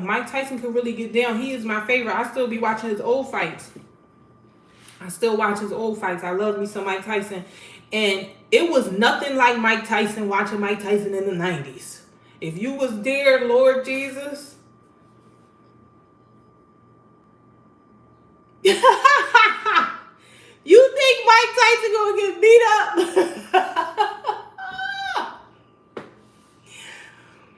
Between Quiet on the Set and Jaguar Wright, child, listen. Everybody is getting in trouble. Everybody is getting in trouble. If you did something you ain't had no business doing, it just seemed like everybody just coming out the woodwork blowing the whistle. You better have that backyard clean, honey, because they coming. I love me some Mike Tyson, and I don't want him to get beat up, and I just really don't want him to get hurt. Like, because, after a while, they started playing with Mike Tyson like he wasn't that guy. Everybody, they going down. But I don't know if you noticed that what's happening with celebrities is happening in real life too. Like what's happening around, I think it's just going around in the world, period. Like a lot of us is starting to get to see who people are, like really for real. The veil is being lifted off of a lot of people, and you're starting to see people for who they really are, and things are falling out the closet, and people's stories is getting told, and everybody information in business is just leaking and getting out there. Like, and I think a lot of people are coming into their true selves, and they getting tired of hiding. Not that they even getting tired of hiding. I think that I don't know. It just seemed like it's up. I don't even know what else to say. Like, Everything is just coming out. Everything is just coming out. Yeah. Diddy, he's done. He might as well, if he don't run over there where what's the guy name? Russell Simmons is at. If he don't run over there with him, he better leave the country. Yup. But Diddy, he better get out of here, because after that footage that they dropped, he ain't coming back. I didn't think he was gonna be able to come back from this situation, period. But he not coming back. And this is just the tip of the iceberg. It's more footage is gonna come out on Diddy, and more information is gonna be coming out. Okay? We just gonna have to sit back and wait. I think Diddy is either going to commit or he's going to leave the country.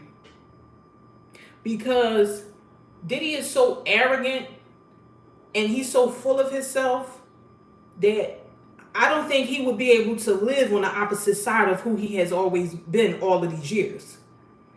Like, once his power is stripped away, like, is he going to know how to live? Is he going to be able to easily adapt to that? I just don't see it. He's so arrogant, and he thinks he's up here and everybody else is down here. Child, go see that footage of him karate kicking. Child, he kicked Cassie like a football. He was beating her behind in the hotel, in the hallway, with a towel on. Go pull that up on your phone real quick, child. He done kicked her butt. And they put the tape right out from the hotel. It was like hotel footage. Yup. Go and see it. It's such a shame, because she was such a beautiful girl. And it was almost as if he tried to alter her beauty, or tried to beat the beauty off of her. Such a shame.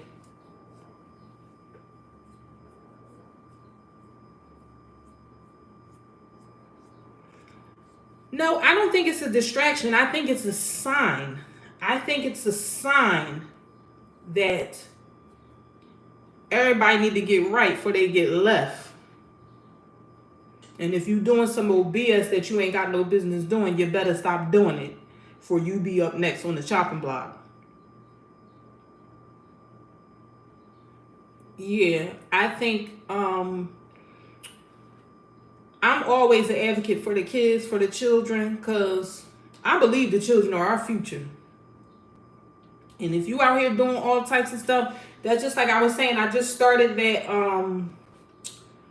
Quiet on Set documentary, and I was kind of hesitant to watch it because I used to watch some of those shows back in the day when I was like younger. But that documentary started out so horrible that it's so heartbreaking to see that all of these adults sat around and watched this man do all of this freaky stuff, and they didn't speak up because of $1, because they didn't want to lose their jobs. If that was me, I'll go find me another job.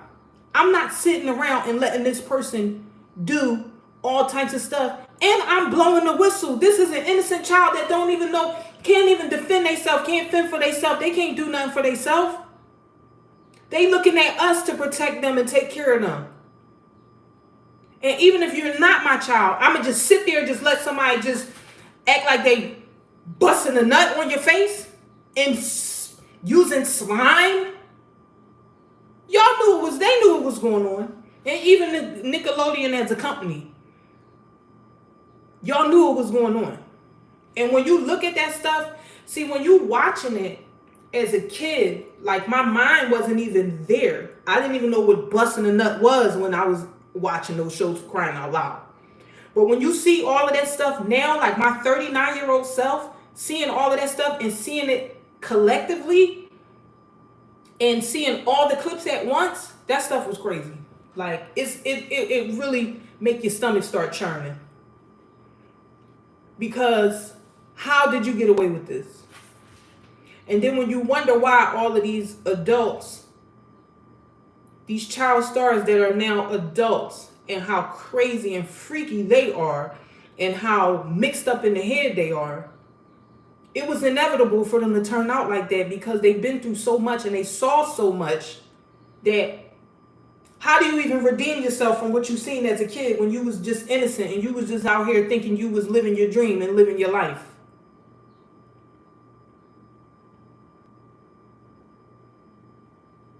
It's craziness. And now they have cartoons and shows and stuff where they're showing, same-sex situations to the kids. And at the end of the day, sex shouldn't be on the table at all. Hetero or homo. None of it. This is a kid. They ain't got no business seeing that nowhere. Or finding out what something is through a cartoon. Like, what is going on? What is this world coming to? You watch stuff, you see people do stuff, and you really be like, how did y'all get away with this? But it can only mean one thing. Everybody's freaky. All of y'all are freaks. Because not one person stood up and said, this is wrong, this is mortifying, this is horrible, these are innocent children, they have no clue. Nobody stood up and said anything. And that's why, again, see, I'm a person with a big mouth. And that's why I will never end up in certain rooms. Because my mouth is too big and I'm not going to shut up. And can't nobody shut me up. So, exactly. If we ain't ABCing and 1, 2, 3ing for a 3, 4, 5, 6, 7, 8, 9, 10-year-old, what we talking about?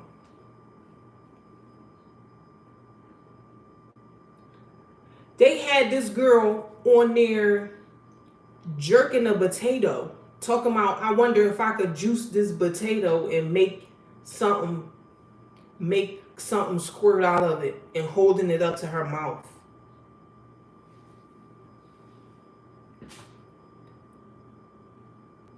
What in the world is this?